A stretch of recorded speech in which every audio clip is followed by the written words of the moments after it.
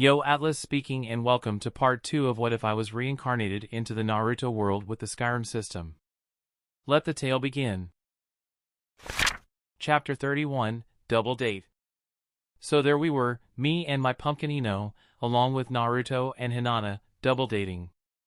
We were at this super chill barbecue joint, the kind that makes you feel like you're part of the family. Anyway, it was a pretty sweet setup, with the four of us just sitting back and enjoying some good food and even better company. Naruto was scarfing down ramen like he'd never tasted food before in his life, and Hinata was giggling at him. That guy, I swear, was a bottomless pit. Fool, slow down. I teased him. You're gonna make yourself sick. Naruto just grinned, his cheeks stuffed with noodles. What can I say, Ko? This ramen is just too good. Better than Ichiraku? I asked with a smirk. Take that back, he exclaimed as he looked at me with sheer disbelief. As if I insulted his religion, welp, in a sense it is true. Ino rolled her eyes and shook her head, but she couldn't hide the smile that was tugging at her lips. You guys are ridiculous.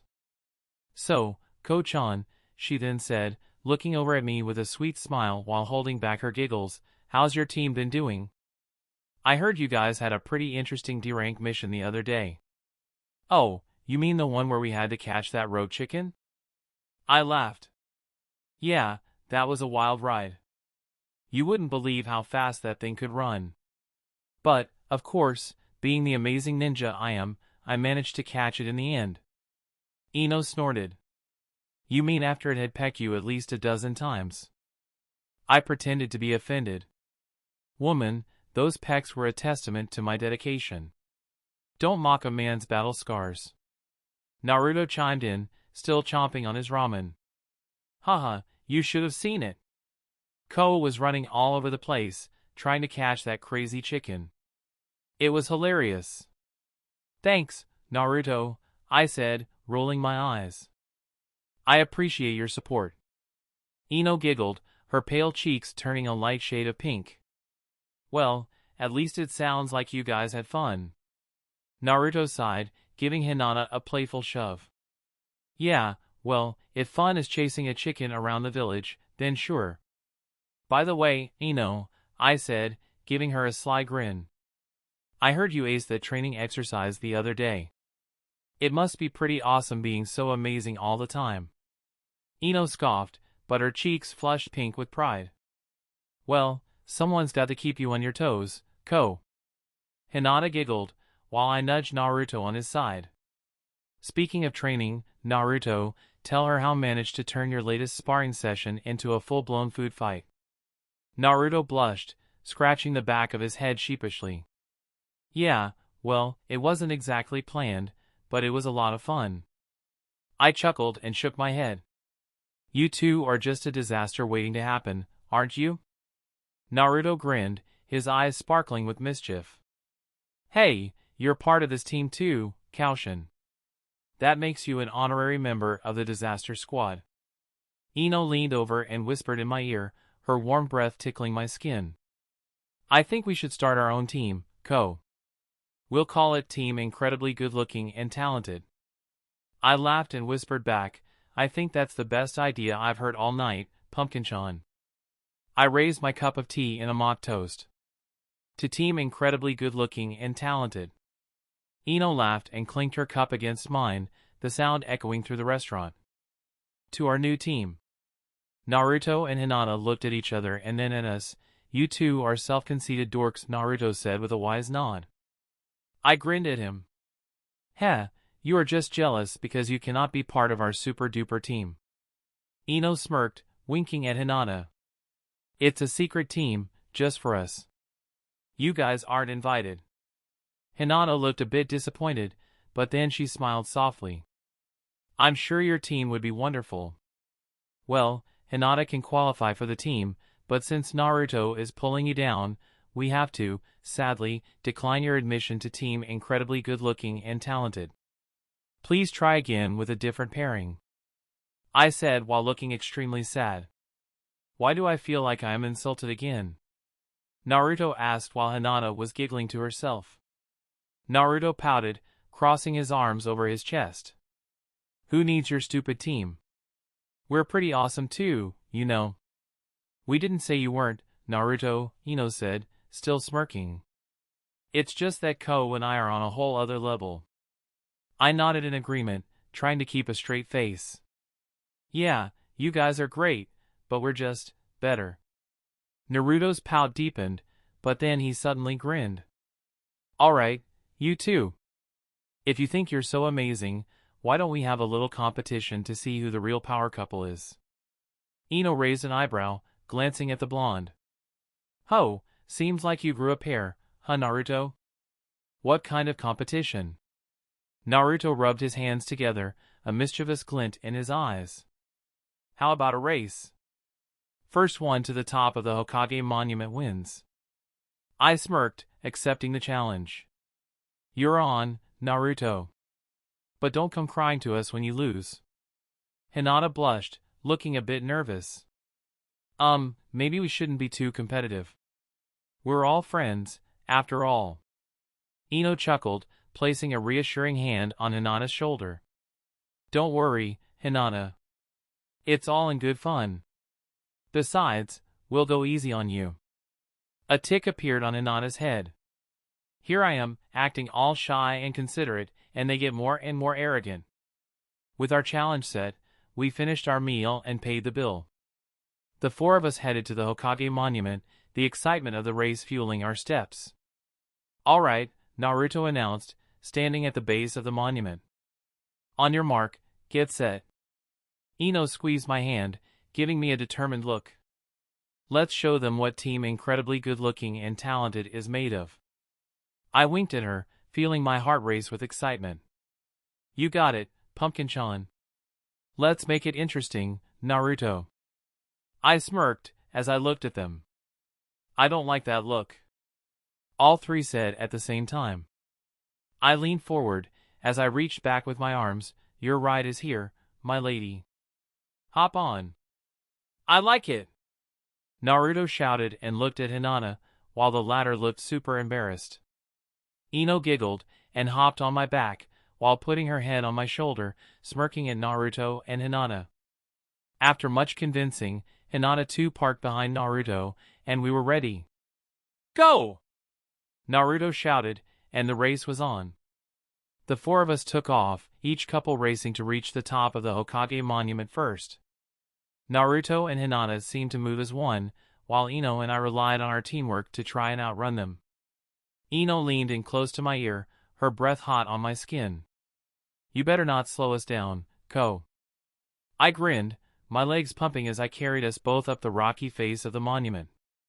Don't worry, Ino. I've got this under control. As we climbed higher, the view of the village below became more and more breathtaking. The setting sun bathed everything in a warm, golden light, making the moment feel even more magical. Ino glanced over at Naruto and Hinata, who were neck and neck with us. Come on, Ko, we can't let them beat us.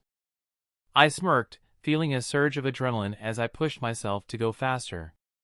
Just hold on tight, Pumpkin-chan. We're going to show them what we're made of. Naruto looked back at us, grinning as he egged us on. You guys are going to have to do better than that if you want to beat us. Hinata, who had been silent for most of the race, suddenly piped up, her voice filled with determination. You may be talented, but we have something special too. Don't underestimate us. Ino laughed, her voice ringing out like bells. Oh, don't worry, Hinata. We know you guys are a force to be reckoned with. But we're just a little bit better. As we neared the top of the monument, our playful banter continued, each of us trying to psych the others out while still keeping our focus on the race. Naruto huffed, trying to catch his breath. You guys sure are confident. But can you handle this? With a burst of speed, Naruto and Hinata pulled ahead, their determination evident in their movements. Ino and I exchanged a glance, our competitive spirits igniting. Time to kick it up a notch, Ko, Ino whispered, her blue eyes sparkling with excitement. I nodded, feeling a surge of energy course through me. Hold on, Ino. We're going in for the win. With a burst of chakra, we shot forward, quickly closing the gap between us and Naruto and Hinata. The race was intense, our laughter and playful taunts filling the air as we climbed higher and higher. In the end, it was too close to call. We reached the top of the Hokage monument at the same time, all four of us panting and laughing from the exhilarating race. Naruto grinned, giving me a friendly punch on the shoulder. Not bad, Ko. You guys really gave us a run for our money. Yeah, well, we're all pretty amazing, aren't we? I chuckled. You guys are not bad, I admit. Ino slid off my back, wrapping her arms around me as we looked out at the breathtaking view. I'd say we're all winners here. Hinata smiled, leaning into Naruto's side. I agree. That was so much fun. Chapter 32, Annual Konoha Bug Catching Contest. Another day, another boring D-rank mission. Kakashi, with his usual mysterious air, unfolded the scroll and read out our mission. Alright, team. Today's mission is to help out at the annual Konoha Bug Catching Contest. Naruto's face lit up like a kid in a candy store. Sweet! I've always wanted to participate in that. Hinata, however, looked a little uneasy. Kakashi-sensei, does that mean we'll be catching bugs ourselves? Kakashi chuckled. Not exactly, Hinata. Our job is to help the organizers set up the contest area and then make sure everything runs smoothly. We'll also be responsible for returning any stray bugs to their designated areas. I grinned, nudging Naruto playfully. Hey, maybe we'll get to see some rare beetles, huh, Naruto? He nodded enthusiastically. You bet, Ko. I've heard that some of the bugs in this contest are super rare. As we made our way to the contest area, I couldn't help but feel a little excited myself. I mean, who wouldn't want to spend a day surrounded by all sorts of weird and wonderful bugs? When we arrived, we were greeted by none other than my good friend Shino from the Aburame clan. His clan was the organizer of this year's contest and he was decked out in his usual dark clothing and sunglasses. Ah, Koushin, Shino said in his monotone voice, though I could sense a hint of enthusiasm. I'm glad to see you and your team are here to help. Why? Because we need help. I clapped him on the back, grinning. Wouldn't miss it for the world, buddy. You know I've always been a fan of your creepy crawlies. Naruto chimed in, his eyes wide with excitement. Yeah, Shino. We can't wait to see all the bugs you've got lined up for the contest. Shino nodded, a small smile hidden behind his high collar. Very well. I'll show you where to start. As we began setting up the contest area, Naruto couldn't help but tease Shino a little. So, are there any bugs that even you find too gross to handle, Shino? He raised an eyebrow, his voice as dry as ever. Naruto-san, I am an Aburame. There is no such thing as a gross bug to me. They are all fascinating creatures. Blondie laughed, shaking his head. I figured as much, but it was worth a shot. Hinata, who had been nervously eyeing a particularly large beetle, finally spoke up. Shino-san, will we be handling poisonous bugs? Shino assured her, no, Hinata-san. While some may look intimidating, they are all harmless. The contestants will be wearing protective gloves, just in case. With Shino's guidance, we set up various stations for the contestants to catch and observe the bugs. There were nets, jars, and even little habitats for the more delicate insects. As the contest began, we were responsible for keeping an eye on the contestants, making sure they followed the rules and didn't harm any of the bugs.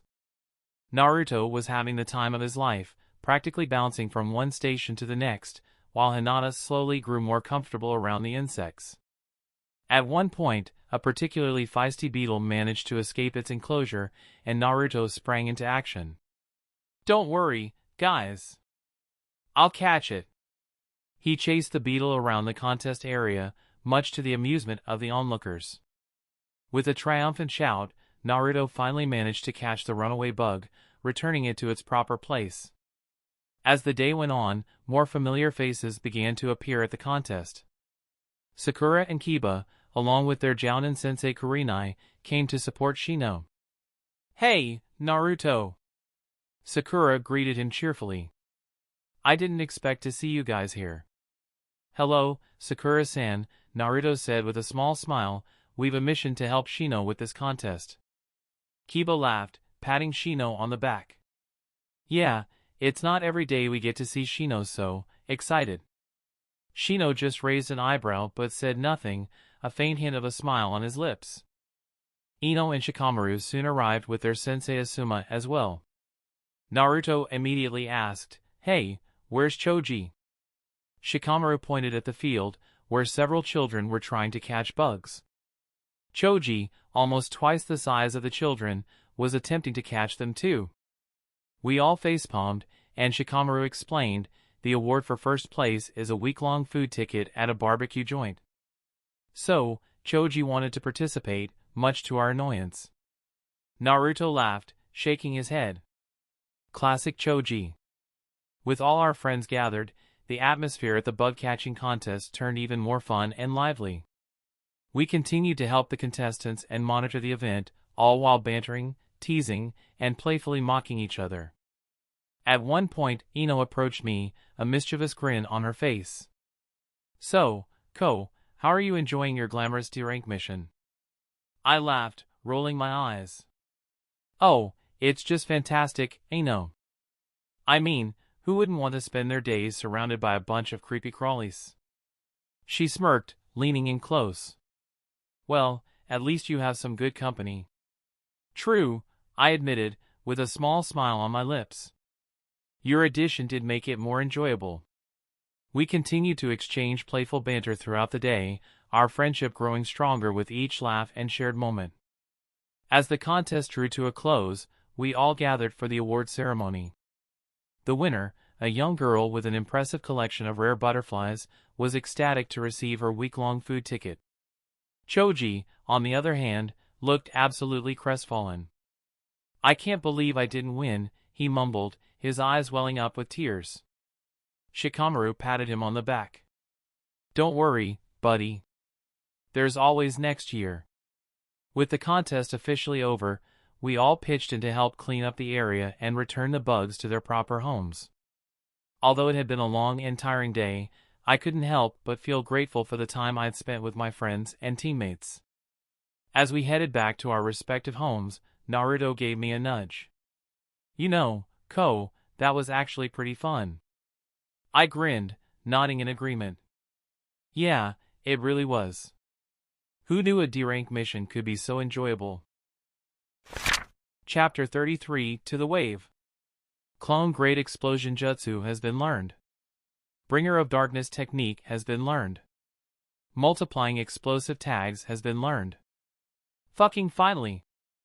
I sighed as I looked at my Jutsu library.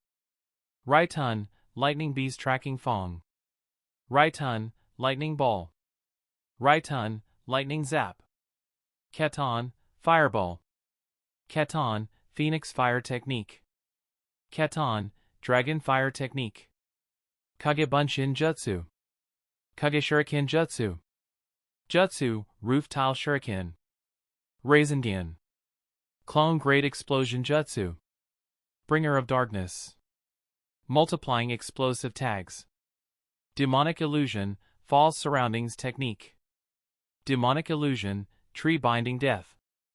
Multiplying Explosive Tags is a crippled version of mutually multiplying explosive tags. It doesn't copy the explosive tags infinitely and creates several copies depending on chakra. Still, it is pretty useful. The last two techniques are what Kakashi promised me. 1C and 1B rank Jinjutsu. False Surrounding Technique is not really great, but it has its perks. When used right, it can create wonders. One such example is what I'm doing right now. Hokage Tsunade was sitting behind her desk, and Tazuna, a worn-out-looking bridge builder from the Wave Country, stood in front of her. Team 7, consisting of myself, Koushin, Naruto, Hinata, and our sensei, Kakashi, were lined up in the room, awaiting our mission assignment. Hokage-sama, did you ask for me? The drunken old man asked while looking around, bewildered. I did, customer-san. Tsunade said and cleared her throat. Tazuna-san, your request stated that you needed a team of shinobi for a simple escort mission. Is that correct? Tazuna nodded. Yes, that's right. I need to be escorted back to my country safely. Tsunade nodded sagely. I wanted you to meet with your escort. We smiled at the old man. He looked with scorn and berated, these brats? I asked for a shinobi, now wet behind the ears, kids. I assure you, Tazuna-san, my team is more than enough for the mission. Kakashi didn't like others to undermine his team. He was proud of us, so he got mad. And I am a jounin of Konoha. Whatever you have trouble with, I shall deal with it. If you say so. Tazuna reluctantly accepted it. Maybe you are not comfortable with us kids because you are hiding something? Naruto asked with great wisdom. His wise blue eyes locked on Tazuna, searching for his soul. What are you talking about? Tazuna nervously sweated. Just bandits. Are you sure? Hinata asked with puppy eyes. It might end with our demise. You heard them, old man, say it. Is it a simple mission as you said? I pressed. No! Fuck no! Tazuna fell to the ground as he held his face in pain. Tsunade played along, feigning concern. Tazuna-san, you must tell us the truth about this mission. Is there something you're not telling us? Tazuna hesitated, beads of sweat forming on his forehead. I can't afford a B-rank mission. All I can pay is C-rank. I just hope any shinobi you send can deal with whoever Gato sends. Do you know the man known as Gato? He asked with his face sour. The underground boss of Wave Country? Kakashi asked. Tazuna sighed, finally revealing the truth. Gato is an underground boss in Wave Country.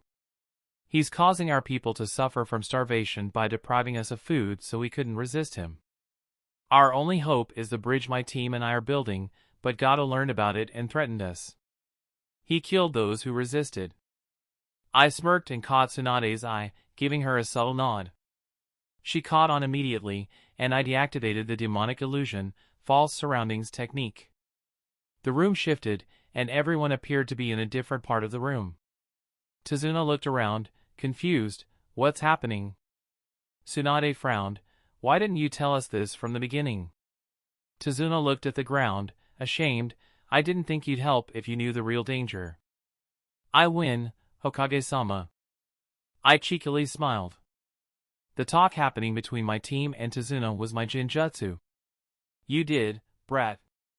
She sighed and pointed at me. This brat noticed you were lying about the mission description. He came to me and said my shinobi are slacking off and wasn't assessing missions correctly. Of course, I didn't believe it. Tsunade explained as she showed me. He bet with me. Said he would prove you were lying, and you would come clean even if it cost you your country. How did you know? Tazuna asked. I guess I'm just a good judge of character, I shrugged. Tazuna sighed. What now? Now, we will accept the mission, I smiled. Naruto jumped in excitement. Yes. Finally, a mission that isn't just boring D-rank stuff. Tsunade looked troubled. I'm still not comfortable with the idea. This mission is far more dangerous than a C-rank mission. Kakashi raised his hand to placate Tsunade. Don't worry, Hokage-sama. We'll make sure to keep Tazuna-san and the rest of the team safe. Tsunade sighed, finally relenting. Fine.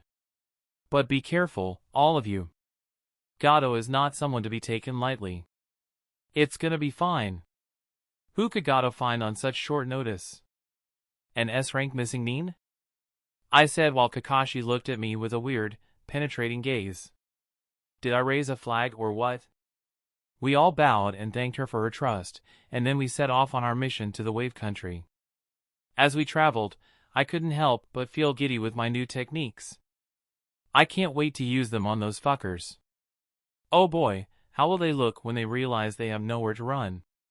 Kakashi noticed my excitement and approached me. Koushin, remember to stay focused.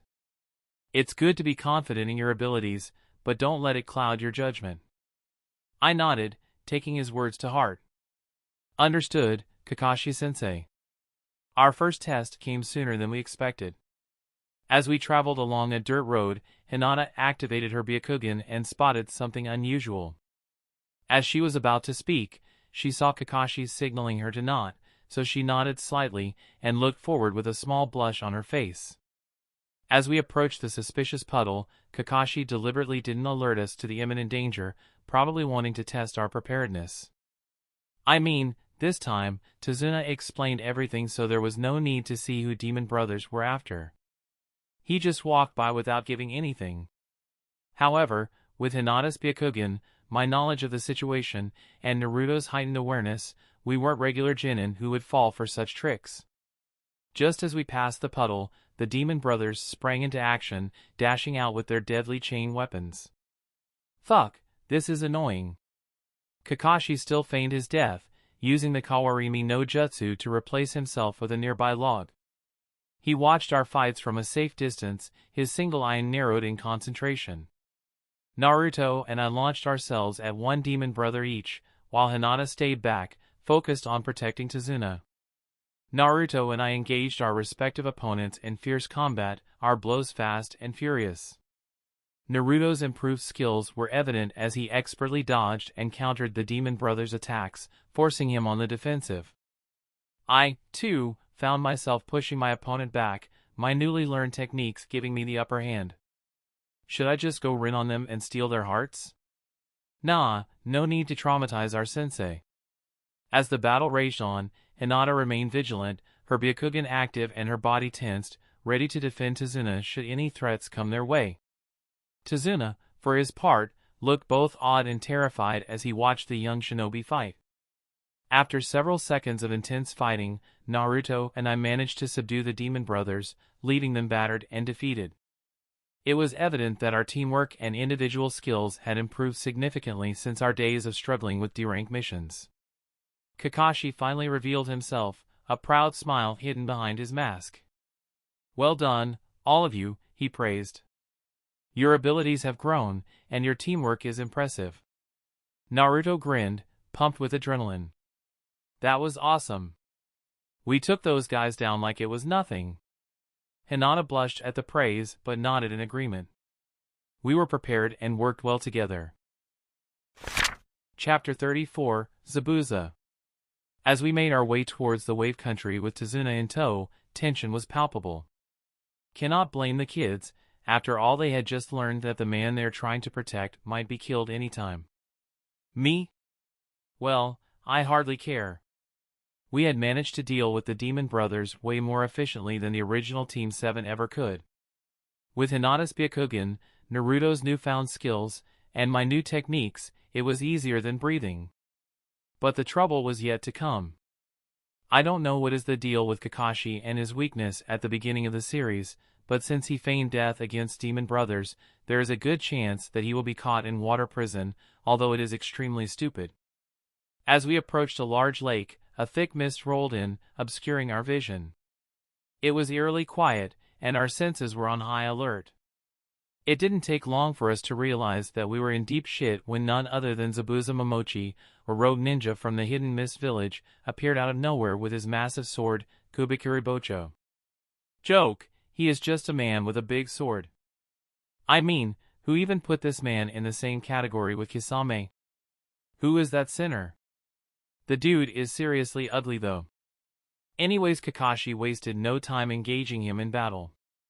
However, despite Kakashi's impressive skills, he was caught in Zabuza's water prison jutsu. Shocker! Naruto and Hinata couldn't believe it, their badass sensei was trapped in a giant bubble of water, and we were left to fend for ourselves. How? Just how? You are a Kage-level shinobi for fuck's sake. I know Zabuza fed his chakra to the lake and prevented Kakashi from using it effectively. Zabuza couldn't even deal with the original Naruto, Sasuke, and Sakura. Any Team Sakura is in gains -100 efficiency. Kakashi, however, was not as thrilled. I fucking hate you, Koushin, he said, shooting me a glare that could kill. But I knew he was secretly impressed. You and your big mouth. Oops. I raised my arms and said weakly. Run! Kakashi shouted from his watery prison. His water clone can't separate from the original body for too long. If you run now, you still have a shot. But there was no way we were leaving Kakashi behind.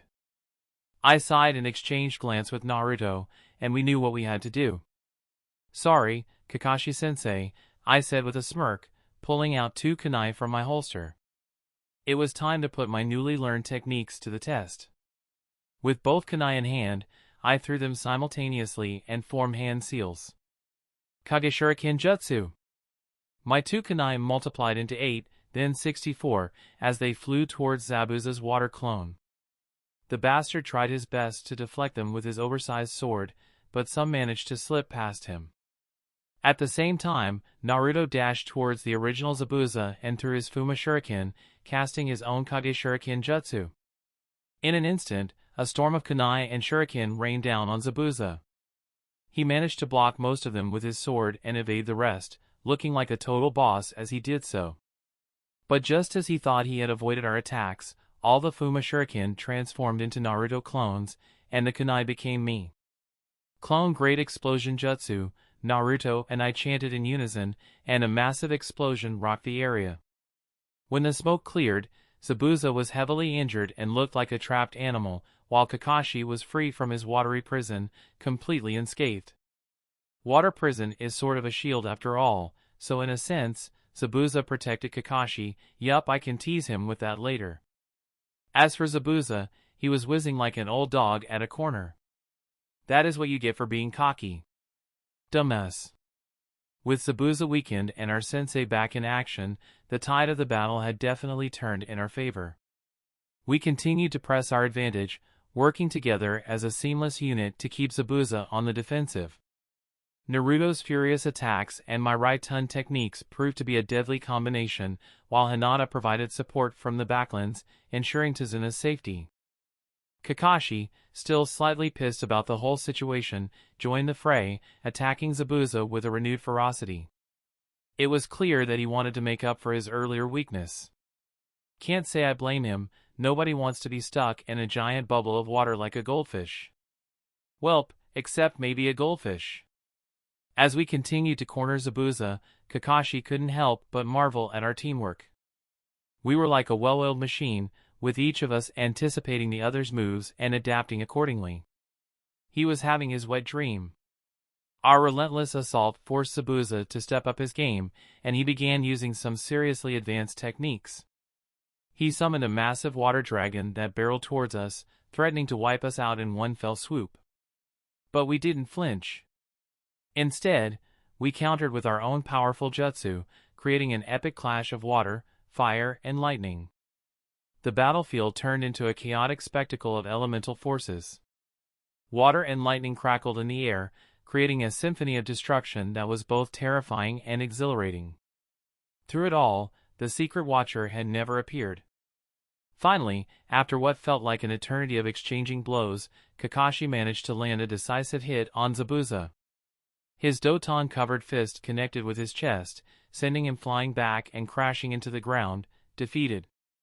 He was panting after using so many jutsu, exhausted from the battle, but there was a sense of elation around Naruto. He was beaming with pride. Kakashi looked around at us, his gaze lingering on the team for a moment. Well, kids, I have to admit, you've got some skills, he said begrudgingly, but with a hint of pride in his voice. You're not so bad yourself, sensei, I replied, smirking. Maybe next time, you won't get stuck in a water bubble. He just rolled his eyes and shook his head, but I knew he secretly appreciated our help. He is just too shy to admit it, I know.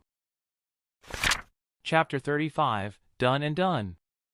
Water mist jutsu Zabuza folded and created a mist so thick, not even our nose could be seen.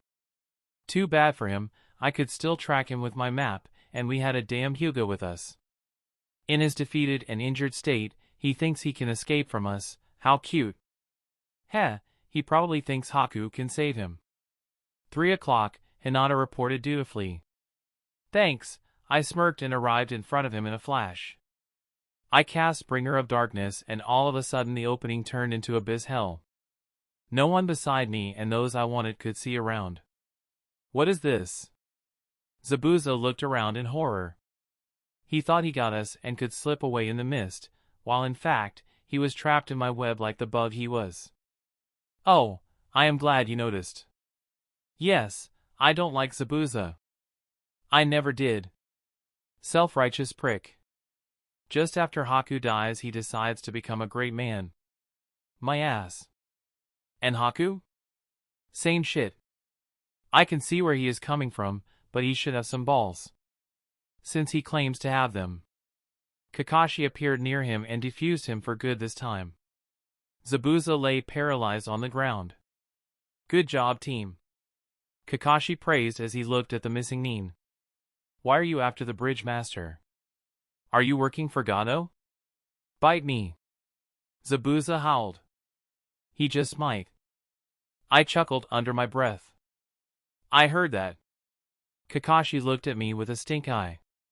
Are you that deep? Before Kakashi could finish, 5 senbons flew through the air and stabbed the side of Zabuza's neck. We all dashed back and looked at the person above the tree cautiously. Kiri's Hunter Nin? Kakashi nodded to the masked Nin. I was looking for missing Nin for quite a while. Thank you for capturing him. The person said. Kakashi walked to the Zabuza and checked his pulse. Dead. He confirmed. I will be taking my leave then. Thank you. Hunter Nin said and walked to the body. He grabbed the body over his shoulder and was about to go away. Then he looked around and formed a seal. Kai. The scene in front of him changed. The body he was about to carry vanished and the original Zabuza appeared elsewhere. What is the meaning of this? He turned to ask me. He realized I cast the Jinjutsu.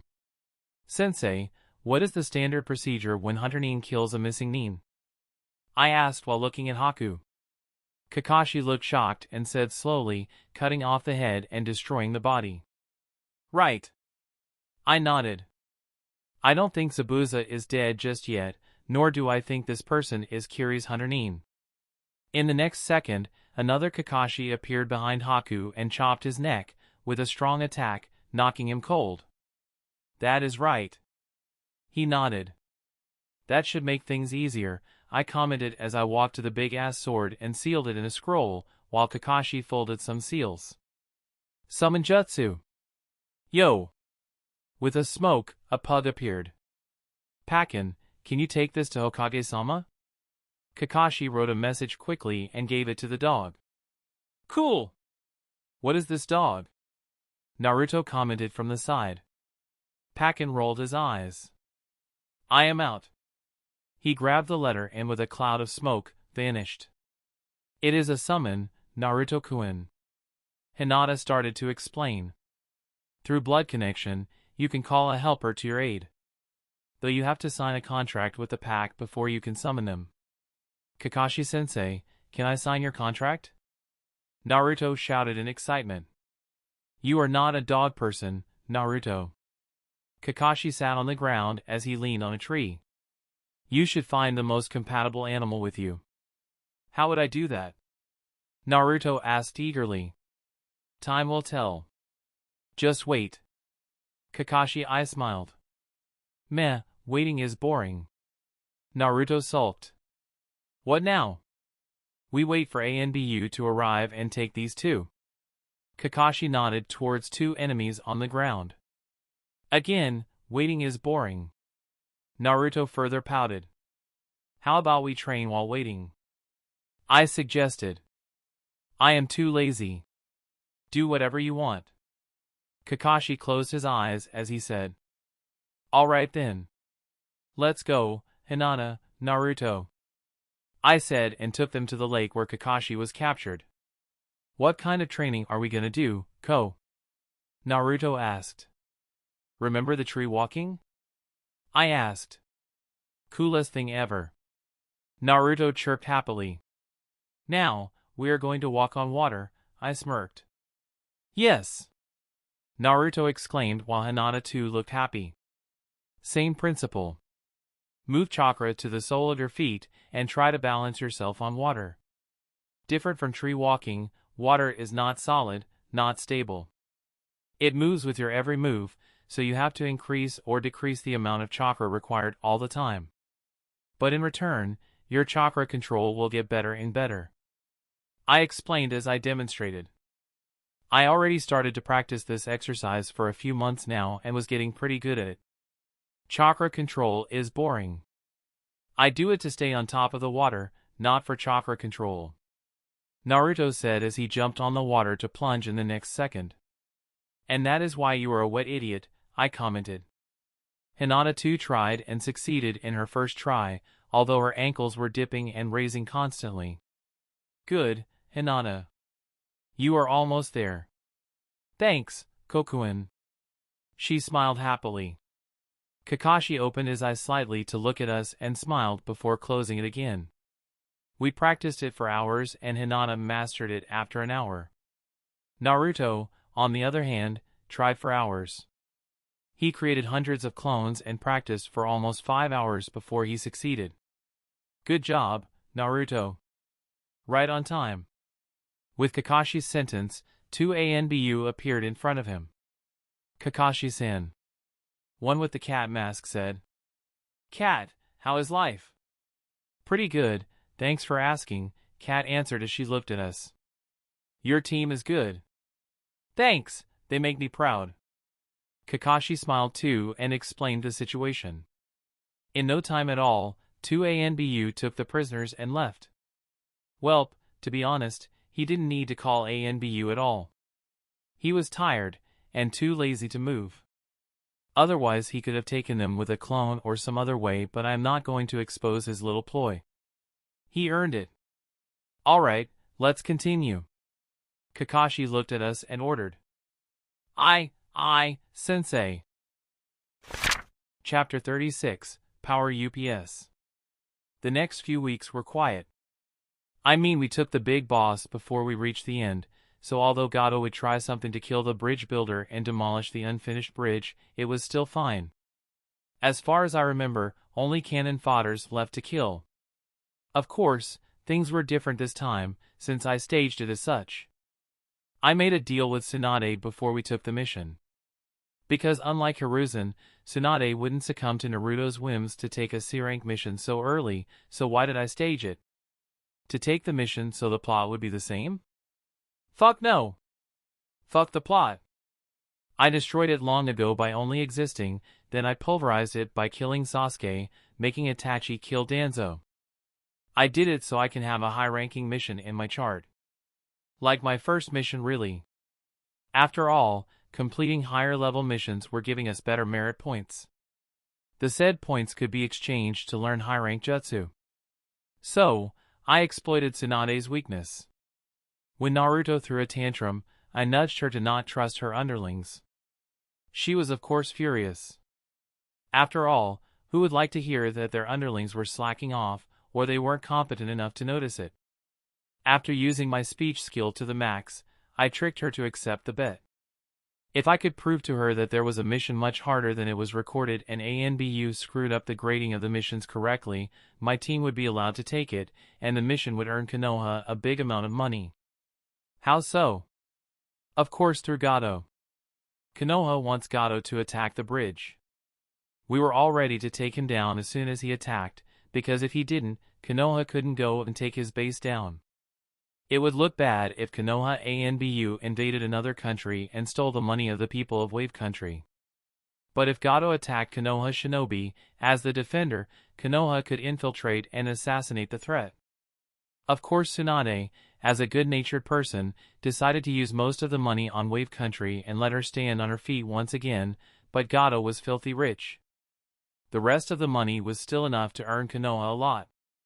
And as the person suggested all of this, my contribution to this mission was massive. No, of course, I wouldn't get any monetary reward, but the merit points alone were satisfying enough. There were some small risks, but even the Team 7 in anime could handle Zabuza and Haku. Now with me, better Naruto and Hinata over useless Sakura, we could destroy them. And destroy we did. How is the training going? Kakashi asked over his book. He was following Tazuna to the bridge over the weeks while I was following his instructions to train the team. Of course, a Naruto clone was following him just in case. It is going great, sensei. I nodded excitedly. They are learning their jutsu just fine. Great, I trust you don't delay your own training, he said while looking at me with one eye. No, sir. I am learning both jutsu while teaching them. I smiled sheepishly. Great, I shall take my leave once again, Kakashi said as if he was doing us a great favor while he was just being lazy. Kakashi was a lazy individual after all, and after he saw how I could train the team, he ditched his responsibilities on me and read his perverted books all the time in the name of protecting the bridge. I wasn't complaining though. No offense, but Kakashi was a shitty teacher. The man was a fine shinobi, one of the best, but when it came to teaching, he had no idea. Not his fault, no. He was a genius, years ahead of his team. So when he was in a team of his own, he already knew everything his sensei would teach. So naturally, he missed the learning period. I, on the other hand, am a great teacher. I know every detail about the anime and saw the teaching method of many different people shown in the show. Other than that, I know Naruto and Hinata better than themselves. I saw their past, present, and future. I know what they can and can't do. I can prepare them for their fated selves. Ko, are you sure this will work? Naruto asked with the rubber balloon in his hand. He already completed the water balloon training. Naruto, I promised myself that I wouldn't help you every single time, but I will break this promise once, so listen carefully, I sternly said as his back straightened. If you can't do it in one sitting, do it in 1,000. And try to look left and right at the same time. What is that supposed to mean? He angrily huffed, but I ignored him. He had to learn how to use the brain of his. I wouldn't be there to help him in every stage of his life. After all, I could but I wouldn't. Koushin-kun, am I doing it right? Hinata asked where she was working. I made her start on gentle fist and water release. She was kind and hated hurting people. So, I made her develop her own taijutsu that was even softer than gentle fist. How? Easy really, adding water to her fists, she can reduce the damage of the attacks and bound enemies by locking their tenketsu or just locking them in water prison. You are doing great, Hinata. Your chakra control is already spectacular. All you have to do is feel the flow. Feel how chakra is moving inside your body, and try to imitate it without using hand seals similar to how you use gentle fist. Hyuga are geniuses when it comes to moving the chakra. You can already use revolving heaven, it means you can use your tenketsu to release chakra. Now, when you use the seals, the chakra will move in your body, and when it is near your tenketsu, I want you to release the water elemental chakra to form your taijutsu with water element. I explained slowly. Here, let me demonstrate, I said and started to gather chakra in my hand. In the next second, the chakra started to crack with lightning. It wasn't Chidori, nor any jutsu of the said element. It was something I came up with, welp, kinda cheated my way to it, but anyway. Elemental body. This perk cost me 60 perk points. 60! It allowed me to change the pure chakra to elemental and slash on my body. Kinda similar to Reikage's lightning chakra mode, but different. I could do the same with the fire element as well, but the problem is, I cannot release chakra from my other tenketsu as fully as a Hyuga. After all, I am not a Hyuga. And I wasn't proficient enough to release enough chakra to coat my body through releasing from my hands. But, I still could use a few tricks. For example, like how Reikage did, I could change the nature of my chakra to enhance my reaction speed. After all, even if I couldn't release it from all my tenketsu, the chakra in my body could be turned as well, unlike Reikage. I also could release lightning elemental chakra from the sole of my feet to increase my speed. Yes! Lightning flicker baby. Or fire flicker. Can you see it? I asked Hinata. She was looking at my hand with awe. Naruto too appeared by her side and looked at me. My hair was fluttering with the sheer power of my chakra while both of my hands were covered with destructive lightning chakra. The sole of my feet was also cracking. It was loud but fast. I am releasing chakra and changing it to elemental at the same time. Then, I said and vanished from where I was standing and appeared in front of Hinata with my fist raised. It was moving like a lightning strike moving towards her face.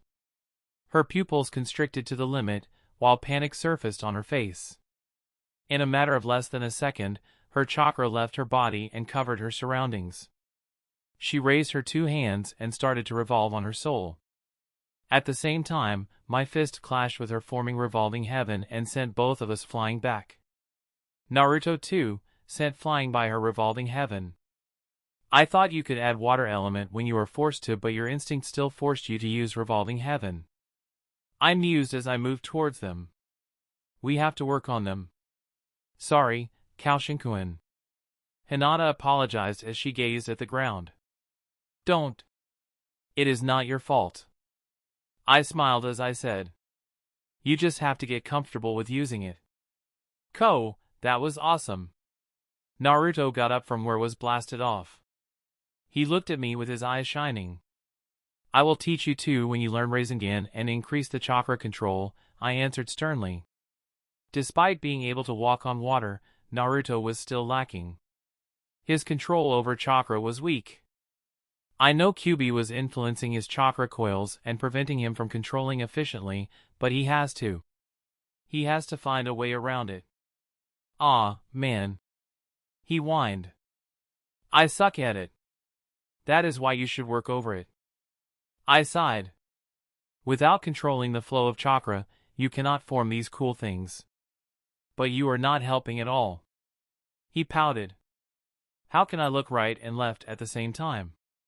Would I ask you if I wasn't certain you could? I asked. No buts. Just think about the jutsu you can use and their usages. I said with anger as his eyes dilated. You mean? He asked. Fucking, finally. Chapter 37, How about a double C? Oh no! Naruto exclaimed all of a sudden as we were training. It was our last week of the mission, and it didn't look like Gato would come anytime soon. The bridge was about to be completed and our training was coming to an end. Hinata almost mastered the elemental chakra taijutsu while Naruto could form Rasengan with a clone, but I forbade him to use a clone and he had to get used to using it on his own. What happened? I asked calmly. Probably Gato arrived and the clone following Kakashi dispelled itself to let Naruto know what was happening. We were close to the bridge anyway. I was waiting for this. Enemy. Naruto stuttered. Calm down. They are probably cannon fodders. I answered as I stretched lazily. The hell are you talking about? Naruto exclaimed in distress. Two enemies in black cloaks with red clouds, like Itachi's, arrived and they are battling against Kakashi. Sensei ordered us to run away as soon as possible. Fuck! I shouted as I dashed towards the bridge.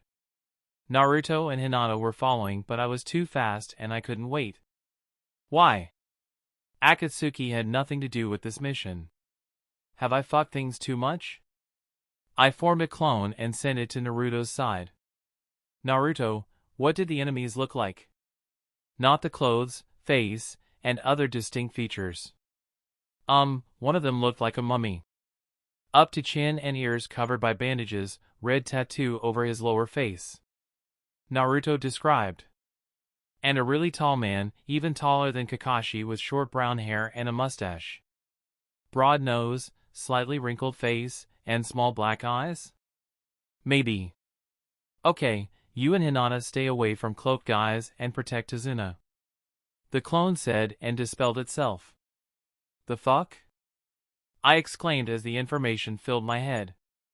The first one is probably Juzo. Itachi's first partner was later killed by the fourth Mizukage. When I saw the big-ass sword Zabuza was using, I thought it was the same in the anime. But obviously not. And the second one sounds like Kakuzu's partner. He wasn't even named. I know nothing about him. But he is a Jounin-level opponent for sure. I arrived at the bridge in a few minutes and looked at the scene in horror. Kakashi was wounded, and one of his arms was critically injured. On the other side, two men with cloaks were standing. One of them, Juzo, was carrying a katana. Next to him was the man with small eyes. Kakuzu's supposed partner. Juzo was Itachi's partner. Where is Itachi? Are Kakuzu and Itachi around here too? Sensei, leave the mummy guy to me, I shouted as I arrived with a lightning flicker. Juzo was supposed to die in his battle against Mizukage. Even if he isn't dead, he must have been injured badly. He probably has half of his strength. Get out of here.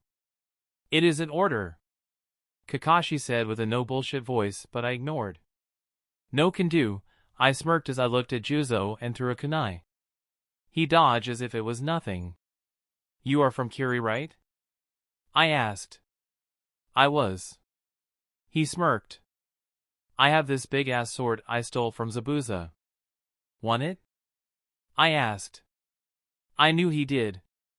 It was his sword before, it was a great allure to him. Without waiting I dashed away. Kakashi wanted to follow but was stopped by the small-eyed man. Let them solve their own battle.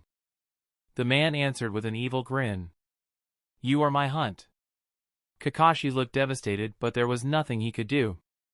He decided to handle the enemy as quickly as possible, then go and help his students.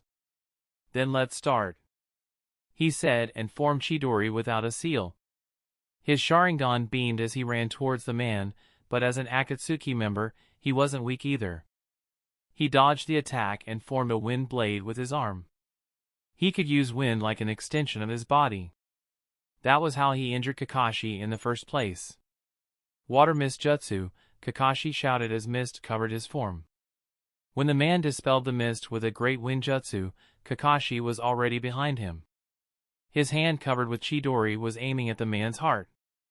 The man turned around and grabbed Kakashi's hand with great finesse, and the wind ball in his arm dispelled Chidori. You lost. He smirked, but in the next second, he was shocked. Literally. The Kakashi he was holding turned into lightning and stunned him.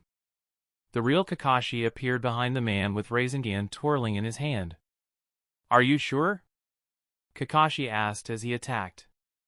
Where are you running to, you brat? Juzo shouted from behind. But I didn't stop. I am not delusional. I know I can't beat a Jounin-level shinobi no matter how weakened they are. I wanted to separate them and chose Juzo because of the elemental advantage, but he is still above my grade. Where is the sword? Give it to me and I will let you go. He shouted again.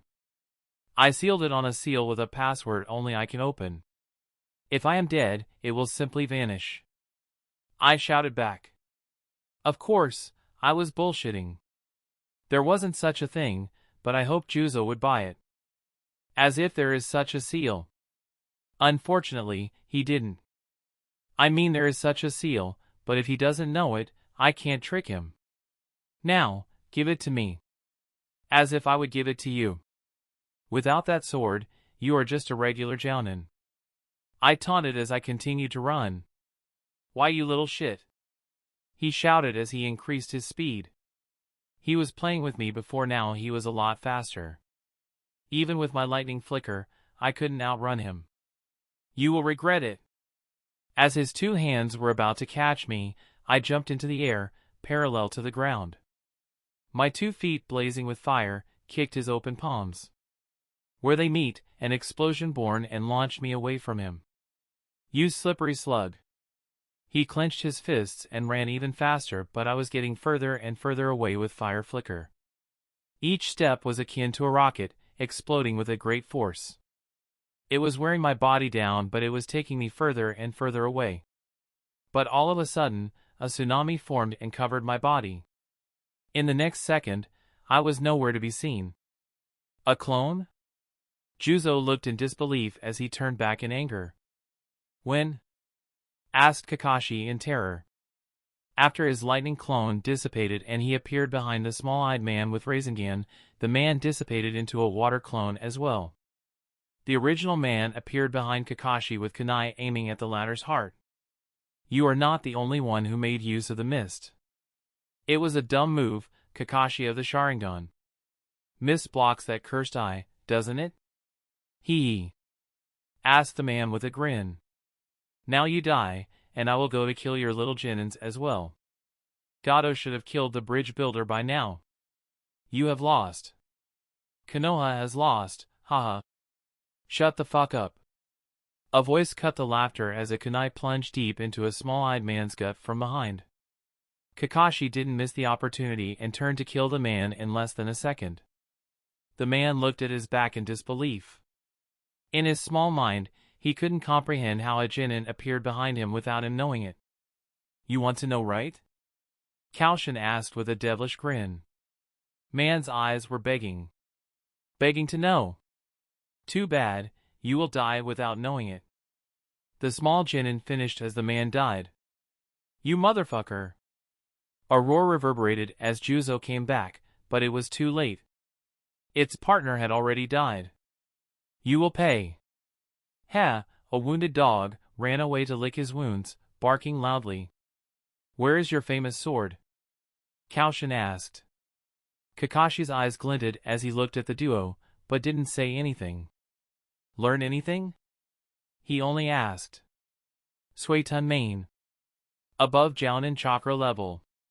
Without a sword, he is a regular Jounin level and speed is average. Koushin briefed and started to heal his sensei. How about Plan C? Kakashi asked while soaked in the comforting itch growing on his arm. How about Plan Double C? Koushin asked with a grin. Kakashi copied him and grinned as well. Let's go then. Chapter 38, Meant to Die. Naruto-kun, there are so many of them, Hinata whispered in terror. Don't worry, Hinata-chan. They are just regular thugs with no chakra at all. Also, I am here, aren't I? Naruto comforted her by standing in front of her. The reassuring smile washed away gloomy clouds on her face. Hinata looked at the childish shoulders of Naruto and gained back her confidence. Let's do it then, we have to protect the old man. Naruto shouted as he formed his favorite seal, multi-shadow clone jutsu. Hundreds of Naruto appeared all around and looked at the ever-approaching thugs with a myriad of weapons in hand. As Naruto was about to beat the shit out of them, Gato with a tattooed man appeared in front of them. The tattooed man was holding Tsunami and Inari, the daughter and grandson of the bridge builder Tazuna. Fuck! Naruto cursed as he looked at the short man. Let them be. I shall if you give me the old man, Gato smirked triumphantly. It is my win, Konoha Shinobi. I hired 2 strong men after you defeated useless Zabuza and Toy Boy of his, and I abducted 2 hostages. Now, if this isn't a checkmate, what is? I am sorry, Tazuna, but you have to go. Naruto looked at the old man with a sigh then moved him forward. I know. Tazuna sighed sadly as he looked at his daughter and grandson. I am sorry to cause you trouble, Inari, Tsunami. Dad! Grandpa! Don't cry. Tazuna smiled brightly. This is not the end. But both cried anyway. As Tazuna approached them slowly, one of the thugs approached to check his body before he let the old man approach their boss. Tazuna walked to the short boss at the forefront and looked down on him. You piece of shit. Now that you got me, let them go. Tazuna said with spits flying all over Gato's face. Not so fast. Let me kill you in front of them first. Gato smirked and pulled out a blade. He aimed at the old man's gut to kill him slowly and painfully. The blade moved, but before it could reach the target, a cloud of smoke covered the surrounding area, and in the next second, the tattooed man fell to the ground cold. Inari and Tsunami appeared near Hinata with another Naruto. What? Asked Gato in disbelief. You piece of shits think you can battle against Shinobi? How ludicrous. One of the Narutos said, and in the next second, all of them charged forward. Double Chidori, 10,000 Bird Symphony. Kakashi and I shouted together, as two hands covered with lightning pierced through Juzo. He looked at Kakashi and me in disbelief and tried to understand what had happened. It wasn't that complicated really.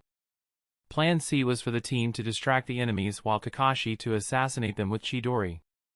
The distraction was mostly Naruto with his loud and flashy personality, while Hinata acting weak and vulnerable. Me depending on the situation. But this plan was never made for Jounin-level opponents. Kakashi would never allow us to battle against a Jounin, let alone an elite one. But since the situation forced us, Kakashi was willing to take the risk. When he was suggesting Plan C, he meant to be a distraction, but when I suggested Plan C with a glint in my eye, Kakashi, luckily, realized what I wanted to do, and went along with it. Now, tricking an unexpected enemy is easy. At least relatively. But an enemy who had fallen on a trap once would be suspicious of his own shadow and would be almost impossible to trick them once again. Almost. Still, I had all the advantages, while the enemy only knew I was good at cloning jutsu to trick him. He still didn't know what else I was hiding under my sleeve. I know, overused, but isn't inorganic hinge genius? It fucking is. I don't know why they didn't use it anymore after Naruto got Zabuza with it, but all in all, it is one of the most useful jutsu in all anime. Might be nip and tuck with harem jutsu. I used it at the beginning of the battle too. When I first arrived, it was my clone. And the kunai he threw and dodged by the enemy, that was the real me. The one Jozu was chasing after was a clone, and when Kakashi was in danger, I cancelled the hinge and appeared behind the enemy. Now, for Plan C, there were few steps to be taken.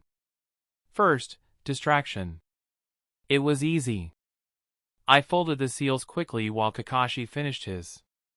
His newly acquired Suetun, Water Dragon Jutsu appeared from his back and flew towards Juzo. Water technique against a Kirinin, not wise at all. Smirked Juzo as he formed seals of his own. Surprisingly, he took control of the dragon and stopped its movement. Not to the level of sending it back, but it was still a feat to be proud of. Next, my jutsu unleashed. Katon, Great Fire Annihilation. Oh right, after the Uchiha clan was destroyed thoroughly, and since there was no air left, all the jutsu interpolated into the village library. I seriously considered using the eyes in my inventory to claim the heritage of one of the founder clans, but in the end, logic prevailed. Long story short, this majestic jutsu was lying in the library for me to take. Not me per se, but I could ask Kakashi to teach me. When fire clashed with the stationary water dragon, vapor covered the area around Juzo. Heh, what is this? Imitation of hidden mist? I can feel your chakra, you know. He could. Of course, he could. We were forming high-level jutsu and it had an impact on the atmosphere. But that was the plan. In the next second, Kakashi appeared behind Juzo only to be countered by a sword. While I charged straight, but since he turned to intercept Kakashi, I was on his back. I did mention the greatest perk ever, right? Elemental Body. Now, not only this perk allowed me to change the nature of my chakra while it was in my body, but it also allowed me to cover my body with it. It sounded average, I know. But why was it too hard to change the nature of the pure chakra jutsu, such as Rasengan? Because it was tedious to change nature while forming the attack simultaneously. But did I need that? My chakra was already elemental, and it flowed as easily as pure chakra. So, what would happen if I used elemental chakra and used Rasengan? Elemental Rasengan, baby. What else? Fire Rasengan. I shouted with gusto as I aimed at Juzo's back. He was still in a tug-of-war with Kakashi, and couldn't defend in a short time. The ever-spinning ball of fire approached Kirinin, but it never hit. Calm down, it never meant to. You see, he could dodge this attack. This was a single layer of a great plan. A mere distraction. Remember the first step? This was it. The opening jutsu of Water Dragon and Great Fire Annihilation were mere greetings. Now for the next step, covering the enemy's eyes. When the fire Rasengan was about to hit Juzo, he used body replacement without any hand seals. But we were already expecting this. Like I said, the fire Rasengan didn't mean to arrive. In the next second, I used fire flicker and blasted the tree branch I was standing on and appeared near Juzo. The fireball in my hand was about to dissipate, and Kakashi was still far away. Juzo smirked as he approached. Remember Hinata's role? Baiting? Yeah, I was the bait this time. Although he wasn't sure, he was quite positive I have the big-ass sword he wanted. Kakashi was away, and I was in the open. He could kill me easily and gain his weapon back. Or, so he thought. When he was in front of me, I let go of fire Rasengan and started to fall back. The third step, hooking. Seeing my retreat, he was even more anxious and flickered behind me. But that was his last mistake. As soon as he did, two Chidori plunged deep into his chest. One from Kakashi, and the other from me. Mine was fake, it was just my hand covered with lightning, but it was still enough. A little fish pulled you to the den of sharks. And you died because of your greed. How stupid. I sighed as I looked at the character meant to die anyway. Chapter 39, The Great Bridge of. Good job, Hinata, Naruto. I shouted as I arrived and saw all the thugs were beaten and bound by seals. Naruto was taking Fuinjutsu classes with me. And being Uzumaki helps with seals. Although a little idiot, Naruto learned quite quickly. A simple seal to bind simpler thugs was nothing for him. Good job, guys. Kakashi I smiled as he patted Hinata and Naruto. Sorry, sensei. I couldn't bring myself to kill them. Naruto stared at the ground as he said. I know I have to, but I just couldn't do it. It is fine, Naruto. You will get there. Kakashi nodded. He knew naiveness would kill a good shinobi on the battlefield, but against thugs, Naruto had the privilege to spare them. We needed Gato alive anyway. You mongrels defied me. The god of this pitiful country. Gato shouted from the high stage. A bodyguard with a blade was near, protecting him. Poor people of Wave Country were watching with hatred and desperation. You want to build a bridge, huh? Without your gods, will? Shouted the short man. You, behind my back, hired shinobi from other villages with the money I bestowed upon you. For this, I will shred all of you into the pieces. I will kill your children in front of you to teach you that you shouldn't defy your god's wishes. Poor citizens shivered in terror as the guard walked down from the stage to pull one of the children. You shall not touch my kid. The child's father shouted as he jumped on top of the guard. The man was weak and feeble, but the fire in his eyes was hotter than hell flame. He is alone, get him. The father who had jumped on top of the guard shouted while wrestling with the guard. Citizens rallied with newfound hope and started to dash at Gato. Gato reeled back in fear but too afraid to run away. In no time at all, he was swallowed by the angry citizens. Punches, kicks, jabs rained on his short body. After 10 minutes, Gato was lying on the ground, bloodied and dead. Well done, Koushin, Kakashi said from not far away. Thanks, sensei. Koushin gazed at the relieved citizens and the killed Gato on the ground. In the beginning, he was playing Gato and rallied citizens, awakening their will to resist for one last time. The guard was just a clone while the angry citizen who jumped on him was Kakashi. After rallying the citizens, just when he was about to be drowned by hundreds of angry mobs, he switched places with Gato who was tied to a tree not far from him. The rest was easy. After struggling this long, citizens were more than happy to kill this vile man. Of course, Naruto and Hinata weren't there. They were still too soft to scheme something like this. Seems like it is my turn again, Kakashi said lazily and hinged into the angry father once again. My fellows, Gato is dead. He shouted with gusto. Yeah. Citizens copied his zest and shouted too. He raised his hand to quiet down the people. Now that this vile man is dead, we should get what was ours back," he shouted. "Yes," citizens cried. "His base is not far from here. Let's go and take the money and valuables. Then we gather here in the city center to present them to Tazuna-san. He was the only one with the guts to battle against this vile man while we were all scared and hidden like beaten dogs. Yeah. People of Wave Country, please take note that Tazuna-san has shinobi with him, beaten all of Gado's men. It was them who gave us this opportunity and shall protect us until the end. But let me warn you, if you try to steal from your fellow citizens, it is the vilest thing you can do, and I personally punish you. Let's go. Tazuna-san, you can move to the city center. People went to ransack Gado's base and will return with his riches. It should help you get on your feet once again," Kakashi explained. From the beginning, Tazuna was taken away. When Naruto arrived, one of his clones took him away from the battlefield, just in case he died from a stray shuriken. He didn't see Gado and his men getting beaten, nor did he see the play staged in the city center. Thank you very much, Kakashi-san and the kids. I am sorry that I undermined you when we first met. You are great heroes who saved the whole country. I will always be grateful. Say nothing of it. It was our job. Kakashi smiled. Genins too smiled brightly. It felt nice to help people. Alright, let's go and finish the mission. Kakashi led them to the city center, and by now, citizens were carrying everything they could to the center and were greeting Tazuna. They dropped whatever they were carrying, be it money or valuables, in front of him. We have won. Tazuna cried as he looked at the people's smiling faces. Yes! Citizens shouted all together.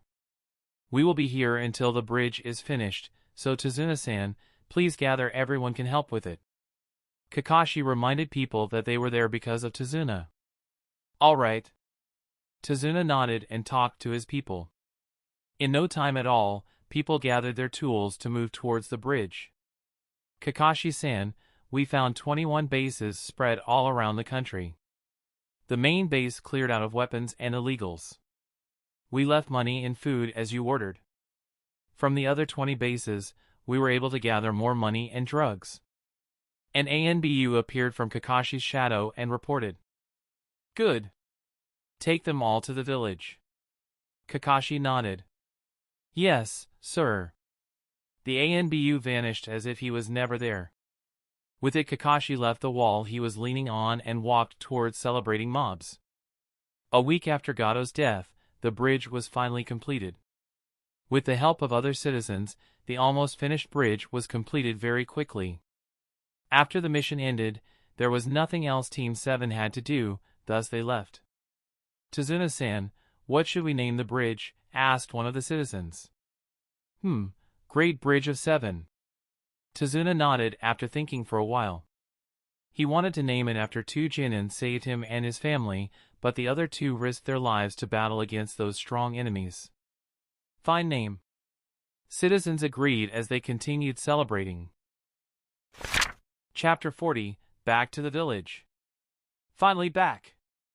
Naruto shouted as we entered the village. The mission was long, longer than a month, but it was worth it. Yes, fucking worth to risk your life for. Why? Because. Congratulations, Team 7. Tsunade said with a smile. You once again found yourselves in a mission much harder than graded. Even after Koushin cleared the earlier trickery, you in the end had to battle against Akatsuki. That is why I grade this mission as S rank. The pay is 2 million Ryo. You can share it as you wish. Tsunade added and waved her hand. Dismissed. Koushin, stay back with Kakashi. Aw man, why can't I stay back? Naruto whined as he left with Hinata. Koushin! Yes, Hokage-sama. Is there something you would like to explain? Like what? I asked with surprise. From the reports, I can deduce that you knew the member you led away was the previous owner of the sword you acquired. We learned from Zabuza, the captured missing nin, that the sword was in Juzo's hand before Mizugake battled with him and almost killed him. But how did you know this? Tsunade asked with a squint. I didn't. I just asked because if he was a Kiri shinobi, I answered calmly. Seeing her non-believing eyes, I added. If a Kiri shinobi asked you if you wanted the sword of the Thunder God, would you refuse them? Even if you were a missing nin, you would want the national treasure of your village. Instead of the enemy holding it, wouldn't it be better for you to hold it? It makes sense. Tsunade muttered. I just offered to pull the enemy while Sensei was dealing with the other. I honestly didn't know if my opponent used to own the blade. I don't even know the name of the sword. I just said if he wanted the big-ass sword we took from Zabuza and hoped he would fall for my taunt. I said, as I passed the scroll to Tsunade. I didn't need that stupid sword. I got it for extra reward. Speech increased to 72. Alright, fair enough. Tsunade nodded. Inoichi already gathered enough evidence from Zabuza. That was how she knew the sword was owned by Juzo before Zabuza. But how could I know that? Of course I can't. But is there for me to know for me to act the way I did? Your performance was exemplary once again. You were able to lure away an S-class missing nin and helped your sensei to beat 2 of them. It was Sensei who killed them. I was just a mere distraction. I humbly added. Still, standing against 2 Akatsuki members and leaving alive is worthy to brag about. Without you, Kakashi might have died. Tsunade praised. True. Before you arrived, I was injured and had no way of winning. Kakashi smiled.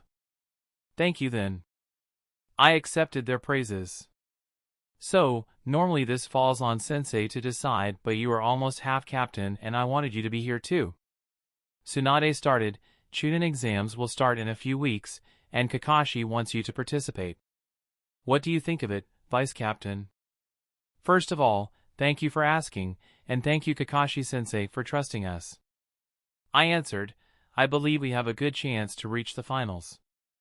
As a team, we have a great collaboration. And our expertise covers all grounds. With Hinata being the scout and Naruto as the distraction, no team should be able to threaten us. Same as Kakashi said, Tsunade smirked. How about yourself? I am more of the brain of the team and heavy damage, I smirked as well. Show me your last jutsu, Tsunade asked. I raised my hand and a swirling fire formed an ever-spinning ball of chakra in my hand. Keton, Rasengan. Amazing! Tsunade praised. I didn't believe it at first, but you actually did it. It was thanks to the idea that I taught Hinata. I humbly said, she didn't want to hurt people, so I suggested that she add the water element to her taijutsu to soften her attacks while at the same time binding them. Then I was teaching Naruto how to form Rasengan. Then it dawned on me. What if I mixed both ideas? This is a plus jutsu, Tsunade concluded. For creating new jutsu you can take 2 A-rank jutsu, anything you want, or would you like to decide first? You can sign the Rashomon contract with this. Before I sign the Rashomon, I first would like to discover my own summons. I shall visit you later for 2 jutsu if it's okay. I answered. I want to try summoning to be reverse summoned to my fated animals. After that, I will sign Rashomon. It is fine. You are dismissed then. Rookie Jin and team captains, step forward. Kakashi, Asuma, Kurenai, Genma, Iroha. Tsunade ordered as she looked at the jounin standing in front of her. Team number order, present your answers. Team 3 led by Iroha, Jin and Sai, Shin, and Yu. I, Hyuga Iroha, recommend these 3 to take the Chunin exam. Team 5 led by Genma, Jin and Shiro, Kafu, and Kiku. I, Shiranui Genma, recommend these 3 to take the Chunin exam. Team 7 led by Kakashi, Jin and Koushin, Uzumaki Naruto, Hyuga Hinata. I, Hatake Kakashi, recommend these 3 to take the Chunin exam. Team 8 led by Kurenai, Jin and Haruno Sakura, Inazuka Kiba, Aburame Shino. I, Yuhi Kurenai, recommend these 3 to take the Chunin exam. Team 10 led by Asuma, Jinin Narashikamaru, Akimichi Chuji, Yamanaka Ino. I, Saratobi Asuma, recommend these 3 to take the Chunin exam. All rookie teams recommended. This is rare, commented people in the background. Been years since something like this happened. Hold on a second. Irika jumped into the conversation. What is wrong? Asked Tsunade with her eyes squinted. Forgive my bluntness, but those genin were my students. I know what they are capable of. I admit they are pretty good, but it is too soon. Irika said with gusto. So? Kakashi asked, unimpressed. Did you know Koushin battled against an S-rank shinobi and saved my life twice? What? The room descended into disbelief and silence. It is impossible. It is what it is, Kakashi said with a little bit of irritation. My team is more than enough to take this exam, and every one of them. Not only Koushin. Naruto is excelling as a seal master. Hinata has learned something considered impossible even by her clan. I know you taught them in the academy, but they are my students now. I understand your sentiment, Irika. Tsunade slapped the table, but this is my age now. Old monkey's time ended when I kicked his ass. Asuma twitched when he heard her. Under me, the academy changed. All genin know 10 elemental jutsu. Chakra control exercise is much better. All of the 15 genin can do tree walking, most can already do water walking. 8 of the 15 are from noble clans of Konoha and have their clan techniques. And even those without them learned either Fuin Jutsu or Healing Jutsu to graduate. They are not an excuse for a genin you use to graduate. All of them are fine kunoichi and shinobi of my village. Hokage-sama. Irika wanted to say something, but Tsunade stopped him. That is final. Team 3, 5, 7, 8, and 10 will participate in the exams. Drop the kid! Naruto shouted at the weird-looking Suna shinobi. What if I don't? Asked the guy. You are a Suna shinobi. Since you are walking freely, it means you are here for the Chunin exams. Naruto deducted. So what? Kankuro asked. If you don't drop the kid, I am permitted to attack you. We can even take your right to participate in the exam if you refuse to cooperate. And who are you to decide that, smelly brat? Kankuro smirked. If Naruto was a haughty young master, he could say he was a council member despite his age, and could banish his fat ass from the village, but since he was humble, he chose not to. You asked for it. Naruto started to dash towards the guy, full of openings. Kankuro grinned evilly as he moved his fingers. His chakra threads attached to the running blonde's feet and he pulled them. The blonde fell on his buttock. You are weak? Is this the standard of Konoha genin? He raised his hand evilly, wanting to punch the small kid in his hands. I want to break this kid, no. You are miles away doing that in my presence, Naruto commented as he placed the kunai in his hand on the guy's neck. The earlier blonde that fell to the ground vanished with a cloud of smoke. Clone? Kankuro asked in shock. Drop the kid, Naruto asked in anger, but in the next second, a shuriken stabbed into the guy's hand that was holding Kimimaro. Arg! Kankuro screamed in pain as he looked to the source of the shuriken.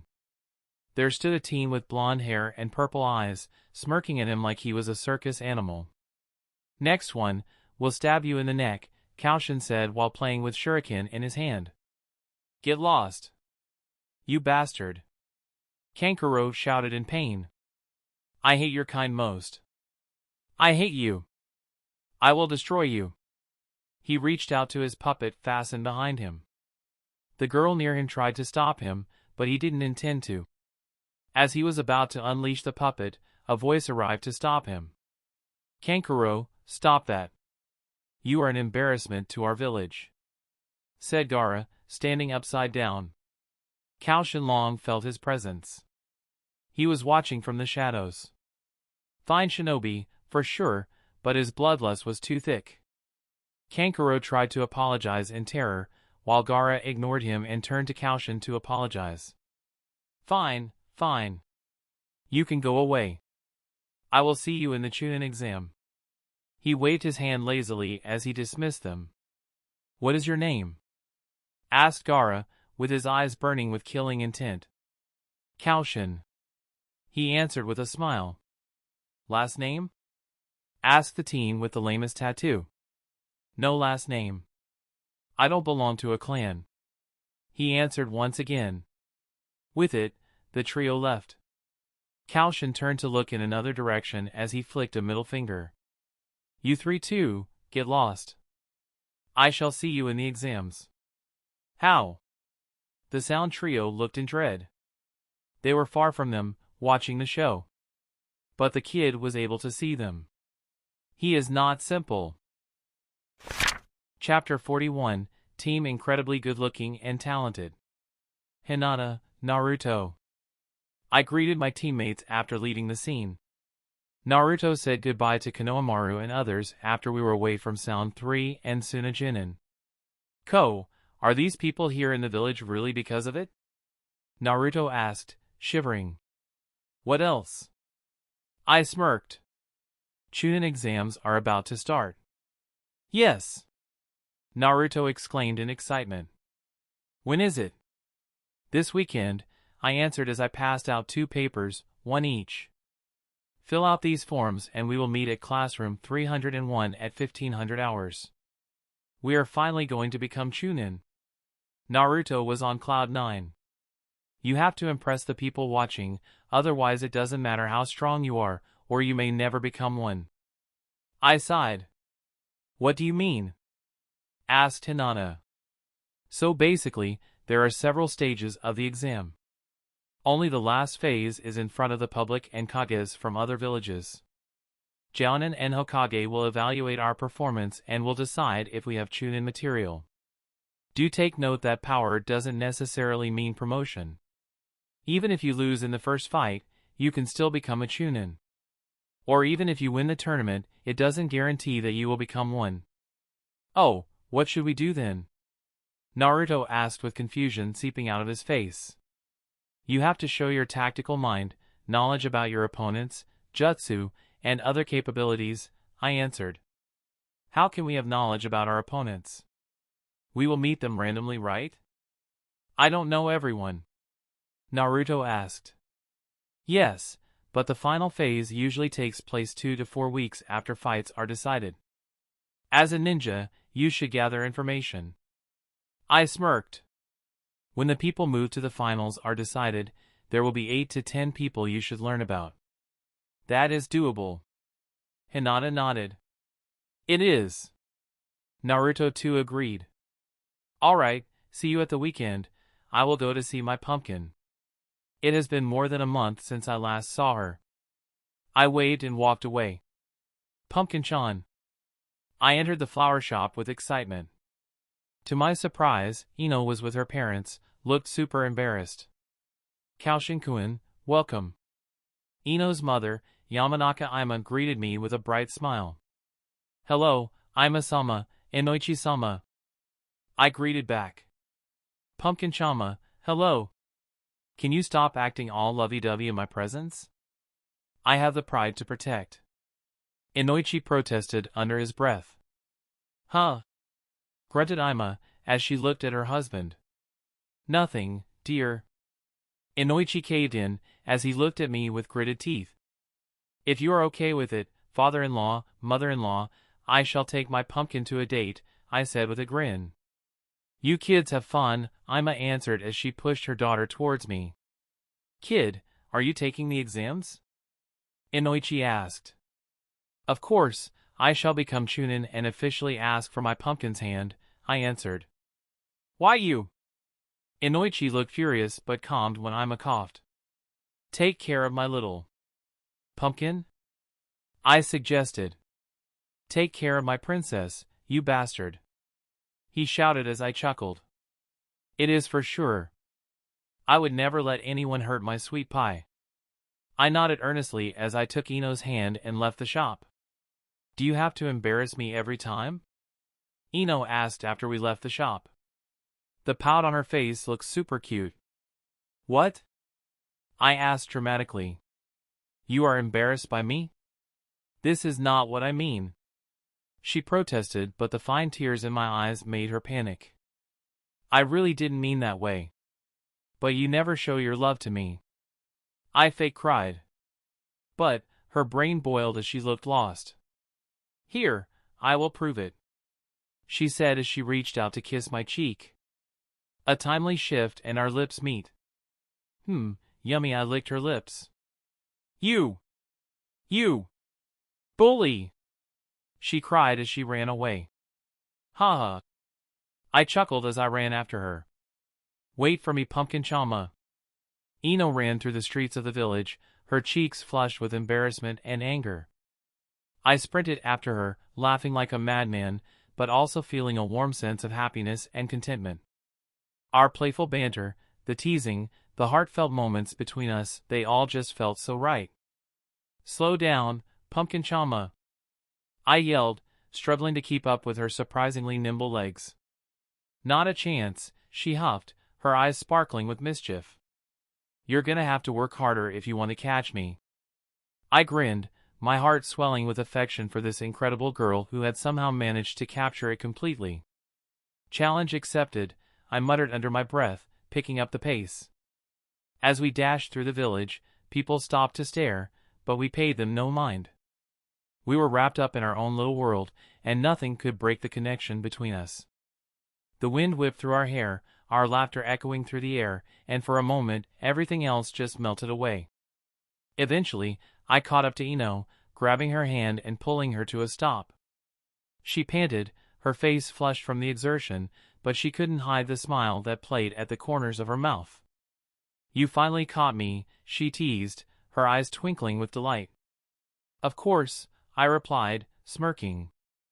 I never give up, especially when it comes to you. Ino rolled her eyes, but her smile never wavered. So, what now, Mr. Smooth Talker? All right, Miss Sassy Pants, I said, playfully nudging her shoulder. How about we head to that little place near the river? You know, the one with the killer dango? Ino's face lit up at the suggestion. You remembered. I absolutely love that place. How could I forget? I replied with a grin. I mean, it's where we had our first date, after all. We made our way to the quaint dango shop, hand in hand, enjoying the comfortable silence between us. The sun was setting, casting a warm golden glow over the village, and the air was filled with the scent of cherry blossoms. It was the perfect backdrop for a romantic evening. As we settled into a cozy corner booth, I couldn't help but feel incredibly lucky. Ino was not only beautiful but also strong, intelligent, and kind. She was the perfect partner, both on and off the battlefield, and I was determined to prove that I deserved her. So, tell me, Ino said, breaking the silence.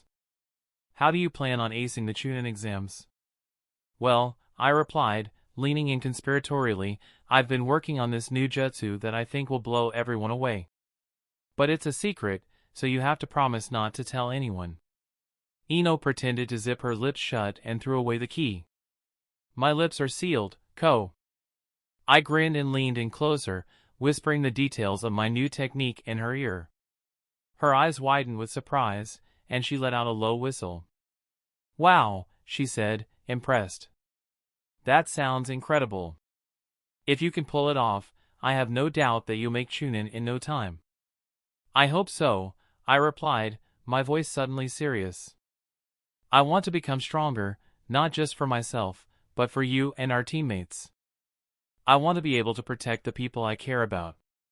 Ino reached across the table and squeezed my hand with a brilliant smile. Why are you so lame sometimes? I shot her a mock-hurt expression. Hey, I'm being serious here, Pumpkin-chan. Yeah, I know, she giggled. But you've got to admit, you can be pretty cheesy sometimes. Only the finest cheese for my pumpkin, I replied with a dramatic bow, earning an eye roll from Ino. Anyway, I continued, I've got another secret weapon for the exams. Oh really? Ino raised an eyebrow, a playful smile on her lips. And what might that be? Well, I said, leaning in closer, I've got the most amazing, beautiful, and powerful girlfriend on my side. Ino blushed, but she didn't look away. You're such a dork, Ko. But I'm your dork, I replied with a grin. Yes, you are, she agreed, her eyes sparkling with affection. But seriously, I'll be rooting for you and supporting you all the way. We'll both become Chunin together. I squeezed her hand, grateful for her unwavering faith in me. You bet we will. Team incredibly good-looking and talented all the way. As we walked home, hand in hand, the stars twinkling above us like tiny beacons of hope, I couldn't help but feel a surge of giddiness. And as Ino leaned in for a goodnight kiss, her lips soft and warm against mine, I knew that no matter what the world throws at me, I can deal with it. Chapter 42, Prince Muffin. Good afternoon, Koushin. Hinata greeted. Good day, Hinata. How was your week? Learn the new jutsu? I asked while we both were waiting for Naruto. I made good progress, and only short of mastering it. Hinata nodded with confidence. She was learning a jutsu that would help her apprehend her opponents without hurting them. What else could she ask? I am glad. I smiled. Thanks to you, I mastered my jutsu as well. And it was true. Although I would probably get it sooner or later, seeing Hinata training gave me lots of ideas and cleared out confusions. You are a genius, Koushin. You helped both me and Naruto. You could have done it without me. She praised while looking down, depressed. Don't sell yourself short. You are a prodigy too. It is just that your character is not favorable in combat. I commented. When I noticed her face was sour, I added. I don't mean it is bad. You are a kind person and I respect that. In this twisted world where murder is the norm, you are a kind spirit. I wish you always stay as you are. Thank you, Koushin. She smiled brightly. Man, Naruto doesn't deserve you, I commented as he appeared. Just then, Naruto showed up, looking a little confused. What's all this about me not deserving someone? You gotta up your game and pamper her more, Naruto. You are too dense for Hinata. I shook my head. But I already do. Naruto protested. Just yesterday I gave her a Chiraku 50% discount coupon. I facepalmed, held myself back from thrashing him around. Discount coupon for ramen? Really? Naruto's face went red, but he stubbornly defended his actions. Hey, it's the thought that counts, right? I just shook my head, chuckling. Whatever you say. Let's get to the exams. After scaling the stairs, we stopped at the second floor. Two genin were waiting in front of the classroom 301 while Rock Lee was getting his ass handed to him. I looked at Naruto and Hinata as we slipped through them. Team 8 was there, with Rock Lee already in the middle of a heated argument with Kiba. I smirked, imagining the hilarity that would ensue once he would challenge the dog boy over Sakura. Shino was aware there was a Jinjutsu, but he was too stoic to remind others, so he was just watching. Heh! I guess Lee will fight against Kiba or Shino for Sakura instead of Sasuke and Naruto. Should be fun to watch. But we will not meet with Guy this time. We didn't mind them and moved to the third floor. There, Kakashi was waiting for us. After wishing good luck, we walked in. It was just as it was in anime. Lots of people, heavy atmosphere. Pumpkin-chan. Where are you? I shouted as soon as we entered. Everyone was looking at us and Hinata looked intimidated. So I wanted to dispel the gaze on them. Now, all the people in the room were looking at me weirdly. Sweet pie. Please stop, Shikamaru said as he walked towards me with Ino and Choiji. Oh, lazy ass and fat ass. I smiled at them. Been a while. Yo, smart ass, what's up? Choiji greeted. Troublesome. Shikamaru muttered under his breath. Ko. Ino greeted silently. No, no. I shouted. What did we talk about a week ago? What are you going to call me? She looked super red, as if her mind was churning and her brain was about to explode, but after a while, she muttered barely. Prince Muffin. She whispered.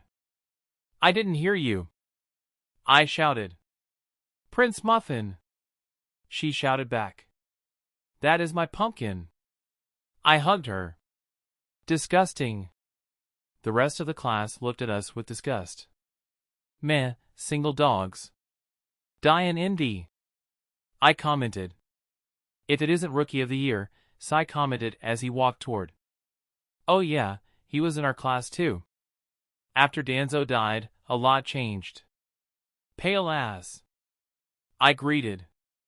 And twin pale ass. Fuck you too, Shin commented as he walked with Sai. The girl beside them chuckled as he greeted us. Yu-Chan. How is life? Besides taking care of these two emotionally impaired brothers? I asked. Well, as usual. She shrugged. Learning jutsu, kicking asses. Nice, Naruto commented as others arrived as well. Kibo looked a little staggered. Probably Lee knocked some sense in his head. Dog smelling ass and Shino. Hello, Koushin-san, Shino said while looking at Kiba. He is a little shaken. But nothing to worry about. That's fine too. Hello, everyone. Naruto. Sakura walked towards the group and said hi. Sakura-san. Naruto greeted back as cold as ever. I love what I did with him. The old Naruto would be all over her and she would beat him as if she owned him. I hated this pinkett. Sakura looked at Naruto, Hinata, Ino, and me as she sighed and moved back. Hey, Hinata-sama, everyone. Niji and his team approached us, their expressions friendly and open. Since Naruto and I had pranked Hayashi, Niji had undergone a complete transformation. Now, he was much more respectful towards Hinata and the rest of us, and it was refreshing to see. As the minutes ticked by, more and more familiar faces arrived. Among them were members of Team 5. This team, like Sai's Team 3, consisted of orphans. But Sai and his crew were snatched away by Danzo at a young age, and only after his demise had they been liberated. The members of Team 5, however, had always been in the orphanage, and our interactions with them had been less than pleasant in the past. When we were younger, they would often give me the cold shoulder and outright bully Naruto. Despite the hurt they'd caused, Naruto had found it in his heart to forgive them. Unfortunately, due to the lingering influence of the matron who had raised them, their interactions with us were still somewhat frosty. And I didn't give a fuck about them at all. They were near us but didn't talk from beginning to end. We didn't talk to them either. After idly chatting for a while, a man with glasses walked to us. As soon as I saw him, something exploded in my mind. What the fuck Kabuto is doing here? Chapter 43, Fuck Off. Hey, you guys! Cried out Kabuto from afar. You shouldn't make so much noise. Fuck off. I smiled at his face while killing intent covered the room. I hated this guy. I hated his guts, I hated his face, I hated all his existence. If there was an overly pampered character with no worth at all, it was this shithole. Tragic past? Fuck it. The guy was looking for excuses to kill all the elemental nations for nothing. No revenge, no goal. And how did he lose? The fucking loop showed him the value of his name? For fuck's sake. That is not Nick, Sakura started, but I turned to look at her with an even more vibrant smile. Fuck off. Sakura froze on her feet. But I didn't care. I looked at Kabuto and removed my kunai. Go away or I will kill you right here right now. I meant it. Not that I could kill him. I knew I couldn't. But nor could he. He was a spy. Acting weak and useless. Welp, he is useless, so he is acting weak. If I try to kill him, he will use minimal force to deflect it, but I am positive I can kill him in surprise. But he can't. He can't reveal his strength or he would die. You will not be able to participate if you kill me, Kabuto smirked. Do I look like I give a fuck about this exam? I asked with a tilt of my head. Fine. I am going away. He turned back and walked away. Ko, what is wrong with that guy?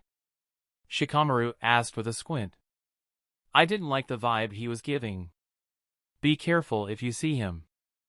I warned the others. All 5 teams nodded and the small episode of conflict ended with it. Ibiki arrived and told us to quiet down. In the next second, the exam began. I was seated next to one hidden Chunin and aimed Kunoichi. But I couldn't care less. I didn't fill in from the start.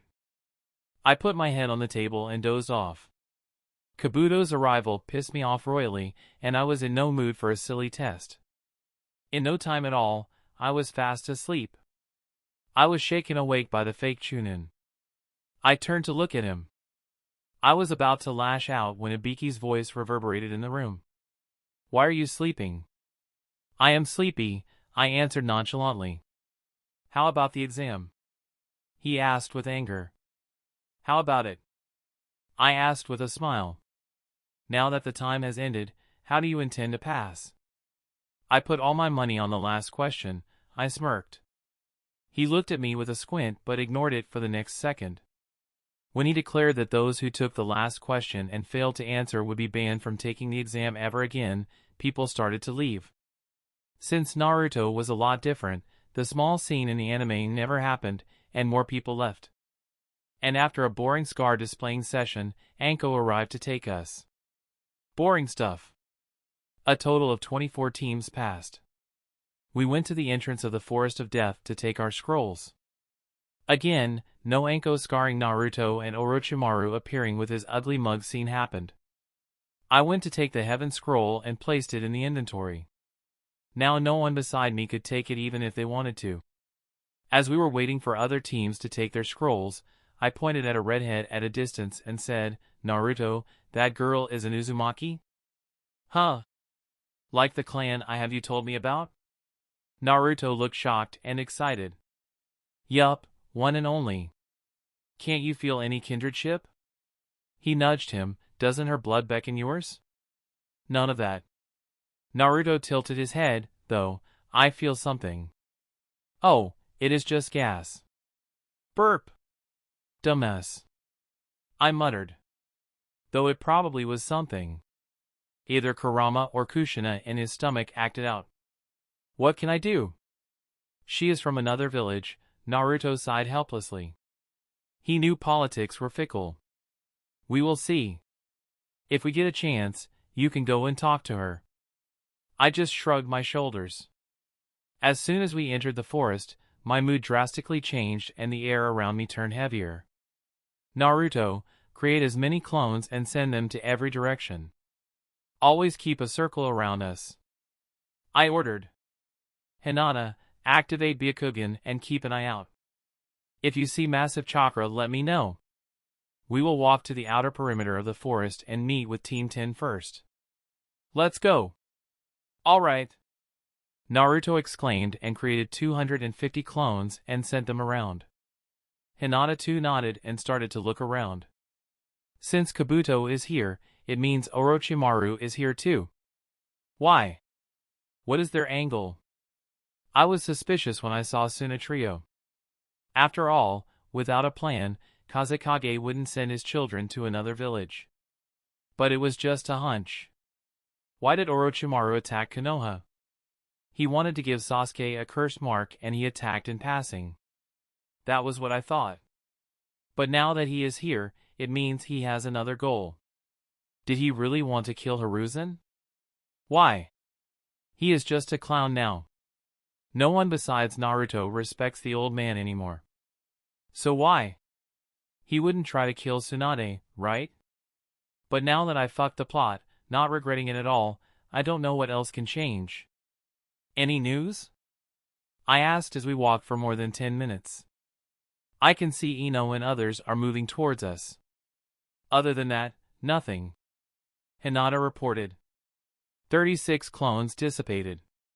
One encountered the guy with the tattoo. It died immediately. Rest, I didn't even see. Probably an enemy in ambush. Naruto 2 reported. It is fine. I nodded and kept on walking. Soon we met with Team 10. Hello, guys. Sorry to drag you, but I promised my father-in-law that I would protect my pumpkin. I stated. It is fine. With you around, things should be easier. Shikamaru lazily said. Choji nodded. It is good then. Let's hunt some poor bastards. I smirked. What scroll do you have? Earth. Ino showed. Good, we have heaven. Now we can hunt both scrolls. I nodded as we started to move. We walked all around the forest for 2 days, moving towards the tower. Fast enemy with a huge chakra approaching, Hinata reported when it was our 3rd day. We already had 2 sets of scrolls and were going to the tower. Where is he heading? I asked warily. To us, directly. She answered with terror. ETA? 10 minutes. Fuck. Let's split up. I sighed. 5 of you move towards the tower. He can't act wantonly there. After stalling, I will catch up. No! 5 of them answered at the same time. This is not a request, you know. I shook my head. I am the vice captain of both teams. How are you our vice captain? Shikamaru said in annoyance. Welp, my pumpkin is your vice captain and I am her hubby. So that makes me vice captain too. You are not my hubby, you asshole. Ino scoffed. And as the vice captain, I refuse to leave you here. Oh, come on guys. I am great at running. You all know it. I promise I will be fine. After trying to convince them for more than 5 minutes, they finally decided to move and ran away. Go that direction. I pointed in a direction and with that, Naruto and the others quickly retreated. I looked at the direction where the threat was coming as I prepared my cards. I hope I can survive this. Naruto didn't understand why Koushin had sent him this way, but he trusted his brother. As he sprinted through the forest, he suddenly heard a scream. He didn't hesitate and sped towards the sound, only to find a girl with bright red hair about to be slashed by a massive bear. Naruto's eyes caught a flash of red. It was Karen, and she was in trouble. A bear was about to slash her, and without a second thought, Naruto leaped into action. He managed to swipe just in time, saving Karen from the bear's claws. In a swift motion, he carried Karen away in a princess carry, their eyes locking for a moment. Isn't this the girl Koushin showed me? He thought to himself. He always wanted to find more about his mother's clan, and now that he encountered one, he couldn't help but feel close to the girl. Karen's heart raced as she stared into the eyes of her savior. The deep blue eyes looking down on hers made her soul quiver, butterflies flutter in her stomach. Her heart started to beat up. Her senses were going haywire. The chakra he was feeling from Naruto was so warm, so accommodating. So amazing. Naruto couldn't help but glance down at Karen in his arms. You okay? He asked, concern lacing his voice. Karen blushed, her heart still pounding. Why yeah, thank you. No problem. Naruto grinned, not realizing the effect his smile had on Karen. By the way, I'm Naruto Uzumaki, and Koushin told me you're an Uzumaki like me. That's so cool. We're like family or something. Karen's blush deepened. Yeah, I'm Karen Uzumaki. Nice to meet you, Naruto. I think you can drop her now, Naruto-kun. Hinata at this time appeared next to Naruto with a bright smile, but underneath was jealousy and threat of painful times. Why yes, Hinata-chan. Naruto shivered as he put Karen down, and they started to listen to her story. Karen was left to die by her team, and feeling Naruto's chakra, she started to spill everything.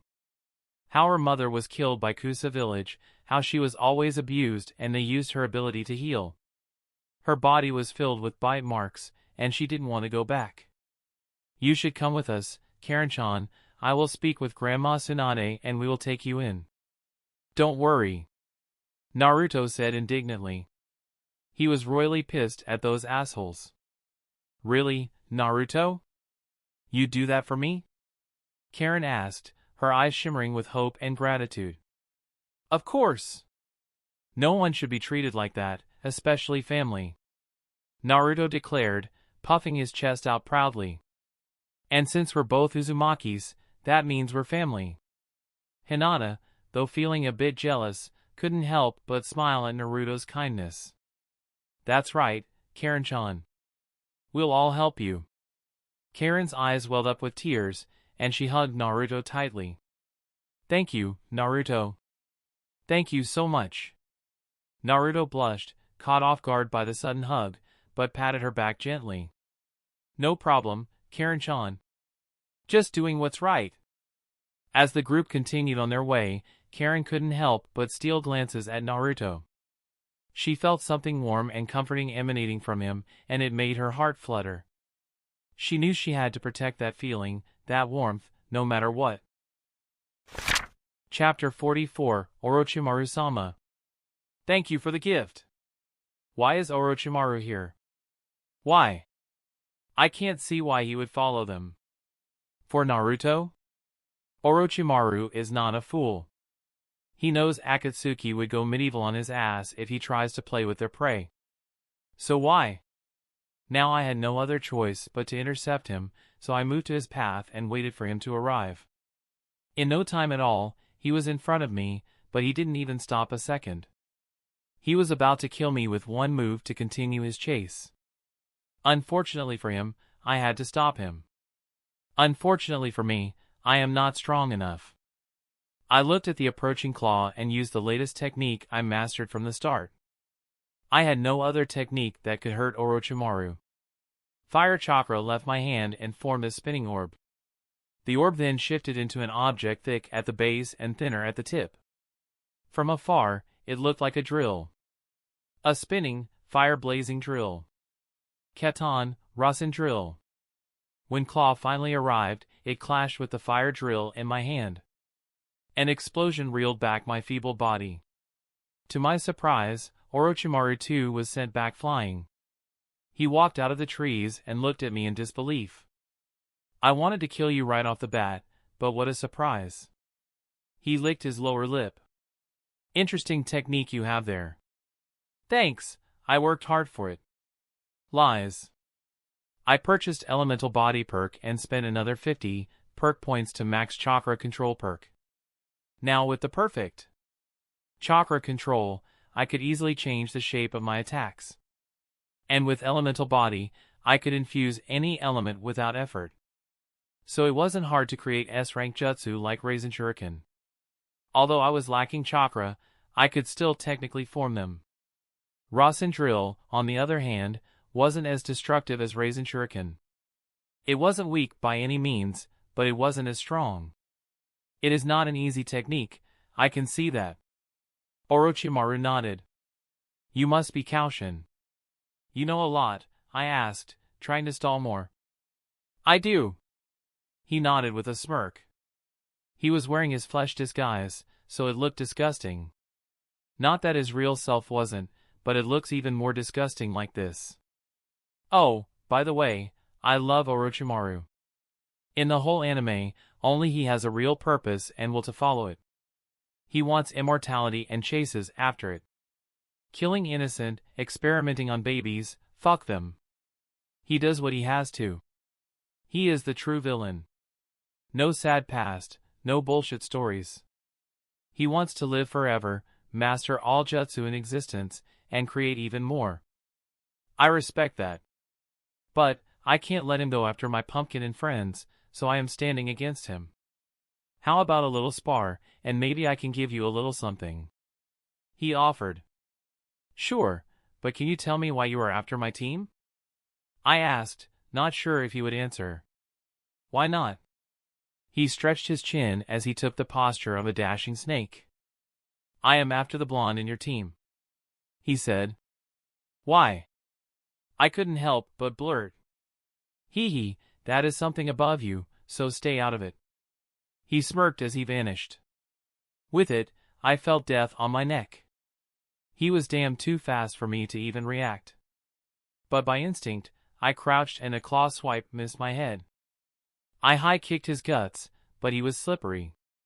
His torso moved like a wiggling snake and dodged my unimpressive kick. Unfortunately for him, it wasn't as useless. A Rasengan formed under my foot and exploded outward. "What?" he exclaimed as he switched with a log. "Who says we can't use it with our feet?" I smirked.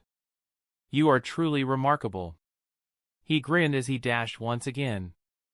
This time I was prepared, so I used a lightning flicker and moved back. From where I was standing, a clone appeared, covered with explosive tags. Multiplying explosive tags. The clone used the technique and tens of explosive tags multiplied to hundreds. Clone Great Explosion Jutsu. He then sacrificed himself. And in less than a second, a great explosion covered the opening.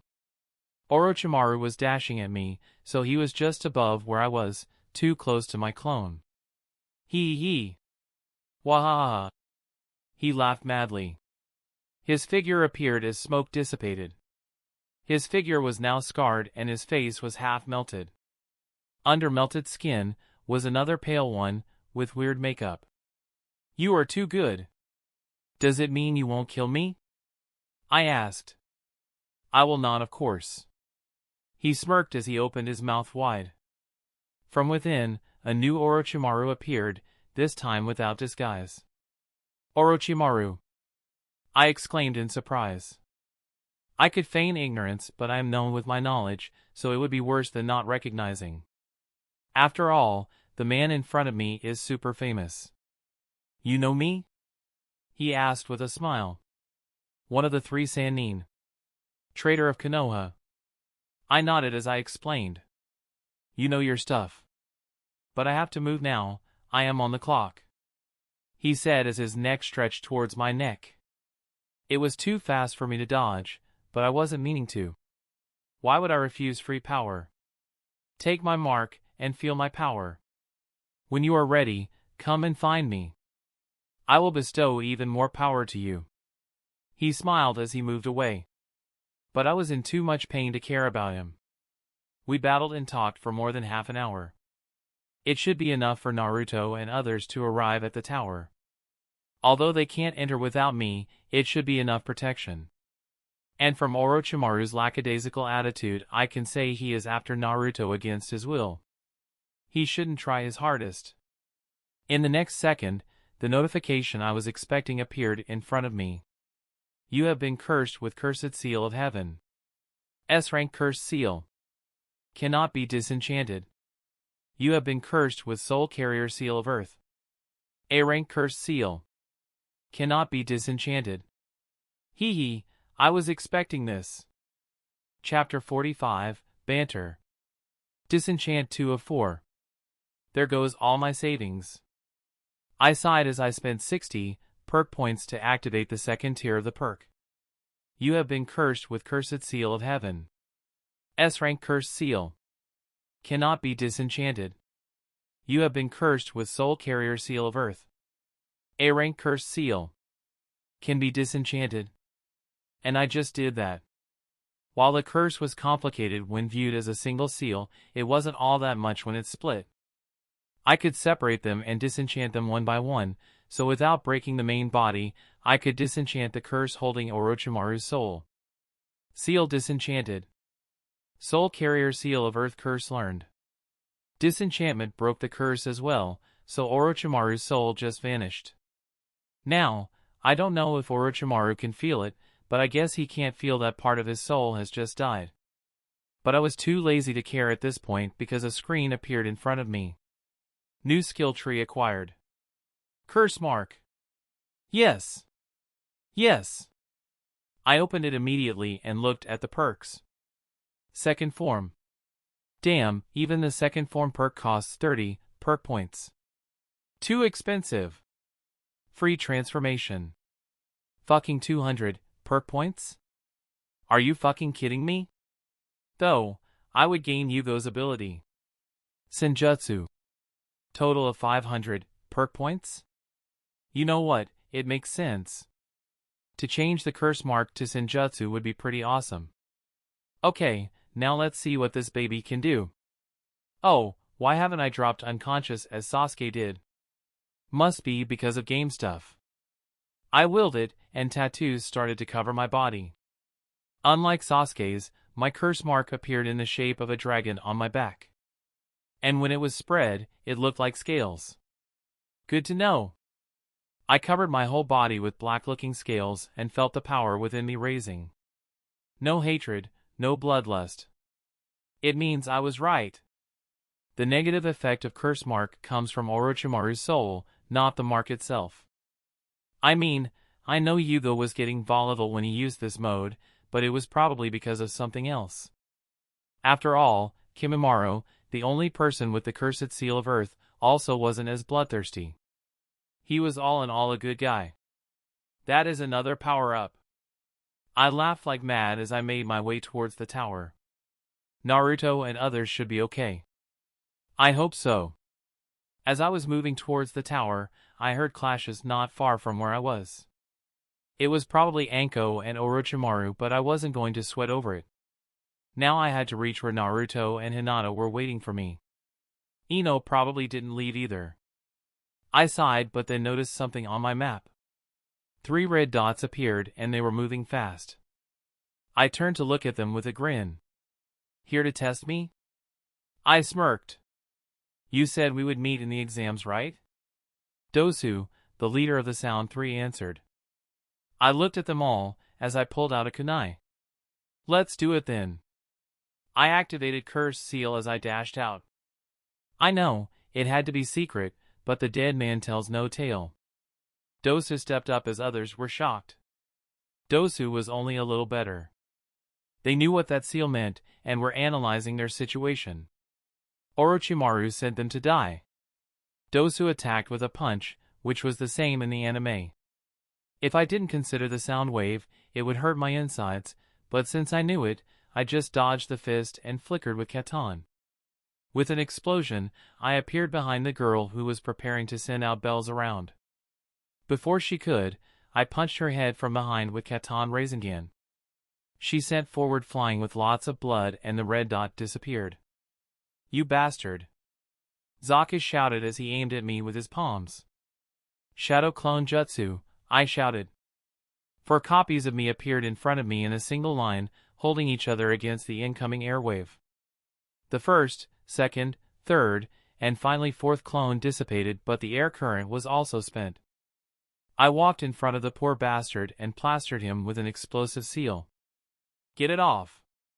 He shouted in panic, but I completed the jutsu while scales on my body were dancing excitedly. Multiplying explosive tags. 5 others covered his body. Dosu 2 dashed at me from behind, so I moved behind Zaku and kicked him towards incoming Dosu. In a matter of a second, an explosion covered both of them. The red dot of Zaku vanished while Dosu's was still there but in a distance. Heh, you Kawarmid huh, not bad. I smirked as I dashed to his destination. He was ready to defend, but what he didn't expect was Raiton, Lightning Beast tracking Fong. See. Please let me go. Dosu cried in pain. We were just sent to our death. Then you should be a good underling and die, I smirked. In the next second my favorite jutsu appeared in my hand. Raiton, Rasen Drill. The Katan version of this technique was strong. Way too powerful but also unstable. But the Raiton. Man, the most penetrative jutsu in Konoha was now mine. The drill entered Dosu's chest and came out from his back in less than a second. His chest had a hole and his heart had been destroyed. You shouldn't follow evil people if you are weak. Otherwise, you die in vain. I send him to the afterlife. I hate when bad people beg for mercy under the pretense of abiding by their evil boss. If you know they are bad people, either stay the fuck out or die. Bad people can have a tragic past. It is fucking unacceptable. Alright, time to go back. Orochimaru is done with Anko too, so I cannot take my time. I dashed at Naruto and others with my maximum speed, and in less than 15 minutes, I was beneath the tower. And as I expected, Ino and her team were there with Naruto and Hinata. "Ko! You are okay." She ran to hug me. I hugged her back as I patted her. As I looked at the new addition with them. "Pumpkin, I am fine." I soothed her. "What took you so long?" she asked as others arrived too. "We are still not safe." "Let's move," I said and held her hand. Naruto copied me and held Hinata's hand, much to the latter's embarrassment. Choji looked at Shikamaru. "Don't fucking think about it." The lazy genius snorted as they too moved towards the tower. Inside, there were weird shitty riddles, but all were unnecessary. "What now?" asked the fatty. "We will open 2 scrolls at the same time," I said and grabbed 2 of ours. Ino, with full trust, removed hers as well. I threw them both at the same time and Irika appeared, much to my surprise. From our side, Ino passed each scroll to her boys, and let them open at the same time. From within, Kotetsu appeared to take them away. Since we were early, we had a day and a half off until the exam was over. We were taken into a big hall with many rooms, and our rooms were given. In the hall, I saw many familiar faces, such as Gaara and his team. Sakura, standing near Lee, Niji, and Tenten with her team. It was probably Lee who helped them pass the exam. Not that Kiba and Shino need help, but Sakura pulling them down, passing wouldn't be easy for them. Sai, Shin, and Yu were also there. The other team wasn't here yet. Kabuto and his team also are not here, probably looking for me. Sound 3 died. Karen is saved and nothing else I should care about. I will go to Grandma Tsunade with Karen, Naruto said, as he walked away. Hinata plastered to his side. After exchanging pleasantries, I went to my room with Ino in tow and jumped on my bed lazily. "Come on, Pumpkin-chan. Let's get some rest," I called her while lifting the blanket. She looked like breathing fire for a second as she dashed out of the room with a yelp. Too bad, I was going to show her my dragon. Chapter 46, Preliminaries. "Listen carefully, everyone!" Anko the Lame shouted. "Hokage-sama will explain some stuff. If you will, 5th Sama." Tsunade nodded as she looked at the genin who passed the 2nd stage. "Brats, before explaining the 3rd stage, there is something we should clear out. The true purpose of this exam is: Allied forces conduct joint Chunin exams because raising the level of the shinobi and friendship among allied nations, yes. But the true reason is to see the power of all nations, microscale, but yeah. But it doesn't mean these are trustable, as it can be seen, not all villages sent their best teams." Tsunade explained with a sigh. Unlike the anime, Tsunade was a lot blunter. She talked about intimidating the other nations with power and stuff. But she still mentioned how important it was to fight in finals, as daimyo from neighboring nations would watch the exams. About missions and more useless stuff. Since the number of teams passing the 2nd exam is over the limit, we will cull the weak. She then blurted out. "What?" Kiba exclaimed. "We battled so hard with tears and blood and we may not even participate in finals?" "Yeah." Tsunade nodded with a shrug. "If you want to battle in finals, battle hard and win. Stage is all yours, Hey-8." "Yes, 5th Sama." Hey-8 kneeled as he acknowledged. "Nice to meet you everyone. Those who are not in top shape and want to withdraw, now can do so." With it, Kabuto forfeited and stepped back while looking at me murderously. I stood straight and calm, without even glancing at him nor Orochimaru hiding under disguise near Tsunade. Only 7 teams passed the exam: my team, Sai's team 3, Shino's team 8, Pumpkin-chan's team 10, Lee's team 13, Kabuto's team, and Gaara's team. With Kabuto forfeited, we had 20 people who could fight in the preliminaries. Soon, the first fight was decided, and to no one's surprise, it was Yoroi versus yours truly. Orochimaru wanted to test me, of course. There are no rules in battles. You can use any weapon. You will fight until one side dies, collapses, or admits defeat. I, as the prosecutor, can stop the battles any time if I deem so. Please admit defeat if you don't want to die. Right, step up, Koushin-san, Yoroi-san. Hello, Hayate-san. I greeted with a smile. He returned it. I looked at my stoic opponent standing indoors with sunglasses. This guy deserves to die. He had a smirk under the veil of his, I am certain. Start! Hayate ordered as Yoroi dashed towards me. As expected, his orders were to draw out my chakra so I would use the cursed seal. Too bad for him, I am not Sasuke. As soon as he appeared near me, he raised his two hands to grab me. I crouched down in a swift movement and kicked him in the chin. His body started to float in the air, and I jumped behind him. I held onto his back as I swung my one leg. He blocked it, but it was fake anyway. I rotated my body midair and punched him in the face. While he was falling, I somersaulted and with the back of my foot, I kicked him in the gut just as he was about to hit the ground. Rindan! I shouted dramatically as my opponent cried in pain. Heh, it feels good. What did Sasuke say when he used this combo? Oh right, he said it was time for his original moves. Right. Yes. Original. I used my originals too. Not that I saw Lee or anyone else using Shadow Dance, but with my taijutsu so high, I don't need to. I can easily copy such a move. You did it, Ko! Naruto shouted. Hinata too looked excited while Ino looked on heat. But one person was truly wet, Orochimaru. Winner of the first match, Koushin. Hayate announced. Thank you, Hayate-san. I bowed as I walked towards the waiting area. The second match, Sai vs Shino. It was an exciting match. Way too even. Sai was good with his drawings, but Shino wasn't to scoff at. He was actually a lot stronger than I thought. In the end, he lost. The third match, knockoff Luffy vs Kankuro. Same in anime, Kankuro won. The fourth match, Sakura vs Ino.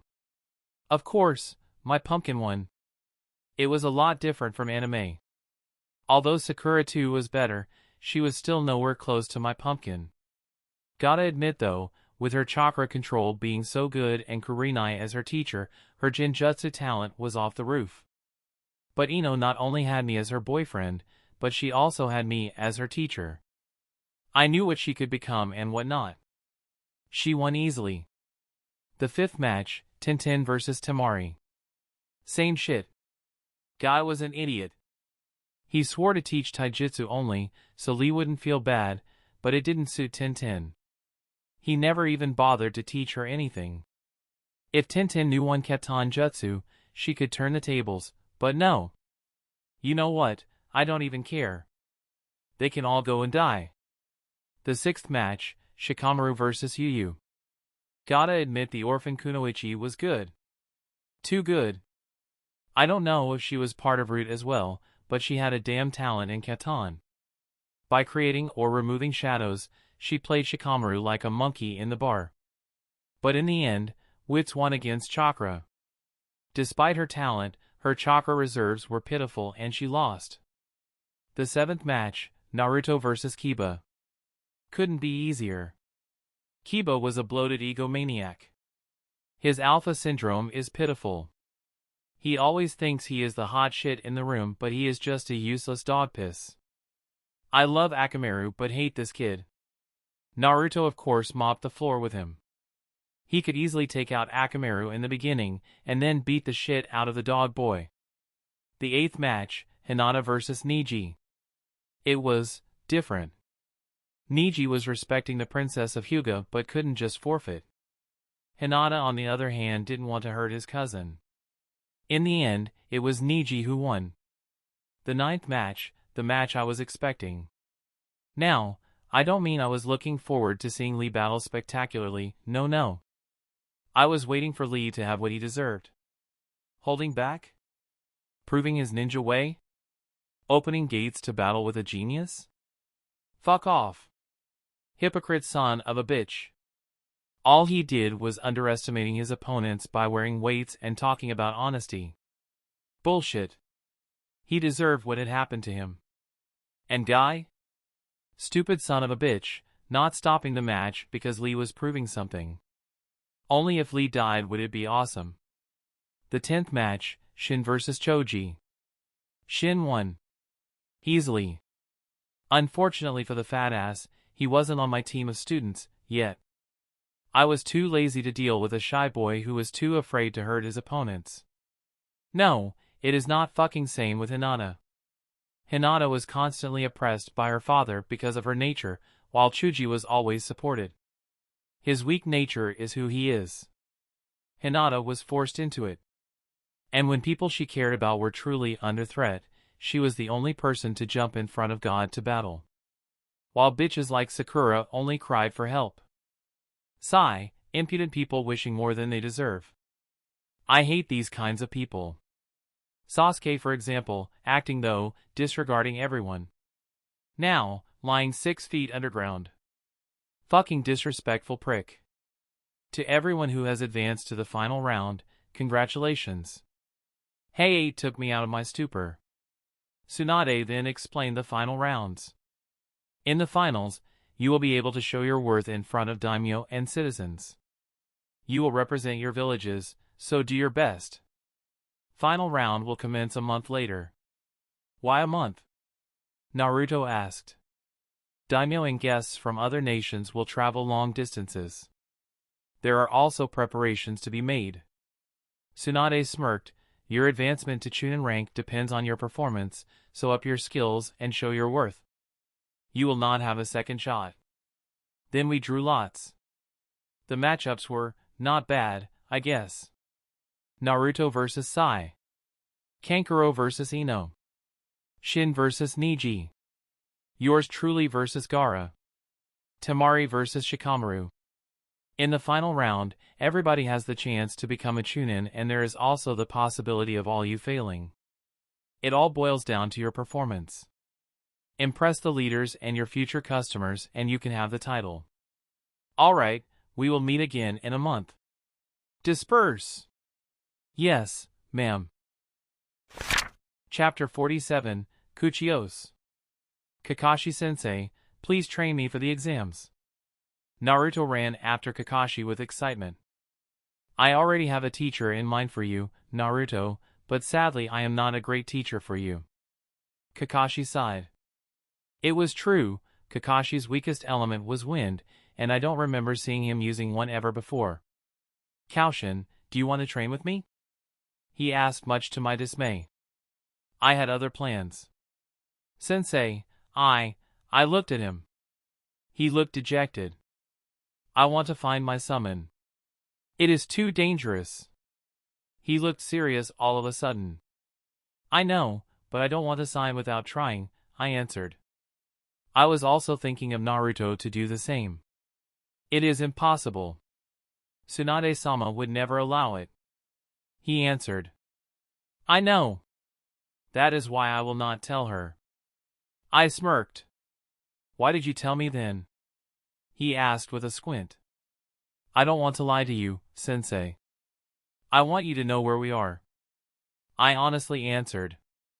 Kakashi was many things, a bad teacher, lazy ass, depressed beyond belief, but he was a good person. He tried to do his best, but he failed one after another. But he was trying to do his best for his students. Thank you, Koushin. I will let Hokage-sama know after you are gone. But I will put the blame on you.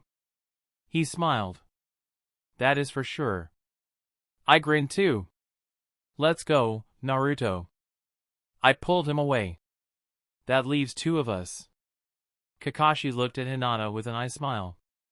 Got the hand seals? I asked. Naruto nodded. Now, draw some blood. We will barge into Tsunade's office and use the jutsu. I reminded him once again. Alright, let's do it. Naruto nodded. We started to walk calmly. Naruto-kun, Koushin-kun, Would you like to see Hokage-sama? Secretary outside asked. Yes, Hanane, Naruto answered. Alright, she just arrived so she shouldn't be too busy. She nodded and let us pass. As we walked towards the gate, Naruto bit down his thumb while I cut my palm with a kunai. We barged into the room much to Tsunade's shock and folded the hand seals. Summon Jutsu. Both Naruto and I shouted, as Tsunade looked at us with terror and tried to stop us, but it was too late. Shit! She exclaimed in anger. Shizune! Where am I? Naruto looked around. Everywhere he could see was a mountain range covered with forest. Thick plants were drowning the earth. He was at the top of a mountain. Strong wind currents were flying all around him. Not far from him, a statue was standing. It was at least 30 meters tall. It had 2 wings and a mask over its face. The nose was long. On top of the statue stood a creature much like the statue itself. Wings and nose. A human? It spoke as it looked down on Naruto. Ah! A Tengu! Naruto cried in shock as he looked at the red-skinned Tengu with wings. Fucking thank you, mate. Tengu jumped down as he looked at Naruto as if it was wronged. Did I say ah? A human? I merely stated. Ah, sorry. Naruto realized he was disrespectful and Koushin taught him about the importance of respect. I was expecting an animal land since I used summoning jutsu. I didn't mean to offend you. Please excuse me. It is fine, mate. We are used to it. Tengu said as he checked Naruto up and down. I am surprised though. Not many try to summon without signing a contract. It's pretty rare and stupid. My brother said I could only find my fated companion through this. I don't want to follow others' paths. Naruto grinned as he added, sorry, forgot to mention. My name is Uzumaki Naruto. Oh, an Uzumaki? No wonder. Tengu muttered. You don't have red hair though. What now? Naruto asked in surprise. Uzumaki the first was also our contractor. It must be destiny. Tengu smiled under his mask. I'm Jitengu. Since you are summoned near me, I will be your main summon. If you pass the test, that is. Wait. You say my ancestors were also your contractors? Naruto asked in excitement. This was the first time he heard about his ancestors. Koushin told him about his clan, but he didn't know much either. Yeah, Jitengu answered. The Great Elder should know more. Well, we have to go there for the test anyway. So why don't you follow me? Alright. I will best the test, believe it. Why am I not surprised? I sighed as I looked around. It was blazing hell with many other galaxies nearby. It wasn't a big giveaway, but the energy in this realm felt so familiar. I jumped onto my feet and started to walk away. Not more than 5 minutes later, I saw a shadowy figure standing nearby, looking at me with great interest. Yes! I exclaimed as I moved towards it. It had red eyes and an abyss body. Shadow mirror. Oh right, I am in Oblivion. How? Don't fucking know. Shadow mirror approached me as she brought her nose to my hand. I started to caress her mane while she licked my palm. Good girl. I praised as I hopped onto her back. My small stature was a great contrast, but it was still not bad. How about you take me to the boss around here? She neighed and dashed away. Her speed was great. Almost speed of sound great. It was unexpected and also reasonable. Shinobi was much faster than horses. It would be useless if she were to be slow. In no time at all, we were in front of a palace. After I realized this was Oblivion, and the environment was blazing in fire, I deduced that I was in Maroon's realm. But after I entered the palace, it was a servant who greeted me. She looked like a human and Deidre mix with brownish golden skin and same-colored eyes and hair. Hello, chosen of Akatosh. She bowed. Hello, I am but a servant of this realm. Hello then, servant of this realm. Can you take me to your god so I can sign the contract? I asked. Things are complicated. She started, this realm, the whole Oblivion is nothing but a copy. We were waiting for 13 years and didn't know who would come until you arrived. At first, we thought it was Shiagarath who was pranking us, but it turned out it was not. Later, we all gathered to summon the divines to guide us, and when we tried, a message appeared in our brains. It said a chosen one would arrive soon to sign a contract with us. And we were to abide by him. So to say, after I sign the contract, you all will be my summons? I asked in disbelief. That was how it should have happened. But there are contrarians refusing to bow to your sovereignty. You have to tame other realms, but the Deadlands is under your command. She bowed once again. Deadlands, Maroon's Dagon's realm. Not bad. Which Daedra lives here? I asked. There were a few I could name, but not all. Scamps, Flame Atronax, Frost Atronax, Storm Atronax, Spider Daedra. She answered. Not bad. Where can I sign the contract? I stood straight as I followed her. She took me to the palace, and into the Dagon's room. There, a table with a bowl was standing ritually. This is the summoning bowl. A drop of a willing servant has to be mixed with yours for you to be able to summon creatures under that realm. I am the boss of this realm, and I already added my blood. Please drop yours to summon any servant in this realm. She explained. Later, when you conquer the others, you have to bring their blood here too. All right, it is acceptable.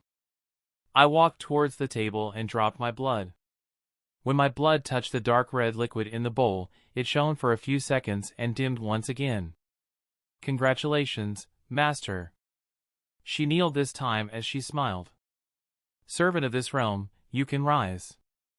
I regally waved my hand. Thank you, Master. She bowed her head. All right, I don't know how time moves, so I will go back for now. I will visit later. I let her know, as I used summon jutsu once again, and with a cloud of smoke, I was back to Tsunade's room. But it was a lot different than when I left. Chapter 48, Putting Some Sense into Her Beautiful Head. Koushin! You are back! Tsunade and all the council looked at me in dread. They looked around me to see if Naruto was back too, but sadly he was not. Shit, this will come back to bite me in the ass. Why did you do that? She then asked. I wanted to have a summon of my own instead of settling with any from the village. I already told you this, Hokage-sama. I answered honestly. Yeah, and I thought you would do it when you were at least Chunin level. Tsunade looked pissed. With all due respect, Fifth Sama, we all know I am at Chunin level. I humbly stated. Everyone in the room had disturbed looks, but they couldn't refute. Fine! Tsunade slapped the table. What about Naruto? Well, he learned what I wanted to do, and wanted to try it himself as well. I shrugged. How can you? She shouted in rage. You know who he is. I know for sure he is Uzumaki Naruto, my brother. I looked at her coldly. I think that was what you told the village when you first took the hat. But in your time under that hat, I see that you start to morph into your old sensei and his best friend. How dare you? Inazuka-tsum shouted in anger. Remember who you are talking to. I am talking to a person with a muddled head, I stated matter-of-factly. She looked furious, but the lost look on Tsunade's face showed me that my words were effective. Uzumaki Naruto is not a weapon or tool that you can use on a whim. He is not your prisoner, nor is he the demon that destroyed this village. Uzumaki Naruto is the hero of this village, the container, and the only thing standing between you all and the demon fox. Despite being just a newborn, he was sealed with the demon and kept it away from all of you. He will continue to do so in the future. If any of you mistake the bright young hero for the demon he is keeping, I shall punish you with my own two hands. If any of you dare to scoff at him because of his identity as Jinchuriki, I swear on the name of the god of shinobi that I will cripple all of your members. And I mean all. These were the exact words Tsunade said after she took the hat. She forced the village to apologize and kneel in front of Naruto's house to repent. She made sure that no one would treat Naruto as nothing but himself. When I finished speaking, Tsunade's pupils dilated to the limit and looked towards me. "You are right," she then muttered. "Hokage-sama, don't be naive," Inuzuka Alpha shouted. "Shut up," Tsunade fumed. "Naruto is a person of his own. He is free to do anything he deems is right. If he decides to reverse summon to find his destined pack, it is his right to do so." "As you say, Hokage-sama," Dog Woman answered, wronged, as she gazed at the ground. "You returned quite quickly, Koushin." Tsunade then turned her attention to me. "How was your journey?" "There is some internal strife going on in the realm I was summoned to. But the pack I first met was eager to sign the contract with me. In return, I will help them to end the internal war." I honestly answered. "It is acceptable." "How is their power?" she asked. "Oh, they are perfect for my taste." I grinned as I looked at her.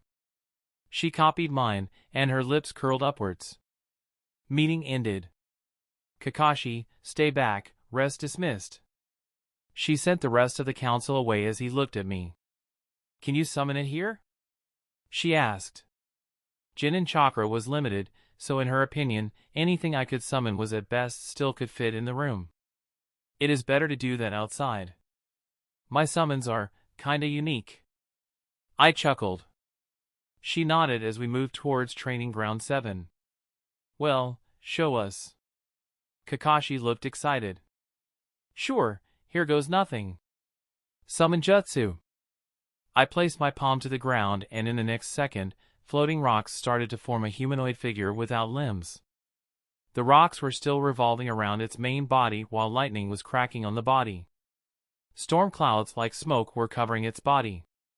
The Atronak took half of my chakra, but it was acceptable. After all, this baby could fire lightning and fight melee. "What is this, a golem?"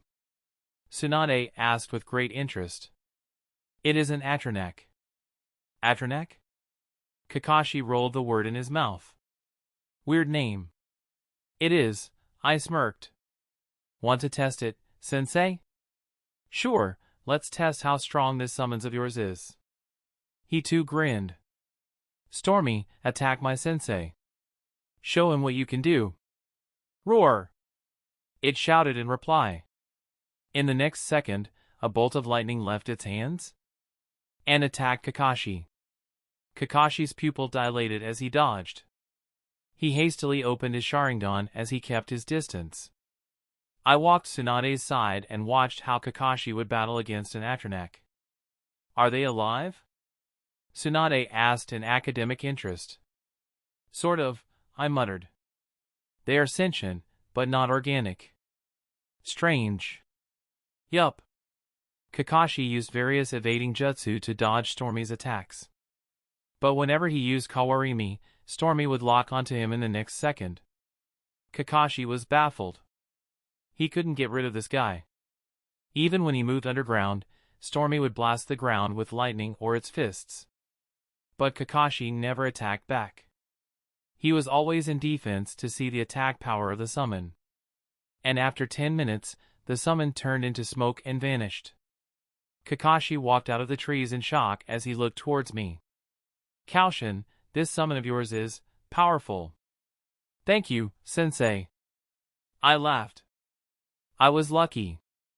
"I doubt it is luck," Tsunade said as she looked towards the Hokage Tower. "I wonder what Naruto will find." "Naruto Dano, we are pleased to inform you that," Jutenga looked at the excited blonde. "Yes?" Naruto asked in boiling tension. "That you have," Jutenga once again stopped dramatically. "Tell me already, you long-nosed bastard." Naruto exclaimed in anger. "Wow, so uncalled for." Jutenga looked away with a not cute pout. "Stop that. You are not a little girl, it doesn't look cute. Naruto started. Whatever. Jutengda now looked offended. You passed the test, happy? Hell yeah, I am. Naruto jumped in the air. I told you I can do it, believe it. Yeah. Now come, the Great Elder will let you sign the contract. It has been almost a month since Naruto arrived in this strange land. On his first day, Jutengda took him to the Great Elder, which in a literal sense was great, to take the test. The Great Elder, also known as Chief Tengu, had a red monkey-like face with a long nose. Its 2 wings were black in color and it was at least 30 meters tall, at least taller than the statue outside. Its name was Konoha Tengu, quite to Blonde's surprise, and it was much more mischievous than the Blonde himself. When he first stood in front of the giant red-skinned monster, he was shivering with fear and excitement, but in the next second, a bucket full of water fell on top of him because of the trigger he set off by stepping on the plate. Sadly, the bucket was in Tengu's size, and full of it was enough to crush Naruto and almost drown him. Luckily, he had a tough body and he survived. A few days passed with healing. Tengu had unique and powerful healing arts supported with herbs. With the help of Kyuubi's chakra, Naruto was on his feet in a few days. After that, the test began. The chief wanted him to prank at least half of the Tengu population to be accepted as their contractor. Naruto had a smile showing he was up to no good. The test had to be time-consuming, but with the help of Shadow Clone, Naruto pranked the village brilliantly. After all, Tengu had a closed community and didn't know much about the outside world. Especially after their first contractor died, their way of the outside world closed until then. After only a few days, Naruto passed the test and started to train under Tengu. All Tengu knew how to use a sword, and it was a must for their contractor. Naruto first taught how to wield the ancient weapon, and then learned the katas. Shadow Clone was helpless against physical training, as it had no help when it came to muscle memory, but they were still great partners in sparring. Naruto spent the rest of the month learning their sword art and was quite proficient in the first level. The second level was using moves with the wind element to increase the sharpness of the attacks. Naruto was delighted to learn this as his main element was the wind. Sadly, he had to go back to the village for the exams, so he couldn't stay to learn more. But he learned the ins and outs of the second and third level. He could practice on his own. When Jutengu and Naruto entered the chief's hall, Naruto looked around with his eyes wide open. He dodged the plates he deemed suspicious and tried to step on Jutengu's footsteps. After a tiring small walk, they both stood in front of Konoha Tengu. Good job, little prankster. You dodged almost 50 traps. Old Tengu smiled. I counted 51, Naruto smirked. Ah, right.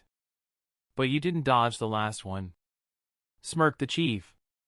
In the next second, a plate full of the cake was plastered on the blonde's face. Fuck you!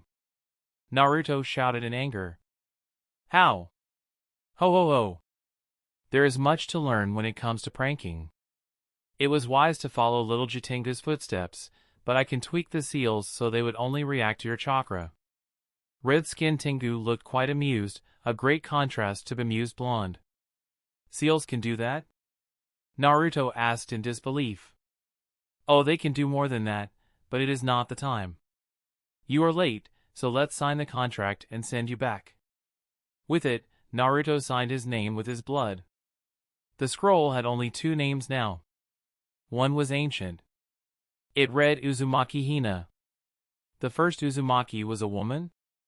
Naruto asked in disbelief. All life born from mothers. The chief answered seriously, unlike his usual self. Sorry, I didn't mean it that way. It is just. If she was summoned here, she must be a lot like me and you, so she must be a prankster as well, right? Naruto asked. She was quite a handful. Old Tengu gazed afar in reminiscence. Hee hee, I must be carrying her blood then. Naruto proudly answered. You sure do, little rotten. Old Tengu smirked as well. That reminded me. Bring the sword. From inside, an old Tengu with an avian face carried a blood-red sword ceremoniously on its two palms. It knelt in front of the chief and passed it to Naruto. This was her sword. She left it for the next summoner. Coincidentally, you are her kin. Sorrow Cutter is a unique sword with seals no one in the world nowadays can figure out and have the wisdom of its own. You should explore it and use it well. Thank you, Chief. I promise I will honor it. Naruto took it and tied it to his back. He was quite short to carry it on his waist. After saying his goodbyes, he vanished with smoke. Chapter 49, Naruto is back. Koushin-kun, is there anything? Tsunade asked as I entered the room. It has been a month since we reverse summoned to find our packs. I returned the same day, but Naruto was still missing. I believe Naruto will arrive soon, I answered her question as I looked where the blonde was a month ago. Exam is tomorrow, no way in hell he would miss it. I hope so. She muttered silently, but I heard her. I was kind of feeling guilty. I forced Naruto to follow his own path, and it might have backfired. He might have died. He may never learn Senjutsu. Lots of other things. I am not saying I am regretting my decision, it is just I am uncertain. Luckily, the next minute among a cloud of smoke, the blonde I know appeared, although his clothes were a lot different. With my intervention, Naruto got rid of all the orange stuff he used to call clothes and started to wear dark blue and black, stylish clothes instead. But now, he was wearing a dark red kimono with black sandals. He also had a blood-red sword on his back. All in all, he looked cool. Welcome back. I hugged him as I looked at the sword in the meantime. Sorrow Cutter. Sword forged by Chief Tengu and carved seals by the Uzumaki ancestor. Sword has the judgment of its own and can be duller than a dildo and sharper than anything. Weight, changeable, value, ####. What a weird sword. It has no value or it is priceless and weight can change. Probably something like Mjolnir. Only the worthy can carry it. Strange. So, Tengu huh? I asked with a smirk. How did you know? Naruto asked in surprise. Hunch. I smiled mysteriously. Actually, I wasn't sure. I only knew the sword was forged by Chief Tengu. It didn't mean it was still in the hands of Tengu. Yeah. Naruto smirked as he showed his clothes and sword. It was amazing. Thank you, Ko. Why do you thank me? It was your fate. I smiled back. If it wasn't for you, I would sign a contract with any other animal in the village and be done with it. I wouldn't learn all that cool stuff and more. He really looked grateful. Ahem. Tsunade cleared her throat. Welcome back, Naruto. Thank you, Grandma Tsunade. I take it your journey was without any trouble. I am glad you are back safe. She stated. It was awesome. Tengu are great. I used to be afraid of them, but it was all a misunderstanding. They are pretty nice. Naruto nodded. It is good you have a path of your own. Tsunade too smirked. How was your training? You didn't waste a month to chat and prank with Tengu now, have you? Naruto sweated as he heard his question. Have you? She asked this time quite ticked. Here and there. Naruto laughed as he started to explain. Turns out, after the test, Naruto spent the majority of his time paying back to Chief big time. He slowly but confidently created the greatest prank ever. According to Naruto, there was one thing Chief loved doing most. Drinking tea in silence while watching the sunset. And a little blonde set a trap that would go off exactly this sunset to ruin it for the Chief. I can't believe you spent most of your time devising that, Tsunade whined with a facepalm. It is not all bad. I learned a pretty sick sword art and a couple of ninjutsu even the sand wouldn't know. He added. Oh?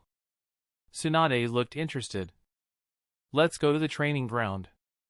Alright, I will show you my progress, Naruto shouted in fire.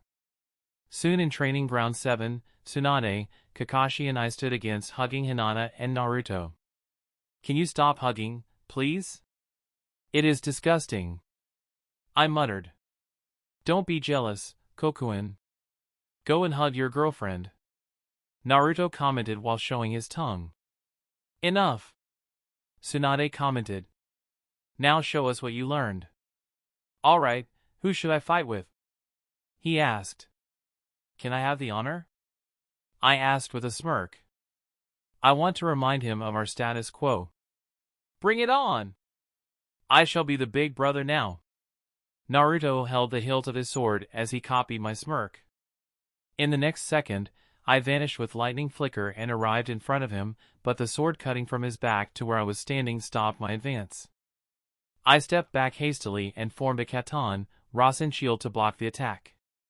Oh yeah, I trained to improve the Rasengan last month. After Rasen drill, I thought of a defensive mode of Rasengan and came up with Rasen shield. It was super hard. After all, Rasengan has to, whelp spin. The shield that was constantly spinning was quite hard to maintain.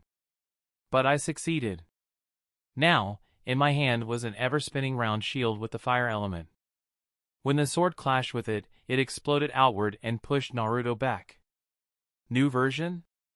He asked with stars in his eyes. Cool! You have to teach me. Sure. Now let's get this over with. I started to dash at his location. With the perfect chakra control, came many advantages. Now that I could control my chakra in a most perfect way, I could use it to do more than just stick around. For example, sliding on the ground by covering my feet with chakra and turning it into slippery. It took some time to get used to, but it increased my speed at least twice. In no time at all, I was in front of Naruto. I raised my hand and folded the seals required for Chidori. Kakashi finally taught me the jutsu after I taught him Raiten, Rasen drill. Mine was A+, his was only A rank. I wanted Naruto to use the wind jutsu he had learned. That is why I used Chidori. He didn't disappoint me. The next second, the wind started to gather beneath his feet and he vanished in front of my eyes. Wind flicker! His speed was almost faster than my lightning flicker. After all, his body was stronger than mine, and he could easily increase his speed of flicker. I answered with my lightning flicker and dodged the incoming sword. He sheathed his sword back and folded hand seals. The wind started to gather on his body and started to revolve around him as if he was the eye of the storm. A regal air about him looked intimidating. Be careful, Ko, I am too fast in this mode, and can't even control to the fullest. He smirked. Bring it on! I shouted as lightning started to cover my body. It was the first time I used this in public because I sensed what Naruto was doing. He vanished the next second and on his open palm was swirling white chakra. Futon, Rasengan! He shouted. Katon, Rasengan! I shouted too, as the lightning around my body disappeared. 2 Rasengan clashed and exploded. I was sent flying and Naruto wasn't any better. Only after a few minutes, the cloud of dust settled and we both appeared once again. Tsunade, Kakashi, and Hinata all had dumbfounded expressions on their faces, while Naruto and I were laughing madly. You have grown, Naruto, I commented. Still you are the big brother though. You held back a great deal.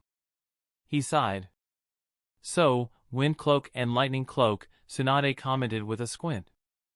I see how Naruto learned it, but Koushin, where did you learn that jutsu? I came up with it myself. I honestly answered. After I mixed Rasengan with lightning and learned lightning flicker, I thought I could enchant my reaction time by stimulating my nerves. You know I am a medical shinobi too. It is too dangerous. She shouted. It is, but I had trust in my abilities. Although I can't use it for a long duration, small spikes are much appreciated. I shrugged. How about yours, Naruto? She asked. Mostly using wind element to increase speed. Reaction time is still something I should train on my own. Naruto explained. Good, both are high-level techniques and not to be trifled with. If you can't follow your speed, you can die before realizing it. So before I let you, you are not allowed to use it in combat. You can train them, and after you think you are proficient, you can come to show me. She ordered. Yes, Hokage-sama. Yes, Grandma Tsunade. Chapter 50, Start of the Battles. Naruto and I stood beside the rest of the contestants and looked at the stage. There were thousands of people watching this event, and the blonde energy ball was getting excited. All these people will watch me beat all of their asses. How many times I have to beat you to put sense in your thick skull? I sighed. One more time. He smiled and I copied. You should stand straight and orderly. People sitting there will decide your destiny today, cough cough. So do your best. The proctor Hayate said while showing the VIP area. How the hell is Hayate here, you may ask? Well, I always hated when he was forgotten in the fanfics. I mean, why has no one ever cared about this poor man? I especially like this guy. One of the reasons why I was so heavy-handed against Sound 3 was because of this. I thought maybe if I removed them, it would change things a little bit, but to no one's surprise, Hayate still went after Kabuto and saw him meeting with Tsunejounin, Baki. Lucky for him, I knew the place where they would meet and prepared something to save him. When they met, Hayate was about to approach them to listen in on their conversation. Unlucky for him, this time they realized there was something wrong with the place and moved away right away. So despite Hayate seeing Kabuto with Baki, they couldn't put any blame on them, as in this version, Kabuto never clashed with Kakashi over Sasuke's life, nor came after me. After all, despite giving me the cursed seal, Orochimaru didn't want my body at all. The only suspicion on Kabuto was his odd behavior. But I was glad about what I had done. Hayate was alive and kicking and banging the hot ANBU. The man deserves respect for banging that chick, so I had to save him.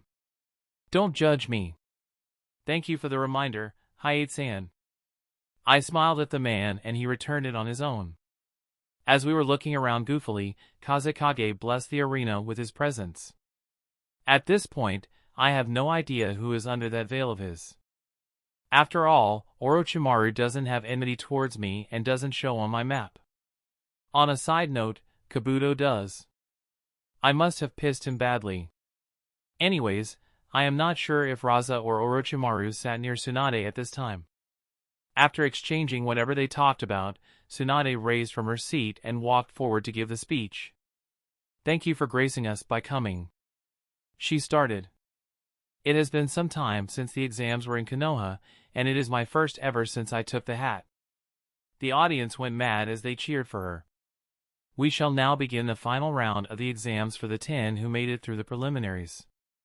Please enjoy it until the end. After another round of claps and cheers, it was time for us. Hayate turned to us and informed, the rules are the same as the preliminaries. Until one side admits defeat or dies, the matches will continue. I can stop the match if I decide the winner beforehand. Cough cough. Is that clear? So, the first match is Uzumaki Naruto and Sai. Step forward. The rest of you lot can go to the waiting area. Good luck, Sai. I waved my hand. Huh? Shouldn't you wish Naruto good luck? He asked, dumbfounded. The rest of the genin also turned to look at me. Oh, he doesn't need luck. As it is, he will kick the shit out of you. I smirked. Naruto copied my smirk and gave me a thumbs up. We will meet in the finals. Sure we do. No one else can beat you now. Pumpkin-chan, let's go. I held Ino's hand and walked towards the walls. The stairs are that way. She pointed out. Too bothersome. Let's climb the walls. We're ninjas for fuck's sake. I whined. She smiled cutely as she climbed with me. The audience cheered loudly. Huh, how did you get up here? Shikamaru asked when he arrived. Hee hee, lazy ass. For a genius Nara, you sure are slow. I smirked. Fuck! How did I not think of that? He lamented. Because I am smarter than you. I chuckled. Whatever. He lazily shrugged. Pumpkin-chan, are you ready for your battle? I asked as I put my arm around her waist. More than ready, Muffin-chan. She answered with a smile. You disgusting couple. This exam is serious. Stop doing this! Temari barked from the side. Her face was flushed. Don't be envious, girl. Go and make out with Shikamaru. I said cheekily. What? She cried out scandalously. Why me, you idiot? Don't drag me into this. Shikamaru lazily commented. It's not like there is anyone else in here, I said as I looked around. Those two are her brothers, so no. Shin is gay, and Niji. I am not sure. I am not gay. Both Shin and Niji exclaimed at the same time. Look, I am not God. I don't care if you are homosexual or not. You can go and fuck each other. I seriously added. As long as the other side has given their consent. I like women. Niji lashed out. You love men, though, I added. He looked really pissed. Fine. It was a joke. When you battle with Shin, don't wrestle though, alright? Fuck you, Niji shouted. Dude, you just said you were not. What is going on up there? Sai asked as he looked above. Ko must have pissed off everyone. Naruto sighed. What now? Asked Sai. Now, round 1 starts. Hey, shouted. Sorry, Sai. I need to show my abilities to get the promotion. Naruto grinned as he created 5 shadow clones. 5 stood around him in pentagram formation as he stood in the center. Next second, all 5 clones folded hand seals and shouted at the same time. Futon, quick feet. It was a discount version of Chakra Cloak, only increased speed a little. Without waiting for Sai to respond, 5 clones started to dash at Sai. The first to arrive punched him on the chin to send him flying to complete the rest of the combo, but with the punch, Sai turned into ink and dissolved. Naruto looked at the ground as he folded hand seals. As soon as Sai left the ground, Naruto started to blow wind from his mouth. Futon, wind cutter. Wind gathered like a great scythe and moved toward Sai. The latter released a scroll from his pocket and from within, an eagle dashed out. Sai jumped on it and flew into the air. While airborne, he delivered more paintings. Animals of all sizes left the scroll and flew towards the blonde, but Naruto and his clones already finished their next jutsu. Futon, great breakthrough. The giant attack delivered 6 times, toppled down all the drawings and destroyed the bird Sai was standing on top of. Sai was free-falling from the sky, but he wasn't without a solution. He drew out another scroll to summon another eagle, but sadly, Naruto wouldn't let him. One of the clones grabbed him and sent him flying towards the falling Sai. When Naruto was flying, he created a clone and used it as a stepping stone. With it, his momentum increased and he reached Sai. He kicked him on the chin and broke his jutsu. While falling, the other 4 clones jumped to kick Sai to both slow his descent and to knock him out. While one of the clones jumped to break Naruto's fall. Original Naruto used the clone to slow down and landed on his 2 feet. Is that really Naruto? Shikamaru asked in shock. You better believe it, lazy ass. While you were lazing around, we were all getting stronger. I commented. Didn't hold my punch at all. He had to realize his flaws. Why you? He looked irritated, but I ignored him. Following battles weren't as exciting.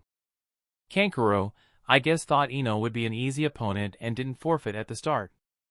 But after battling for a while and getting a punch of his own on his face, instead of using the puppet, he withdrew from the battle. Niji versus Shin was heated. Niji was different from the anime and still a genius. With a different attitude towards the main branch and more open uncle, his battle techniques soared swiftly. In the anime, he learned revolving heaven on his own, but this time, he was able to learn it with the help of his uncle. That saved him lots of time. In that time, he learned more advanced Hyuga techniques. Shin, on the other hand, has great aptitude in sword arts. His strikes were swift and decisive. But unfortunately, Hyuga are bane of taijutsu techniques. Despite his power in sword, Shin lost the battle. But he struggled against the rookie of the past year, and was able to display most of his abilities. His chances of promotion were not low. The next match is Koushin of Konoha. Hey shouted and waited for the audience to cheer. And Gaara of Suna. Please come to the stage. I walked towards the wall and jumped down without any hesitation. The opening of the waiting area was at least 20 meters tall, so the audience went mad when they saw me jumping off. Just as I was about to fall, a ball of fire appeared beneath my 2 feet and exploded onto the ground. With the force of the explosion, I somersaulted and landed on my 2 feet with grace. Needless to say, the crowd went ballistic. Only after a few minutes Gaara arrived from regular steps and was greeted with boos and jeers. Start! Hey gave the signal as Gaara looked at me with bloodlust in his eyes while I smirked playfully. I will destroy your ass. Wait, that sounded wrong. Chapter 51, Yours Truly vs. Gaara. Sand started to gush out from the gourd on Gaara's back. It was floating on top of him. His bloodthirsty eyes were locked onto me. Ever since I confronted him just as they appeared in Konoha, he wanted to kill me. Kill me to prove his existence. How fucking lame. How fucking idiot. I can't stand these tragic past villains. I just can't. Yuck! I held my vomit in my throat. You okay, Koushin-kun? Hayate asked. I am fine. Just thought something disgusting. I answered with a smile while holding back the puke. Gaara held his head in pain while smiling. Don't get so mad, he muttered to no one. He kept on uttering nonsense while his eyes got bloodshot. So this is the famous crazy talk. He is about to unleash the beast. I thought as I planned how I should proceed. I can kill him, but it would make things worse. I don't think Unleash Shikaku would do any good. I am still not sure if it's Raza sitting there or Orochimaru. If it's Raza, we will have to battle 2 Kage-level enemies. If it's Orochimaru, Tsunade should be able to handle him, while others can deal with Shikaku. But not killing him has its own advantages. He is a valuable ally in the future. After he is fixed by Naruto, he is not that of an edgelord. So, he is acceptable. But if Raza is still alive, I doubt that Gaara will ever appear. What to do, what to do? Let's keep him alive for now. I can't risk Shikaku appearing without knowing the rest of the plan. While I was plotting what to do, Gaara forced himself to calm down and looked at me with normal eyes. Relatively normal? I pulled out 4 shurikens from my holster and threw them while I folded hand seals. Lightning shuriken! I shouted as 4 shuriken teared through the air with blue lightning covering them. The sand in front of Gaara formed another Gaara and tried to hold the shuriken in each interdigital fold. Sadly, the lightning element was countering his sand, and shuriken pierced through the sand and moved towards his real body. But he was able to jump back quickly. What? Oh, you want to say Gaara has the magnet bloodline limit and it is not weak against lightning? Because the wind counters the lightning while the earth is weak against it? Well, the fuck I care. In the anime, Sasuke penetrated his ass with a simple Chidori, which means it is weak against lightning. If Gaara doesn't want to be weak against lightning, he should do better and awaken the real magnet release, not the half one. Weak-ass edgelord. While Gaara was busy dodging, I dashed at him at a rapid speed. Now, I don't like to brag, no really, I know I am one of a kind genius with great character. And I am handsome beyond belief. People would die to be in my place but could only wish, but I don't like to boast at all, but my speed is nothing to scoff at. My raw speed, without lightning chakra cloak or lightning flickering. To Gaara's dismay, I appeared behind him. His eyes lost focus, probably remembered something lame, but I am not merciful enough to wait for him to come back. I punched his face before his sand could protect him.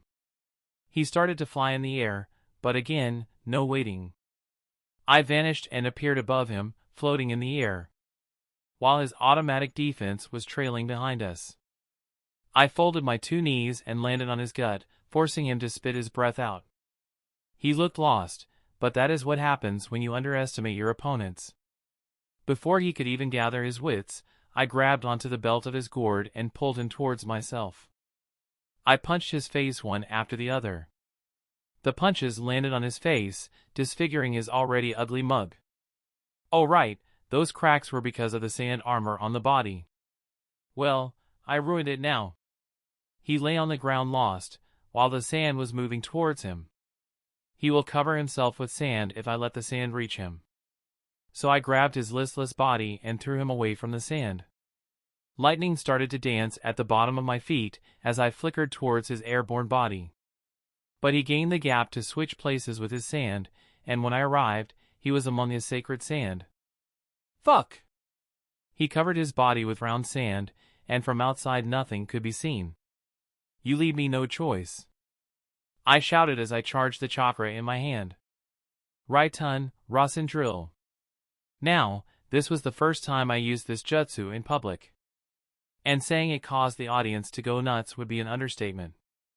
They went viral. Cheerings, screams, and praises were drowning the arena. Why? Because it looked awesome. An ever-spinning drill made of lightning chakra. Imagine Chidori but spinning in my palm, and of course less loud. I dashed at a wall of sand and stabbed my palm at it. The lightning drill made a hole and my arm arrived at his flesh, still cracking with lightning. Something warm started to cover my hand, while it felt wet and slimy at the same time. His screams reverberated in the dome he was hiding in. He was going mental over the blood I shed. I wasn't an idiot and didn't keep my arm in an unknown hole like some idiot. I removed it after I finished my attack, so I wasn't stuck or anything and was a safe distance from it. Sigh, I hate following the plot, but I can't kill him just yet. I didn't need a Sharingan to see the eye of the beast staring at me from the hole I created on the dome. It was the eye of the Shikaku, but in the next second, it vanished while Gaara came out of it while holding the right side of his chest, where I pierced him. Can't risk killing him, so I went to the right side to be safe. Around this time, the attack would start and Gaara would run away. I looked around and saw nothing, so it was time to finish this. I folded hand seals and created one of my favorite jutsu. Raiton, Lightning Beast Tracking Fong.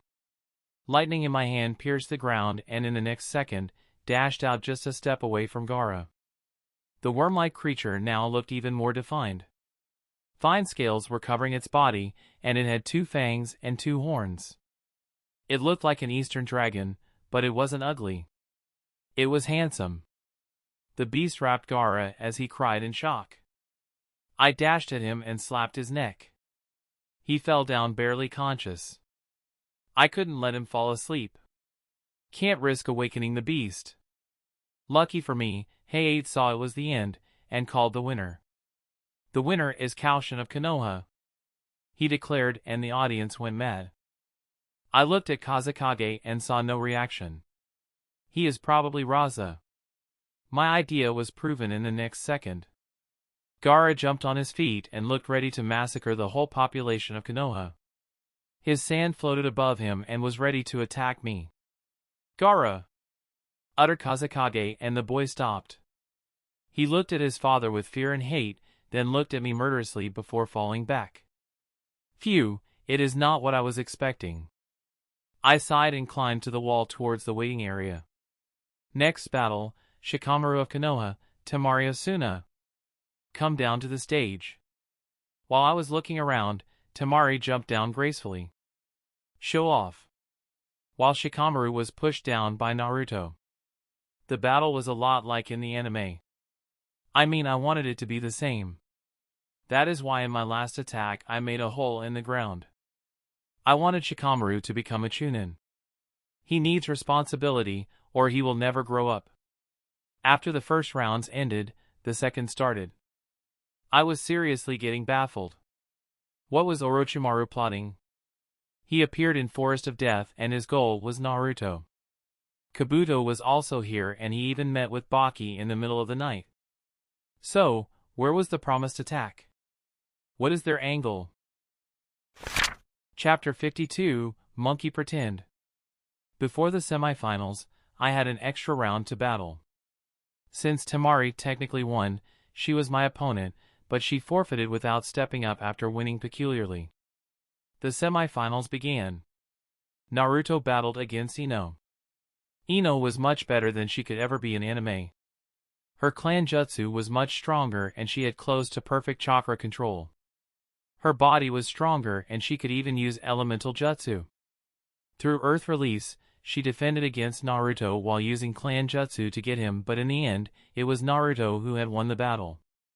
For the semifinals, I was supposed to battle with Neji, but he didn't want to battle since he had spent most of his chakra against Shin and was still a little shaken. So, the finals began and Naruto and I stood off against each other. It is time for me to win against you. Naruto smirked. It seemed the beating I gave him wasn't enough. We all know how this will end, right? I smirked back. It was just a spar. This time, we will battle for real. Naruto snorted as he held his sword, fastened on his back. I reached out to pull a kunai but stopped when white feathers started to fall from the sky. I guess we have to postpone our battle, Naruto. I sighed as I folded a seal. Kai! With it, feathers vanished. I looked around the stage and realized civilians were falling unconscious one after another. Kai! Kai! A pair of Jinjutsu dissipation reverberated not far from me. Naruto and Hayate looked around as well in surprise. I turned to look at Kage balcony to see Raza was now in his battle suit, standing across Tsunade who looked shocked beyond belief. Welp, I couldn't tip them off without giving off an ability that would bite me in the ass, so I let it happen. Sorry, not sorry. I could say I overheard Sound Ninja about the attack, I could say I found clues, I could say I noticed something off with Sand Ninja, but none of them would let me be off the suspicion following after. Since I couldn't tip them off without hurting my interest, I just didn't. Now, where is Orochimaru? I didn't need to wait long as in the next second, he jumped out of the stage to the roof and stood against Tsunade as well, with Raza. Before any ANBU could rush to help Hokage, Sound 4 stood at the four corners of the roof and activated the barrier jutsu for Violet Flame's formation. Now Orochimaru and Raza were standing against Tsunade. Fuck, this is not good. What is the meaning of this, Kazekage? Tsunade asked with anger. It is obvious, isn't it, Hokage? He looked haughtily. This is the destruction of Konoha. Do you think you can destroy my village as simple as this? Tsunade smirked. Wishful thinking of a traitor snake and incompetent Kage. From this day forth, these lush lands will belong to Sand, and Konoha will be history. Raza didn't respond to her taunts. Only scoffed even further. Tsunade, long time no see. But you are still feisty. Orochimaru grinned. I actually wanted to kill Sensei but failed to find him. In exchange, I will kill you. If you think you can easily kill me, Orochimaru, you are crazier than I thought. Tsunade looked unfazed but she was panicking. She was against two Kage-level enemies and couldn't kill even one of them easily. Don't worry, Tsunade, I will not be killing you alone. Orochimaru folded hand seals rapidly and in the next second, 3 coffins started to poke out of the ground. I shall not let you. A sound reverberated in the arena and with his black armor, Sarutobi appeared near Tsunade. He locked his eyes on the coffins as he tried to prevent them from coming out. But could only stop one. How he entered the barrier or if he was hiding within, is beyond me. The whole arena, at least those who were still conscious, looked at him with gobsmacked faces. The senile old man looked battle-ready and in the barriers with Tsunade. You? Tsunade asked in surprise. I knew the old fool was pulling Iroh on us. I just fucking knew it. I shouted as I fought against the attacking shinobi of sound and sand. But there were too many of them. Now that Raza was in charge, he gathered even more power to attack Konoha, unlike what Orochimaru pulled off in the anime. Sensei, I knew you wouldn't go senile over something so trivial. You were never soft-hearted. Orochimaru smiled as if a kid were given candy. I have long wanted to kill you with my own 2 hands. Well, your sensei hands, to be accurate. As he said so, the coffins revealed their interiors, and Hashirama and Tobirama Senju walked out. Saru, it's been a while. White-haired corpse said while walking out of his coffin. I almost failed to recognize you. You have grown old, Sarutobi. First Hokage slowly commented. Grandpa, granduncle. Tsunade's eyes teared as she exclaimed. Tsunachan? Hashirama looked happy and sad at the same time as he looked at his granddaughter. You have grown nicely, Tsunade. I am proud of you. Tobirama looked at her lovingly. After his brother died, it was him taking care of Tsunade. There, Tsunachan. Don't cry. Hashirama smiled brightly. So we were summoned by your jutsu, Tobi? Edo Tensei, yes. This youngster is our summoner, it seems.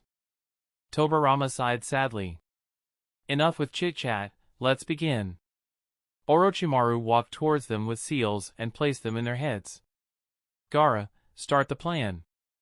Raza too shouted towards the arena. I looked at Gaara with his arms tied with a nigh unbreakable chain. He wanted to sleep, but he was incapable of using jutsu. In his whole life, he always resisted sleeping after all. I also couldn't knock him unconscious, but just in case, I held him on my shoulder and carried him outside of the village. Temari and Kankuro were following me, but I saw Kakashi ordering Ino, Hinata, Naruto, and Shikamaru to follow me. Now I had only 2 options. 1. Let Naruto beat Gaara once again so he would change the ladder as he did in anime. 2. I could beat the shit out of him while keeping him awake. After all, Raza was alive and things might end worse if we let Gaara soften. Since Iroh/Sarutobi is there, I am not worried about the Battle of Kages. Now the choice is what to do with this shithead. I don't think I can kill him as of now. Shikaku would attack the nearest settlement, which is Konoha. We would eventually stop it, but we would do it as a charity. After all, we would be forced to return it to sand. Cloud and Stone wouldn't let Konoha have a second-tailed beast. And after the battle, the Konoha will be weakened despite the outcome. Stone and Cloud could force our hand if we have the one tail. So, Gaara has to live. Now, if I let Naruto straighten him up, he will be more approachable and prone to being helpful to Konoha, which is helpful in the endgame. Gaara was pretty useful in the last part of the anime. But would Raza's existence change Gaara's usefulness? What if better Gaara plus Raza is a disaster? I mean, we can work around it as well, and Gaara is not a must in the endgame, but it makes things easier, to be honest. Anyways, I will deal with it later. Not like Gaara is stronger than endgame characters such as Madara or Kaguya. Since I had to clash against them if I fail to stop Black Zetsu, having Gaara or not having him wouldn't change much. It is your lucky day, bastard. I looked at the restless edgelord still on my shoulder. Not long after, Naruto arrived with Hinata and Ino, while Temari also approached. I let Naruto do what he is best at. You didn't have to. Tsunade looked at Sarutobi lying on the ground, cold. He was still smiling while looking at the clear sky. He, finally, had the death he always wanted. A meaningful one. And finally, he acquired what he wanted. Died, while protecting the village against the student he let go. He died while fighting against the evil who summoned his 2 teachers. And while doing so, he managed to kill the student he let go before. Yes, I know, fucking bullshit. Orochimaru died with the help of Tsunade. Sarutobi managed to seal 2 Kage and Orochimaru's souls, while Raza was beaten like a dog. Konoha won beautifully. The battle was intense. Raza brought tons worth of gold dust and unleashed it with the help of seals.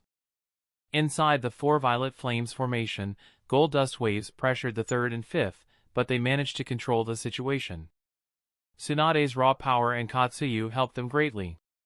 Just when Orochimaru's sword was about to pierce through Sarutobi's heart, Tsunade blocked it with her own body and saved enough time for the 3rd to seal Orochimaru.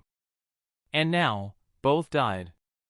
Gaara, just like in anime, is pulled to the light side by Naruto and is now more sensible. No more cookies for the edgelord. Raza, after he and his accomplices were defeated, accepted to bow down and signed a new treaty that ripped a hole in his village's already not good-looking finances. He accepted to leave the gold dust he used there for Konoha to use, as they also will help Konoha in case the village is under a threat. After my little persuasion, another article was added to the treaty. Raza was to step down from his duty and let the new generation take his place. With the new start, Konoha was willing to let go of the bygones and have a more amicable relationship with the sand. I am sad to learn Orochimaru died. I mean, I have nothing against the guy. He is a true blue villain with an acceptable goal. Not a sad backstory, no cringe personality. He suffers from a friend/love triangle, but not by his choice, so I will let it pass. Anyway, his death is just a phase. He has several pieces of souls across the land and can be reborn after some effort. I have no doubt he will, as Kabuto was able to escape with Sound 4 in tow with his body. How? I don't fucking understand either. Tsunade was there, Kakashi was there, Guy was there, hell even Jiraiya was there. How could 4 bugfucker ninja who had lost to 4 Chunin escape from these names? The same happened in anime, so I shall not question it. And here we are, burying the 3rd, and people are crying over the hero. A day ago, everyone in here was cursing his 7 generations. Now, they all mourn for him. Such hypocrites. Chapter 53, Promotion. Today would be the day Itachi and Kisame would arrive in Konoha if I hadn't fucked the plot so hard in the ass. Itachi, after Hiruzen's death, would come to Konoha to warn Danzo to keep his pedophile hands away from Sasuke. But Sasuke is dead, Danzo is dead, and Sarutobi is dead. So, why would Itachi come to Konoha? Sad really, I wanted to look at the fucker in the eye with a snicker. Miserable idiot who gave up on himself, for the sake of peace of others. Even after all these years, I still can't quench my hate for this guy. He murdered everyone in his clan so others can live peacefully. What the fuck? Anyways, no Sasuke means no Itachi coming. That is enough for me. Instead, on this fine day, Naruto, Hinata, Ino, and I are sitting in a dango shop with Kakashi and Anko. I can't believe Orochimaru died. Anko muttered as she grabbed the back of her shoulder. Yeah. Kakashi nodded slightly. He always seemed unkillable. You have no idea. I grinned under my breath. What will happen now? Naruto asked with a crestfallen face. What will happen to Gaara? Raza was forced to step down. So, as his kin, Gaara is to take the seat in the future. But as long as Raza lives, Gaara will never truly be free of his control. Although you changed his perspective, you cannot break him out of his shackles placed over the years. All of them turned to look at me. What? Didn't you see how Raza could control even the bloodthirsty out of control Gaara? I looked back. It is obvious now that the Elder Council and father of the new Kage will mold him in their shape. The clashing ideologies of old goats will create an abomination. Gaara is not a monster. Naruto exclaimed. He is not. He is just a Jinchuriki. He is an innocent host of the beast who is also again innocent. I sighed helplessly. But when they're done with Gaara, he will become a monster. Stop! I stopped Naruto as he was about to defend his new friend. I don't mean literally. His mind is going to break apart between the education of parties trying to manipulate him before he takes the hat. We have to help him. Naruto looked at me eagerly. We can't. I shook my head. Naruto, you gotta understand. Before Tsunade came and cleared your situation, when the mindless people of the village hated you, could a cloud shinobi come and stop them from hating you? Could anyone from any other village take you away before they hurt you anymore? He is not just the host of the tailed beast. He is Gaara. I didn't say it is because of his identity as a host. It is the same for any of us. Since we are shinobi and kunoichi of Konoha, any outside interruption would disturb the trust. We already forced them to take their Kage down. Do you think they would allow us to take the new one until he takes the hat? They will think we, instead, will try to wash his mind and mold him as our puppet. Sorry, Naruto, I know it is tough, but it is the ninja world we live in. Naruto looked even more gloomy before a voice interrupted his thought. I finally found you, you lot. A white-haired man exclaimed. Jiraiya-sama. Anko and Kakashi nodded with respect while we Jinin just looked at the man. Guys, this is Jiraiya-sama. He is a Sannin alongside Tsunade-sama and Orochimaru. He is also. That should be enough. I am Toad Sage. Jiraiya flashed a smile then looked at Naruto. Naruto, would you like to go on a trip with me? Trip to where? Naruto asked. We are going to look for Orochimaru's base and clear out their evil. Jiraiya stated with a no bullshit tone. Why me though? Naruto looked baffled. I am just a Jinin. I fuck things a bit, huh? Yeah, in the anime, Naruto would meet with Jiraiya during the 1-month break between the second and third stage of the exam. Signing Toad contract, being his pseudo-student. Later, to save Sasuke and Kakashi, both of them would go on an adventure to search for Tsunade. Learning Rasengan from him, bonding even further. Replacing the father figure in his head with Jiraiya. And later even more bonding when he realizes Jiraiya is just like him and lost a friend to darkness. Going on another adventure with him lasting almost 3 years. I changed them all. I made him sign a contract with Tengu. I taught him Rasengan way before that. I changed his mindset so he wouldn't look for a daddy figure in every corner, and now his relationship with Jiraiya was non-existent. Jiraiya didn't know what to say. He thought Naruto would jump to be taken away by him, but he also understood why he didn't want to. He had friends and a girlfriend in the village. He of course didn't want to leave. Naruto, Jiraiya-sama is fourth sensei. Kakashi commented from the side much to Jiraiya's gratitude. He is also one of the best living seal masters. Oh, can you teach me, old man? Naruto asked in excitement. I sure can. Jiraiya beamed with happiness. I mean I can teach you if you have the talent for it. Alright. Let's go then. Naruto shouted in excitement.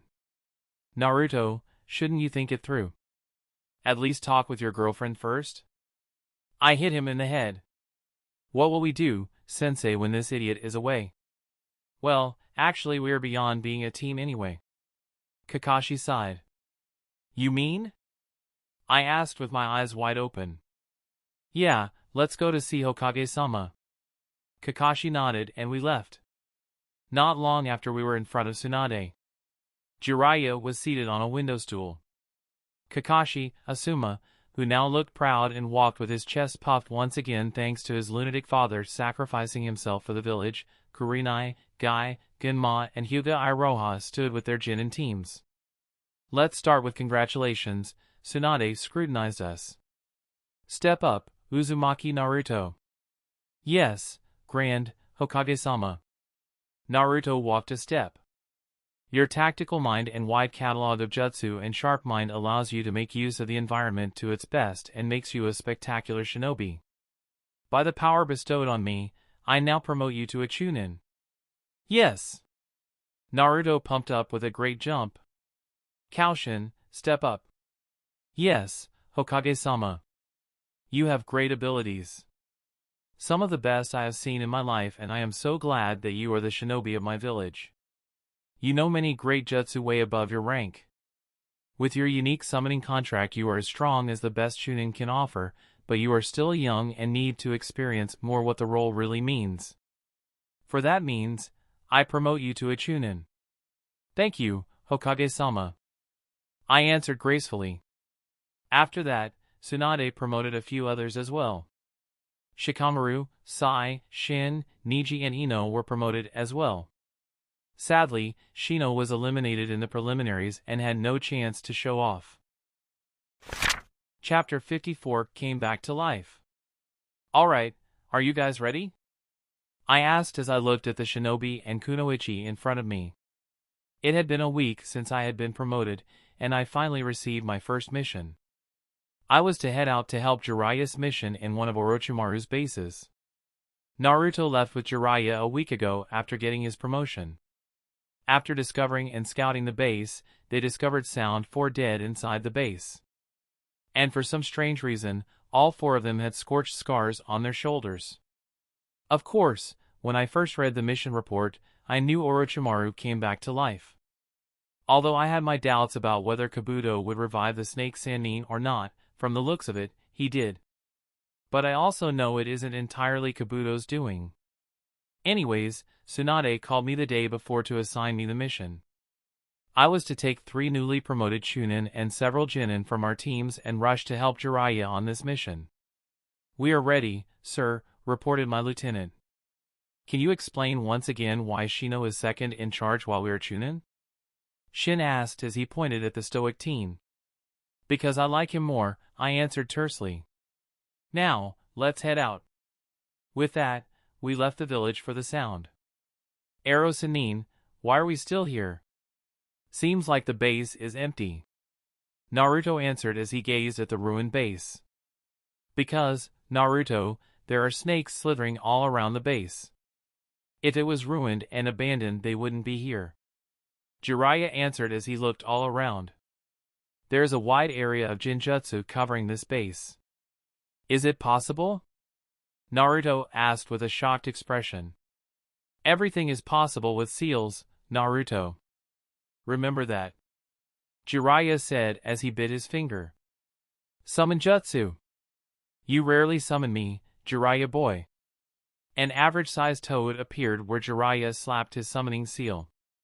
Average size compared to the giant toad summons, of course. The toad was 2 meters tall and had light green skin with different colored circles all around its body. Gamma-Yuri, can you take a look at that base over there and tell me what you see? Jiraiya asked as he pointed to the ruined base far away. The toad looked at the base, then yelped in fear. What is this? I was hoping for you to tell me. Whatever I try, I cannot see beyond the illusion, despite knowing it is there. Jiraiya looked just as terrified. I don't know who set this thing up, but even I can't see beyond the veil of illusions. I suggest you go back to Jiraiya. This is not something you or we can deal with. The toad answered in fear and vanished. That was pitiful. Naruto couldn't help but scorn. Don't underestimate Gamma-Yuri boy. Jiraiya snorted. He is the best Jinjutsu specialist in all of Toad Mountain. And how good are the toads in Jinjutsu? Naruto asked. Not really good.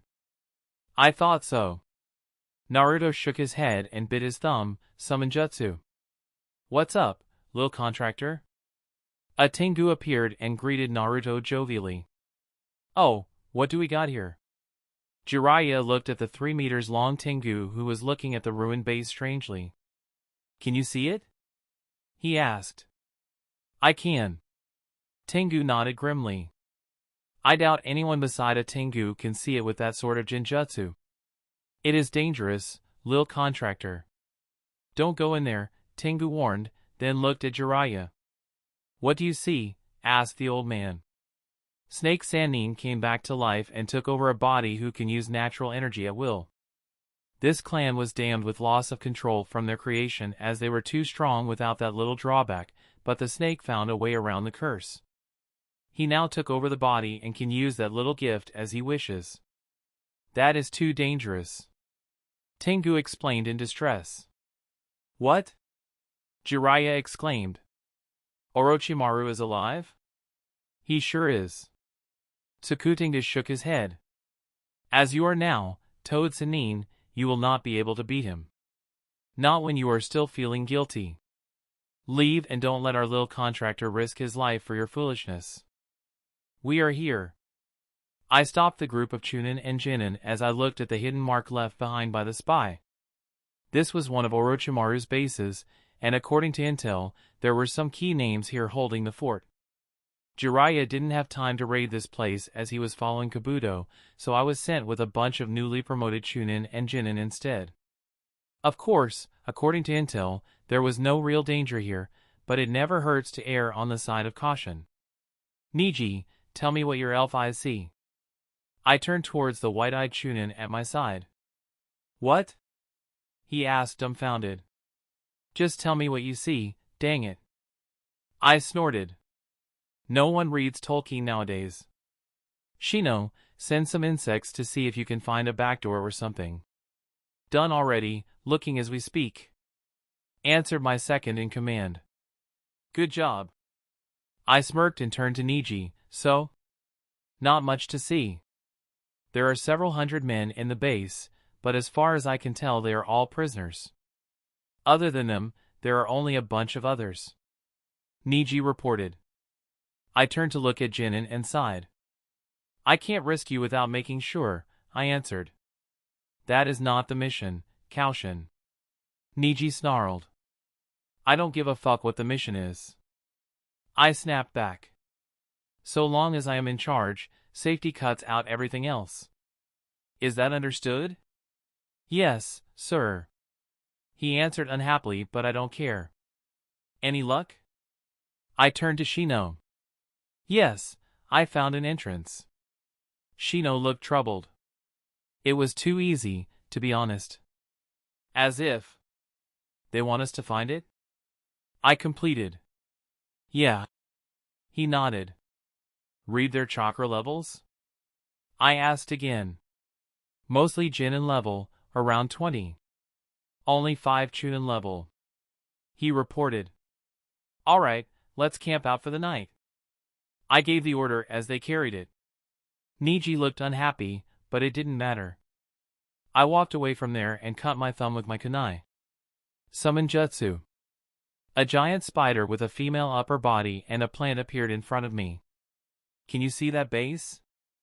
I asked. The female arachnoid nodded while the plant, Harada, shivered in affirmation.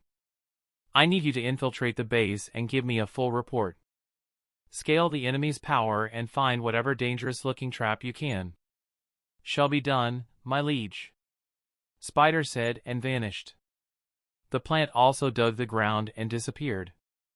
Something smells off with all this shit, but what is it? Chapter 55, Scheme and Charge. Welcome to my abode. Sorry in advance, but I am ordered to kill you all, said the white-haired teen as he looked down on us with mercy. My lord, I can attest to that white eye. The numbers match and the prisoners are unable to leave their ditch. Arachne summon whose name is ACA reported. Power levels? I asked while scratching the piece of root of my other summon. The plant shivered in delight, while the Arachne looked jealous. According to the scale you explained, I would say 20 to 24 of them are between Jinin level and one of them is clearly stronger. ACA said. Can you describe the strongest enemy? I asked. It was a surprise to me as well, but it turned out ACA can control the spiders in a certain perimeter. Sadly, the area is fairly small, and spiders cannot be full-time spies, but when she is close to them, regular arachnids get smarter enough to report their findings. Don't have a solid description, but I am sure of my conclusion, Master. She responded. Taste my power and tell me how weak I am compared to the strongest enemy. I answered as I let out my full power. Of course that was only chakra-wise. There were many other tricks in Ninja World that were more important than pure power. You are a little bit weaker, Master. Not much, but yeah. She answered while looking scared. Don't worry, I will not punish you for telling the truth. False praise in such a situation would end up with my demise, so telling the truth only solidified your loyalty in my eyes. I patted her head, much to her joy. Thank you for your praise, Master. Her 8 legs danced happily. Alright, time to raid the base. I sighed as I looked at Harada, my plant monster. Say, Harada, can you create a solid ground and let prisoners climb up to the base? I asked while scratching the root. It should be its thoughts appeared in my mind, confirming my question. Master, why do you want to let those beasts climb to the base? Wouldn't it make the battle harder? ACA asked. You see, ACA, those are prisoners, thus kept against their wills. If we let them free, firstly their guardians will want to take them back to their cages, and prisoners also will fight back to get free. We can use this mayhem to cull their numbers and tire them out. I smirked. She copied my emotions. I will let spiders know, so they can poison the strong ones in the chaos. You do that. I nodded and let them both go. In no time at all, alarms started to sound in the base. What was that? Niji jumped on his feet as soon as he heard the alarms and rushed in my direction. A jailbreak. I smirked. What? You let loose those lunatics? He asked in anger. I let them loose so they can wear out our enemies and if we are lucky kill them all. I answered back bemused. What if they attack us after they have killed them all? He asked defiantly. Don't worry, little boy. I walked to him and looked down on him. Thanks to the little modifications I made when I was first born, I was a little taller than Niji, who was a year older than me. They will not even kill half of them. Otherwise, Orochimaru wouldn't be the man everyone is afraid of. That is not the point. What is then? I was quite irritated. You said you wouldn't let any harm come to us, but you did this. He opened his arms wide, showing everything. Aren't you afraid something would happen to us? You don't have to worry, Bolty boy. Just follow your orders, and let me handle the rest.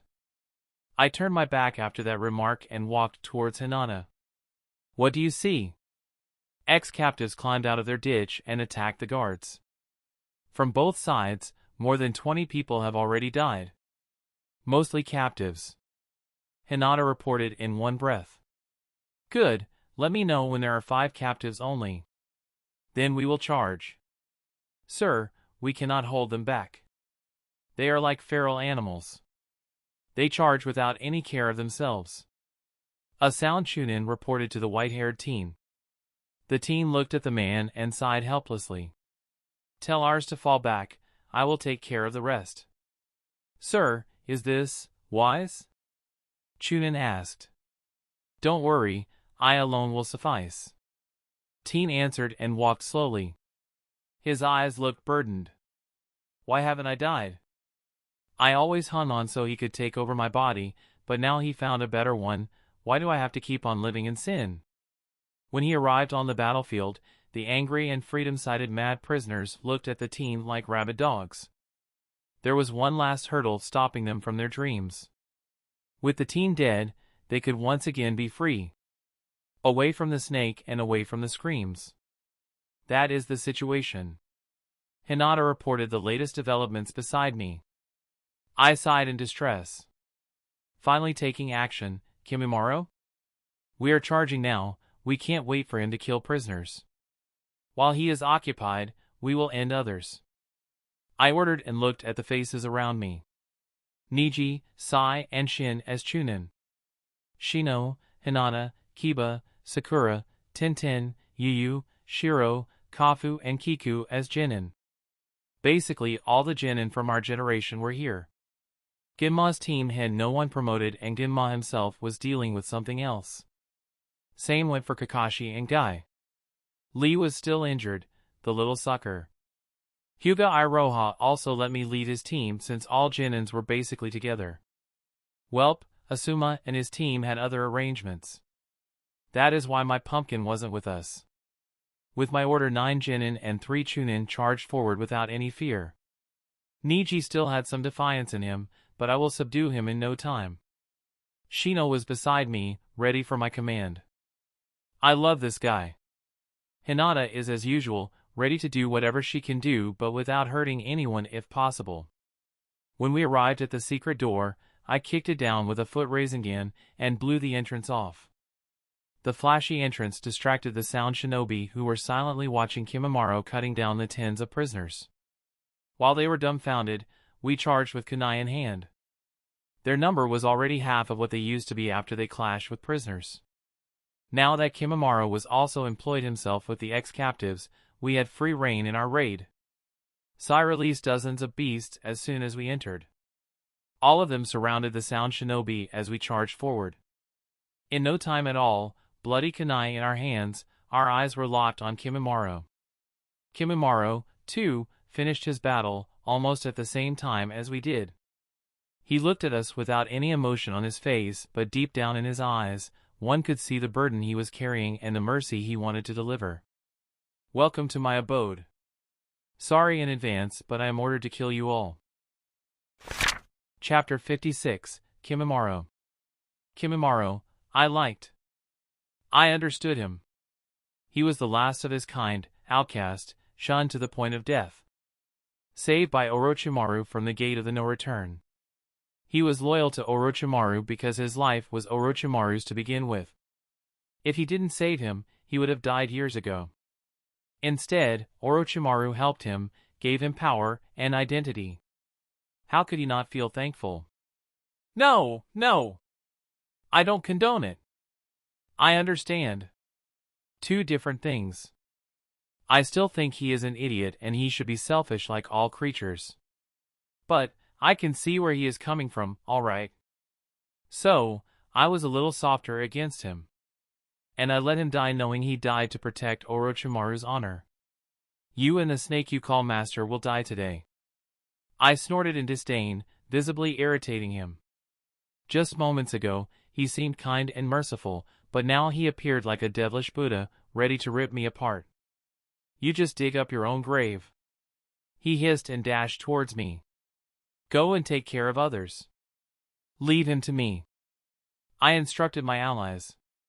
Shino appeared hesitant, Hinata trusted me entirely, Niji seemed eager to watch me get my ass kicked, while the others simply obeyed. As I intercepted Kimimaro's attack with a kunai, our eyes locked.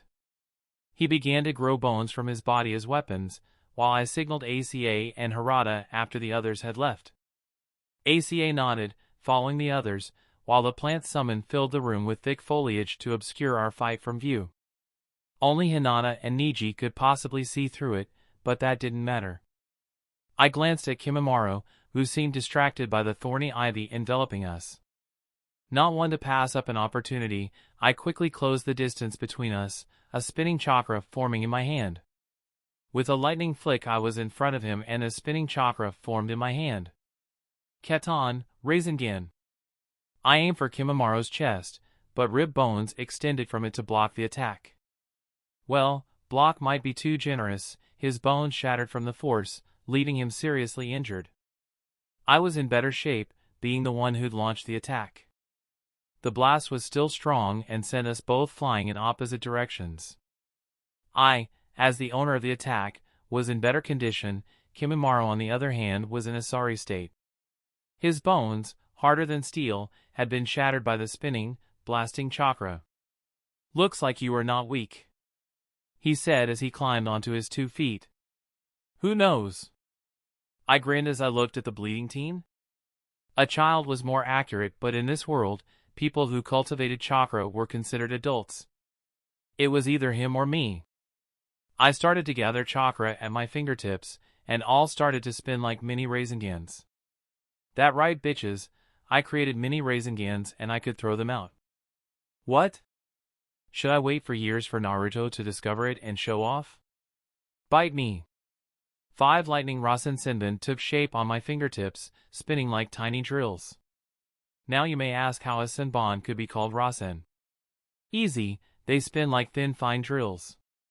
It is super hard to control, but I was able to achieve it with my perfect chakra control nonetheless. Yeah, I can derive Chidori Senbon from this too, but turns out, drilling Senbons are much more deadlier, so why the hell I do that? I shot my arm out, and the Senbon-like lightning attacks vanished, reappearing in front of Kimimaro. True to his reputation, Kimimaro was able to see the attacks despite their high speed. He leaped into the air and dodged each one by contorting his body into impossible shapes.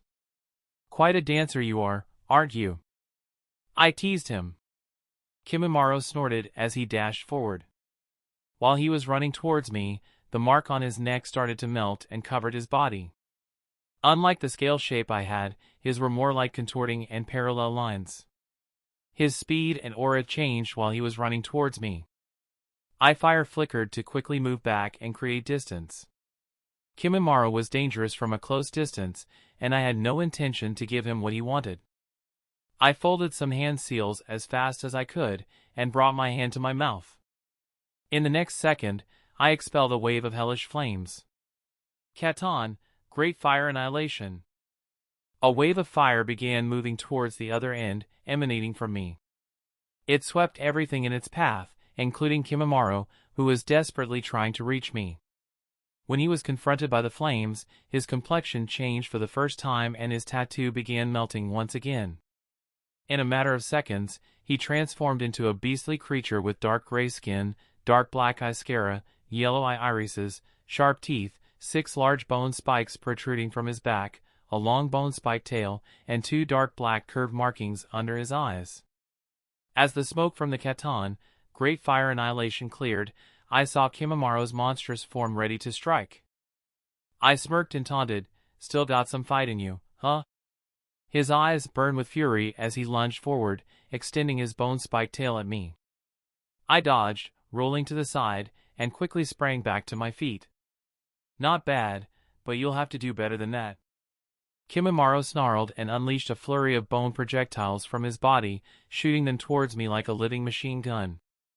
I wove through the storm of bones, narrowly avoiding being skewered by the deadly barrage.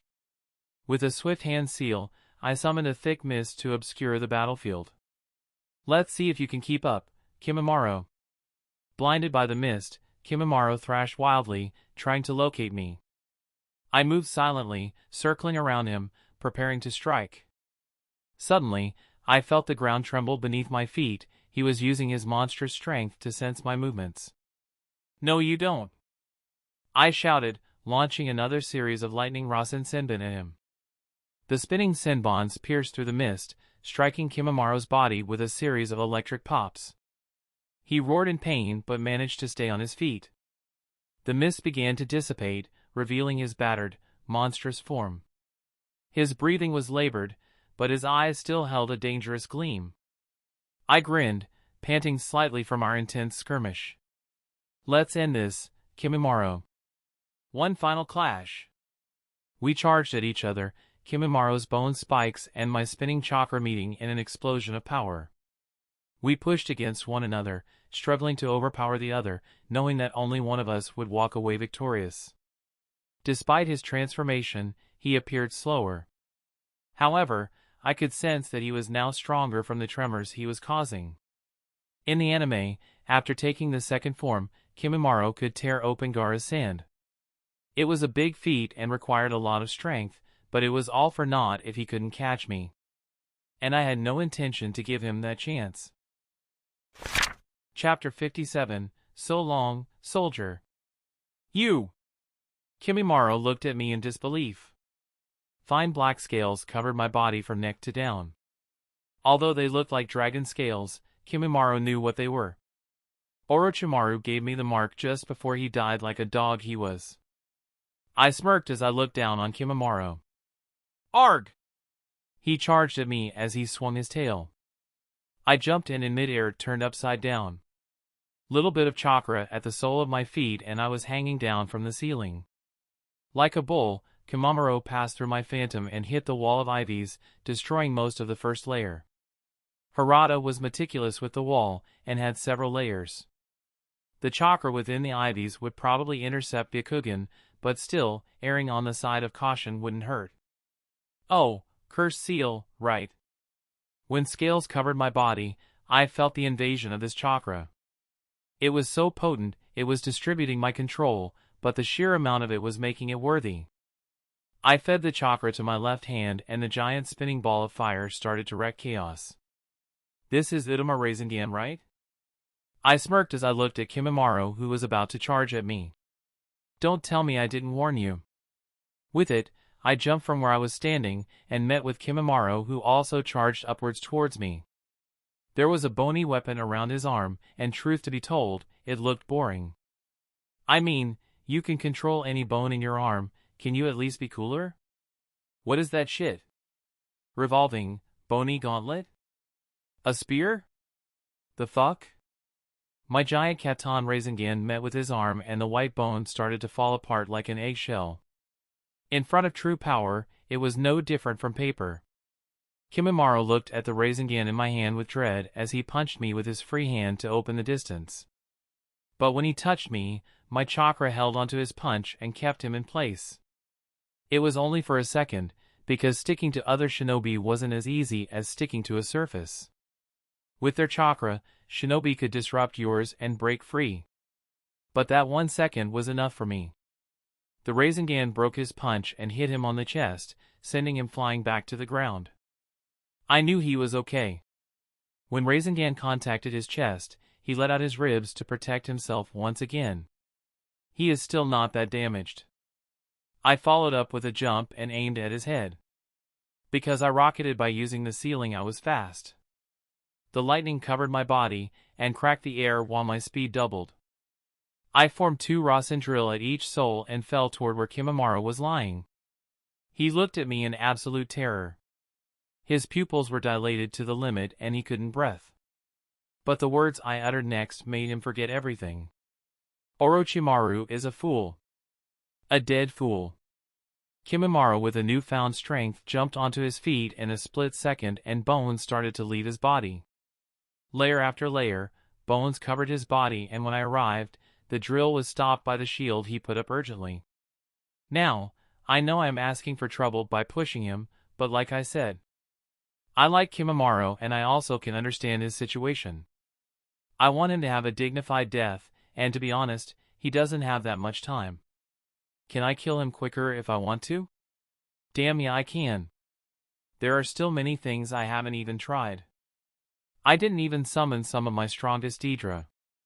But I don't want that. He will die today, on his own, because of his sickness, while protecting Orochimaru's honor. There is no need to kill him brutally. Kimimaro walked behind the shield with a smirk. He gained his confidence back and looked at me in hatred. Although it was the seal's second form that clouded his sense. Normally, Kimimaro wouldn't have this sort of look. I didn't mind. I pulled out a kunai and covered it with lightning chakra. Although the bones were tough, lightning could still cut them easily. Die! Kimimaro shouted and slapped the ground with 2 hands. In the next second, bones started to leave the ground. They were thick, strong, and sharp. I jumped into the air with a sigh and turned upside down. I brought my arm down and the chakra started to spin. Raiton, Rasen saw. A spinning saw started to cut through whatever was approaching me. It looked like Rasen Shuriken, but it was even deadlier. Ever-spinning saw could cut through everything, and when mixed with Raiton, there weren't many things that could stand against it. The bones were the same. One by one, all of them turned into dust as soon as they met with the saw. Now, this technique cost me quite a lot of chakra. And I mean lots. If it wasn't for the cursed seal, I probably couldn't keep it on for more than 3 seconds. I know, 3 seconds is a lot in a battle of experts, but Kimimaro's attack kept on coming. After 10 seconds, the bones stopped coming out, but Kimimaro wasn't in position to battle. He looked at me in surprise and coughed blood. He had no more power to battle against me. In the end, he fell on his knees. So long, soldier. You died while protecting your master. You can go freely. A wisp of fire left my hand and burned Kimimaro to ashes, and when Harada canceled the IVs, ashes scattered away with the wind, carrying him for his final journey. I thought about taking his body back to the village, but decided otherwise. There was no need to experiment on his body. He deserved a rest. I looked towards the others who were waiting in worry. Koushin! Hinata dashed at me with worry. Shino was also behind her, looking edgier than normal. I am okay, guys. He is dead. I smiled. How about others? We took care of them," Niji said proudly. "Good job." I nodded and started to walk toward one of the corridors. ACA had already learned everything in the base, all I had to do was look around. There wasn't anything valuable in the base. Orochimaru gave up on this base and Kimimaro. So his only objective was to destroy as many Konoha shinobi as possible. The prisoners and others were all expendable.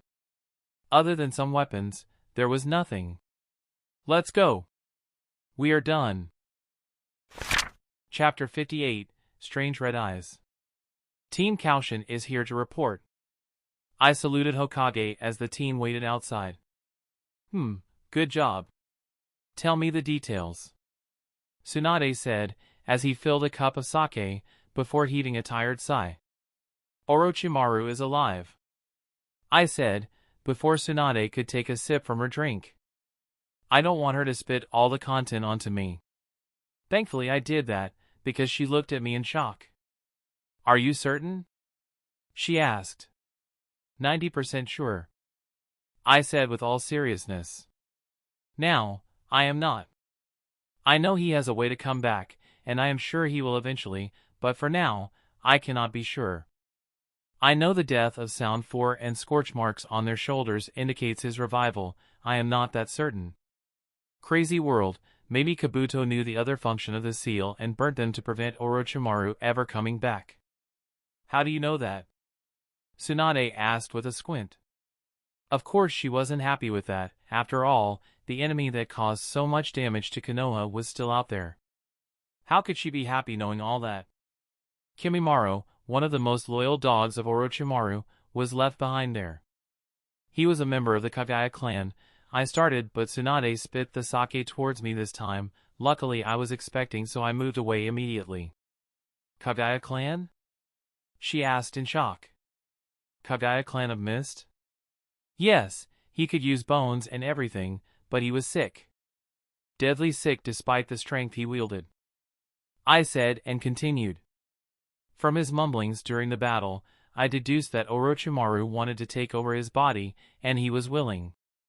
But because of his fatal sickness, the snake gave up on him, I said as I waited for her to analyze so far. Sadly, I wasn't able to take the body with me. Either Orochimaru or someone else placed a seal on his body that turned him into ashes, as his heart stopped. Hokage clan has innate illnesses that kill them as they grow stronger. Even I can't heal them. That makes sense, but it still doesn't mean Orochimaru abandoned him lately. It can be before he was killed. She frowned as she said. I thought so too, but later, he said Orochimaru went away with another body. From his emotions, I could tell that it wasn't another temporary. It is a valuable body, like a member of the Hokage clan this time, and when he was here, Orochimaru didn't show anything suspicious. In the face of death, he wouldn't hide his power. There is still not enough evidence. Tsunade tapped her feet nervously. Are there anything else? The opponents in the base were the lowest of the bunch, and there was no one worthy. With Kimimaro there, Orochimaru's lieutenants wouldn't dare to rebel even if Orochimaru died. Since these people had left at some point of time, it only means Kimimaro let them be. He would never if it wasn't Orochimaru's orders. This, too, made me think about the possibility. I added and hoped she would be convinced. She nodded slightly, but her tone was unconvinced. Luckily, at this time, the window at the side opened, and Jiraiya looked within. The kid is right. Orochimaru is back, the legendary Sannin said, as he scrutinized me. What? Have you seen him? Did you battle? Where is Naruto? What happened? Tsunade fired questions one after the other. Jiraiya took a second, as he looked at me. Seeing this, Tsunade waved her hand to reassure him that it was okay. So he started to explain. There was a strong elusive barrier I failed to see through. Although I could feel that there was a dense nature chakra, thus I summoned the best summon of mine that is good with illusions and barriers, but he too failed. Luckily, Naruto's summons are pretty good, so one of them was able to see through it. He said that it was Orochimaru who was sitting beyond there and was gathering nature chakra. He most possibly possessed a member of a cursed clan that used to live in Ryuichi Cave. He was the last person of his clan, and they have innate ability to control nature chakra. With his vast information and abilities, Orochimaru managed to control this ability to evolve into something beyond the two of us. He is not something we can beat for the time being, but the good news is, he won't be able to leave the place for now either. At least that is what the Tengu clan summon said. Shit! Tsunade and I said at the same time. This is bad. I never thought Orochimaru would find a way to take over Yugo. What changed? There must be something caused by my existence. In the original story, Orochimaru never dared to take over Yugo because of side effects of his transformation. Is it out of desperation? I don't think so. Orochimaru wouldn't risk his life. There must be something I am missing. At the same time, in a damp cave stood a statue with 10 fingers. On top of each finger stood a figure. Their shapes were not solid, as if they were created by lights. Only their eyes were visible, not their bodies, but those at the base of the hands could be seen clearly. There were several of them, standing silently and in reverence, as if those who stood on the fingers were their gods. At this time, one with the red eyes opened his closed eyes. Anyone seeing those eyes could say that they were legendary Sharingan. But these cursed eyes were different than normal. The irises of the eyes were not ordinary, their base was a deep, intense black that seemed to absorb all light. But that wasn't the most striking feature. Nestled at the center of each iris were 3 sinuous tomos, like elegant, comma-shaped markings that curved around the pupils in a perfect triangle. The tomos were a vibrant shade of red, as if they were dripping blood. But the awe-inspiring sight didn't end there. Within the crimson tomos, there was a smaller set of markings, 4 tomos, black as coal, that encircled the pupils in a series of tight, precise curves. It was as if the eyes held a universe within them, a kaleidoscope of colors and patterns that mesmerized anyone who dared to look into their depths. They were looking at everything in rage and hate. Even those at the base of the hands were too afraid to look into those eyes. Chapter 59, The Leader of Akatsuki. Has the snake really died? I can't believe it! Kakuzu said with disbelief. Even I failed to kill him time after time. I liked him as a partner. He is alive. Pain said matter-of-factly, as he looked at the red-eyed person standing there without any intention to speak. Itachi-san, when will he return? Soon, was the only answer the other got. They didn't know why the leader was asking Itachi instead of finding out directly, but they couldn't interfere with that anyway, so they ignored it. Let's put that matter behind us for now. Sadly, Orochimaru failed to get Kyuubi this time, but at least, he had weakened Konoha in general. We will try again soon, but for the time being, we will focus on others in a few years. Pain said once again. Why are we waiting? Kisame asked with a tilt of his head. His eyes were shining with curiosity. Because of you, little fish, Sasori said with disdain. Who are you calling little fish? You stupid piece of wood. Kisame howled in anger. Isn't it obvious? Sasori looked with disdain. Is there anyone else here with gills? Enough. Pain interfered and continued. When you failed to catch your precious Mizukage and allowed him to blast himself apart, Sanbai disappeared and it will take time for it to form once again. I know that, but we don't have to gather them all at once, right? Kisame asked once again. No, but if our movements were to be realized by the hidden villages, they might hide away their Jinchuriki or set an ambush near Sanbi. Pain stated as he looked at Itachi with a side eye. As if he wanted to see his reaction, but as always, the red-eyed maniac was listless. For the time being, we will have contracts with any nation that requires our service to raise funds. When the time for Sanbi to appear is nigh, we will once again focus on our primary objective. Until then, work hard. With it, the meeting ended, and the silhouettes disappeared one after another. In a rainy city, at the top of the highest building, 3 people were standing behind a teen sitting at the edge of the balcony.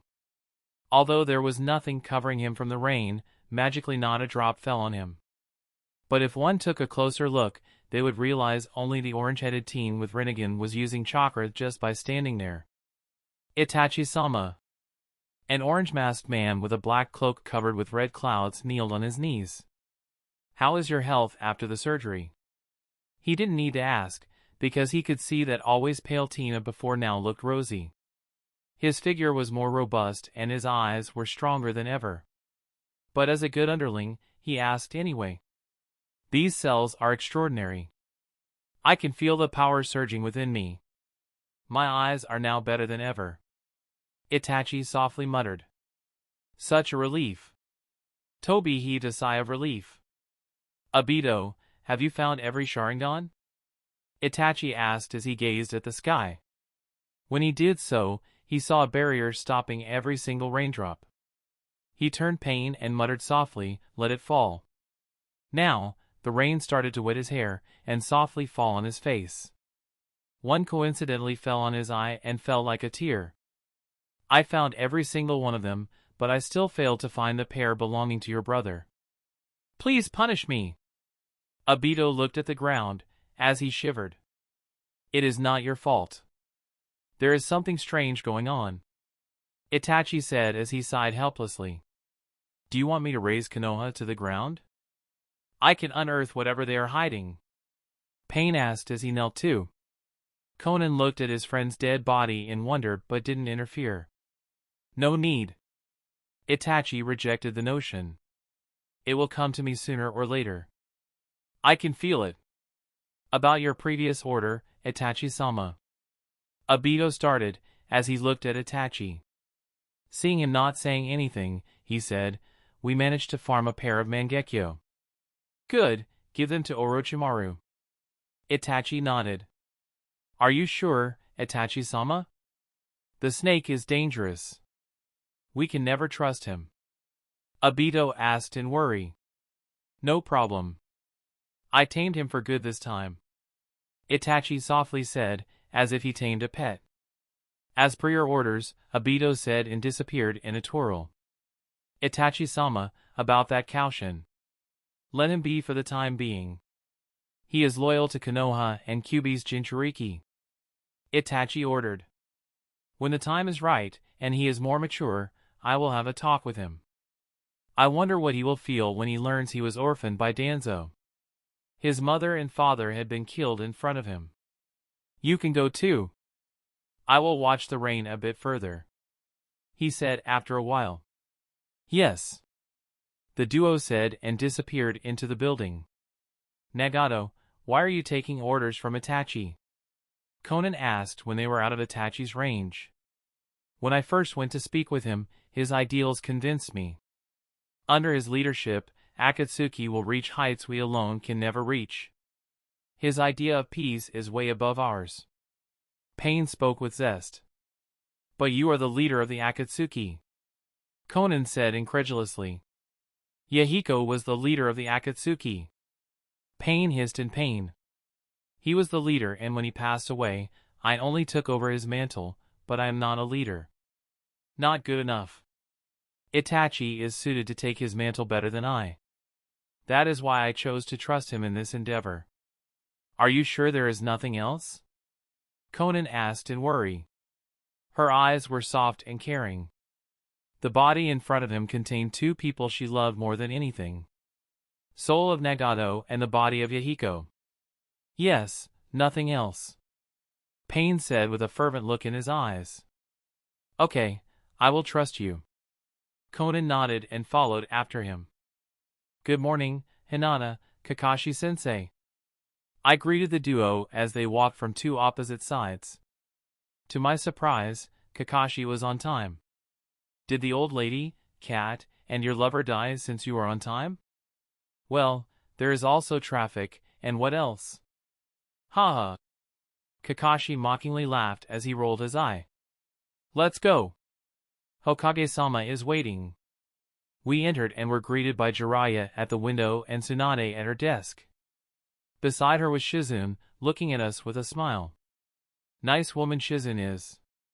Loyal and warm. I want to protect her. Team 7.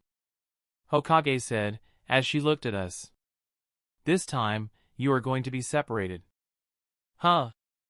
Why? Naruto asked in annoyance. Haven't we just got back? I miss my Hinata already. Oh, you are so sweet. Shizen commented from the side only to shut her trap when received a lethal look from Tsunade. Naruto, you know the Akatsuki, right? Jiraiya asked. Kakashi and I shivered involuntarily as we heard the name. Those nutjobs Kakashi-sensei and Ko had beaten, right? Naruto asked as he scratched the back of his head. What about them? Well, they are after you. They soon will be, anyway. Jiraiya said unceremoniously. Because of Kyuubi? Naruto asked as he cursed under his breath. Yes. I came upon strange information on my trip after I looked more into Orochimaru's dealings and found out that at one point in time he too dealt with this mysterious group.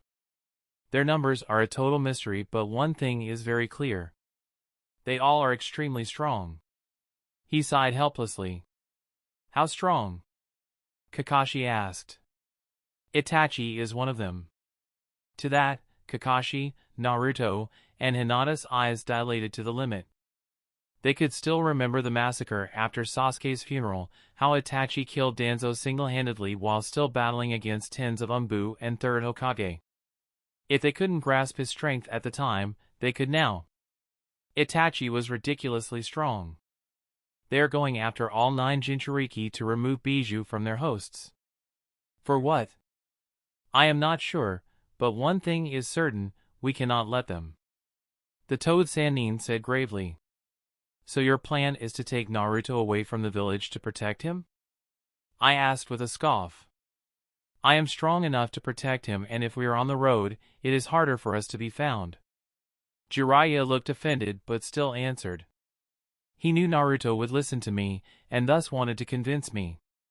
With all due respect, but bullshit, I said without any reservation. Koushin! Kakashi and Tsunade snapped at the same time, but I didn't stop. How much stronger are you from third Hokage? I asked. Not very much. Jiraiya accepted honestly. He could overpower him if he used Sage Mode, but it takes time and it is not convenient for escorting. One of those maniacs battled against Danshit and Saru at the same time and killed one of them. So tell me, if 5 of them or more appear in front of you, can you really protect Naruto? I asked with a squint. Jiraiya might be dependable, but this world is different. In the original series, Itachi was still loyal to the village and many times he helped Jiraiya and Konoha underhandedly. This time, things were different. I don't even know if the 4th Mizukage died or not as I saw Juzo. Since Juzo was alive, they might never have attacked Yagura, and to be honest, Chunin don't get too much information about other villages. So I still don't know if Yagura died or not. I also can't ask, because I shouldn't even know if he is in danger or not. Since it is so, it only means things are different in this version. Am I regretting it? Of course not. I live in this world now, and I will live as I want. Fuck the consequences. I will deal with them as they come. What do you suggest then? Jiraiya asked in mild anger. We sit here and wait for them to attack? No, I smirked as I looked at Tsunade. Hokage-sama, have you ever heard the Tengu? What do you mean? Of course, I did. Naruto is their contractor, right? She asked in surprise. I mean before Naruto? I grinned. She realized and looked at Naruto. Right, although many people in this world know the existence of Tengu, we still didn't know they had a secret village of their own, and they could be contracted. Letting Naruto go there is safer than letting him roam free. Tsunade held her chin, as she muttered. If I recall correctly, they also had many other things they wanted to teach Naruto, but because of the Chunin Exam, he had to return, I added. Right. Chief Tengu said he could teach me seals and the wind element too. I really want to go back. Naruto chirped in excitement. But what about Hinata? Naruto, you have to let Hinata train too. You can't always protect her. I said sternly. Yes, I can. He stood his ground. And what if she doesn't want to be protected? I asked with a frown. He looked at Hinata and saw the resolution on her dainty face. Naruto, I want to get stronger and stand by your side, not behind you, Hinata said. Please focus on your training and let me do the same. Where will you go? Naruto asked as he held her hands. I am not sure yet, maybe I can find a contract of my own, Hinata muttered.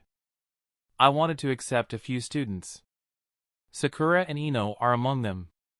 Would you like to join them? Tsunade asked. May I cut in? I asked as Hinata was about to accept. Tsunade looked at me as if she wanted to strangle me, but she raised her hand to permit me to speak. Hinata and Ino are not suitable for your techniques, Hokage-sama. Sakura is another story, but Ino cultivates Yin chakra. Her techniques are related to the mind, not healing. Although she is good at healing, it doesn't mean she can take your mantle. Hinata, on the other hand, although can learn from you, is still too soft to execute your deadly techniques that require hesitation-free attacks. Hinata is not suitable. Forgive me for saying this, but you will ruin their potential. Koushin, you are speaking to Hokage. Not only is she one of the legendary Sannin, but she is also an excellent kunoichi. I am sure she can manage different students. Kakashi softly reprimanded. It is fine, Kakashi. He is right. I forgot to consider personalities and traits. In that sense, Koushin is more sensible than me. But let me ask, how do you know my techniques? I like to read. I shrugged my shoulders. Legendary Sannin was mentioned in tens of books and was easy to find. Since they were shinobi of Konoha, finding out about them was easier too. Even taking a look at the bounty book would reveal much information about them, let alone doing extensive research. Fine. Then what do you suggest for Ino and Hinata? She asked with a raised brow. I already instructed Pumpkin about a training plan. She is studying them as we speak. Hinata, I am not sure. It would be best if she could find a summoning partner, but I am sure her father wouldn't let her. I answered helplessly. Then it is settled. I will talk with Hayashi and let Hinata find her summon too. Good. I nodded and turned to Jiraiya. I have one more recommendation for Jiraiya. What is it? He snorted, obviously not happy that I took his chance to bond with Naruto. I know the perfect student for you. Not only can you teach your sealing art, you can even help him get out of his shell. You too, Kakashi-sensei, I have the perfect student for you as well. I smirked. I have lofty plans for all the genins. Well, except useless ones, and those I don't care about. You are gonna teach everyone, aren't you? Tsunade shook her head, whatever. So long as you make the village stronger. Thank you, Fifth Sama. Then let me speak to them and give them a training regimen.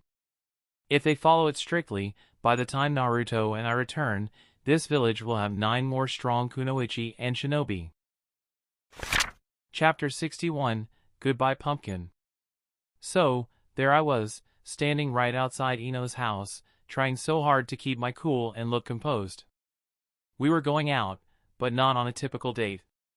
It was more like a let's hang out and tease each other until our sides hurt kind of thing. The thing is, I'll be leaving the village for training soon, and who knows when I'll come back. We might not even see each other for years, if ever again. All I wanted was to spend some good, quality time with my pumpkin before I went. I knocked on the door, and Ino opened it with that annoyingly adorable smirk of hers. Took you long enough, slowpoke. Hey! I'm right on time. I retorted, pouting just a little. But she just rolled her eyes, grabbed my cheeks and puffed my pout. You are already cute, so no pouting for you. Ino mock reprimanded, I don't want other girls to notice my prince.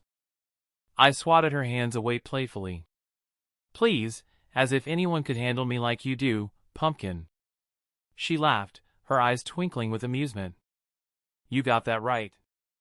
Now, come on, let's go. We started walking through the village, making our way to our favorite little spot near the river. It was a place where we could just sit, talk, and throw friendly jabs at each other without worrying about being overheard by nosy villagers. So, Ko, you're really leaving, huh? Ino asked, her voice carrying a hint of sadness. Yeah, I have to get stronger. You know, so I can keep up with you. I smirked, earning a playful punch to my shoulder. You wish, idiot, she retorted with a grin. But seriously, I'm going to miss our banter. Me too, pumpkin. But hey, think of it this way, when I come back, I'll be even more insufferable, and you'll have a whole bunch of new material to mock me with, I said, trying to lighten the mood. She snorted. As if I need more material. But, alright, I'll look forward to it. We arrived at our spot by the river, and I sprawled out on the grass, soaking in the sun's warmth. Ino sat down next to me, looking at the water, lost in thought. What are you thinking about? I asked, genuinely curious. Oh, just how things are going to change while you're gone, she replied, her voice soft and contemplative. I sat up, facing her. Hey, don't worry, pumpkin. I'll still be the same annoying jerk you know and love when I get back. Ino chuckled, her eyes meeting mine.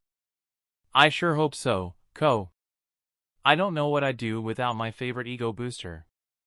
Wow, I feel so appreciated, I said sarcastically, lying back down on the grass. But seriously, Ino, I'm going to miss you too. Just don't forget about me, okay? She laid down beside me, her head resting on my arm. Don't worry, I could never forget you, Prince John. You're too much of a pain in the ass for that. I laughed, knowing that underneath her teasing words, she was saying that she cared. We laid there for a while, just enjoying each other's company, before Ino spoke up again. Hey, Ko? Promise me something. Anything, pumpkin. Promise me that you'll remember me while you're away. Because you will always be in my mind and heart. Gosh, if only we had a way to communicate. I want to be able to make fun of you from afar. I grinned. Meh, as if I can get your damn cute face out of my mind. Look, when I close my eyes, there you are. How do you do that? Ino laughed, sitting up and poking me in the chest. You're such a dork, Koushin. But you love this dork, don't you? I teased, sitting up and poking her right back. Ino rolled her eyes, but her cheeks were tinted pink. Yeah, I do. Now come on, let's do something fun to commemorate our last day together for a while. I thought for a moment, then snapped my fingers. I've got it! How about a little competition? Winner gets bragging rights until I come back. Ino raised an eyebrow, smirking. You're on. What's the challenge? I grinned, knowing I had her hooked. Easy. Whoever can catch the biggest fish from the river, using only their hands, wins. Ino's eyes lit up with excitement. You're so going down, Koushin. We spent the next hour splashing around in the river, trying to catch fish with our bare hands. It was ridiculous, and we were both soaked to the bone, but it was so much fun. In the end, Ino managed to catch a slightly bigger fish than me, and she held it up triumphantly. Ha! I win, she declared, grinning from ear to ear. I pouted, but couldn't help laughing. Fine, you win this round, pumpkin. But I'll get my revenge when I come back.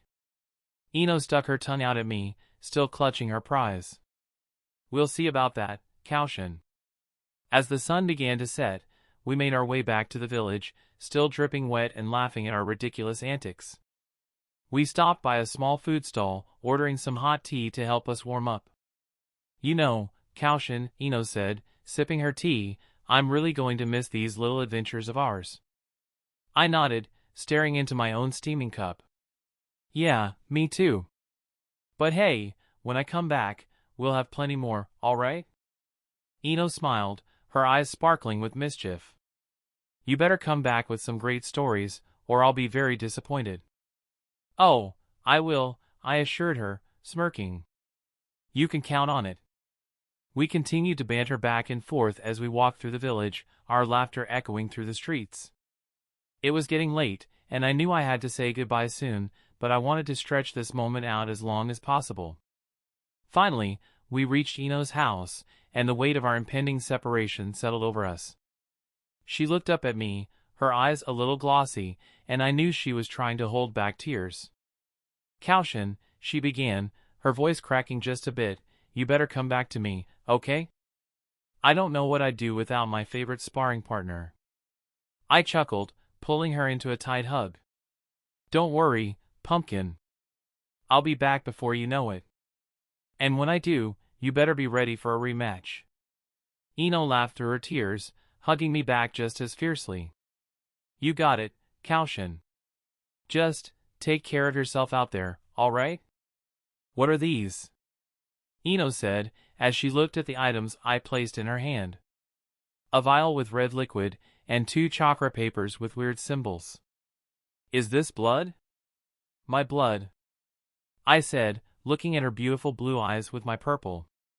2 drops, 2 chakra papers. When you drop my blood on them, it will summon me. You mean?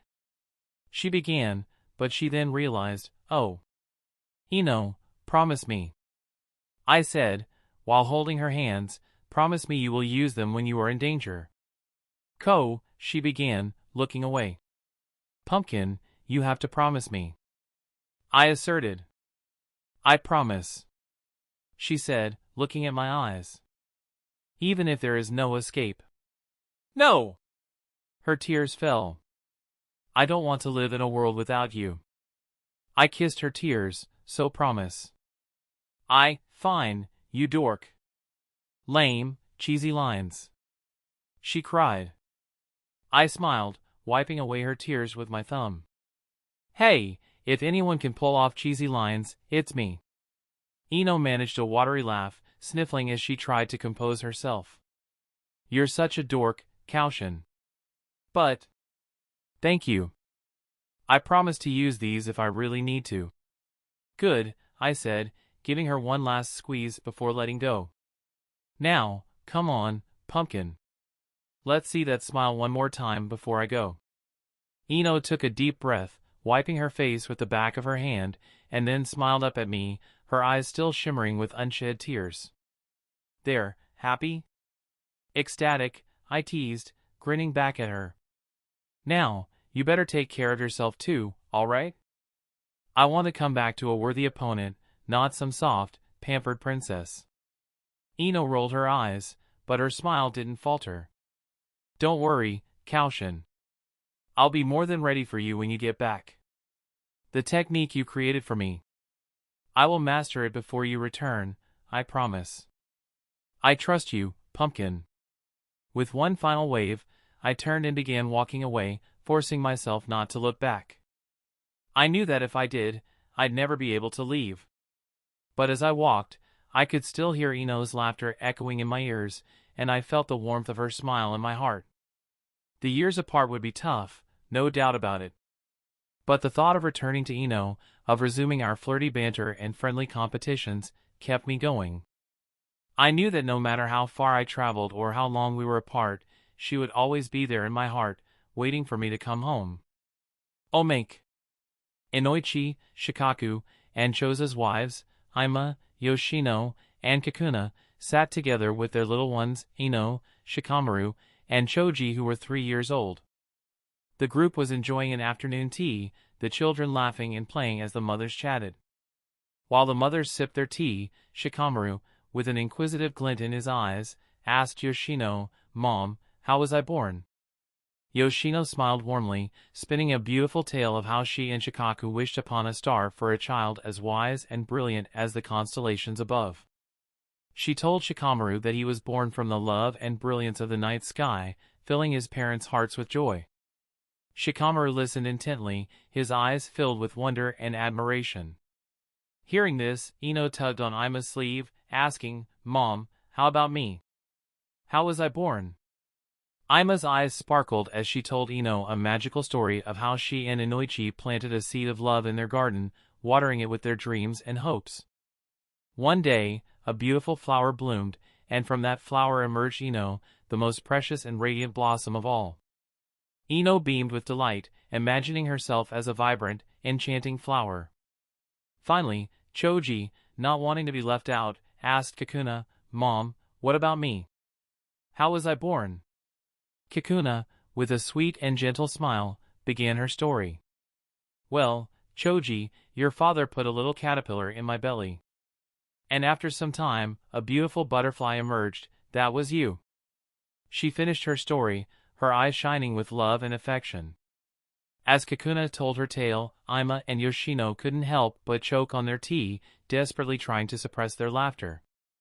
They knew that Kakuna had unintentionally created an amusing double entendre, but the innocent expression on her face and Choji's wide-eyed amazement only made the situation even more comical. Tears of laughter began streaming down their faces as they struggled to compose themselves. Aima clutched her stomach, unable to contain her amusement, while Yoshino pressed a hand over her mouth, giggling uncontrollably.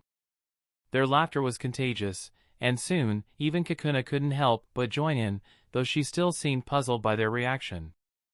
The 3-year-old Ino, Shikamaru, and Choji exchanged confused glances, not quite understanding the humor in their mother's stories. However, seeing their mother's joy, they couldn't help but giggle too, their tiny faces lighting up with delight. The warm, infectious laughter filled the room, creating a memory that would be cherished by all present for years to come. This moment was a testament to their bond, a bond that had already begun to extend to the next generation of the Ino Shikacho trio. That's the end of this tale for now. Thank you for watching, and I'll see you in part 3. Peace.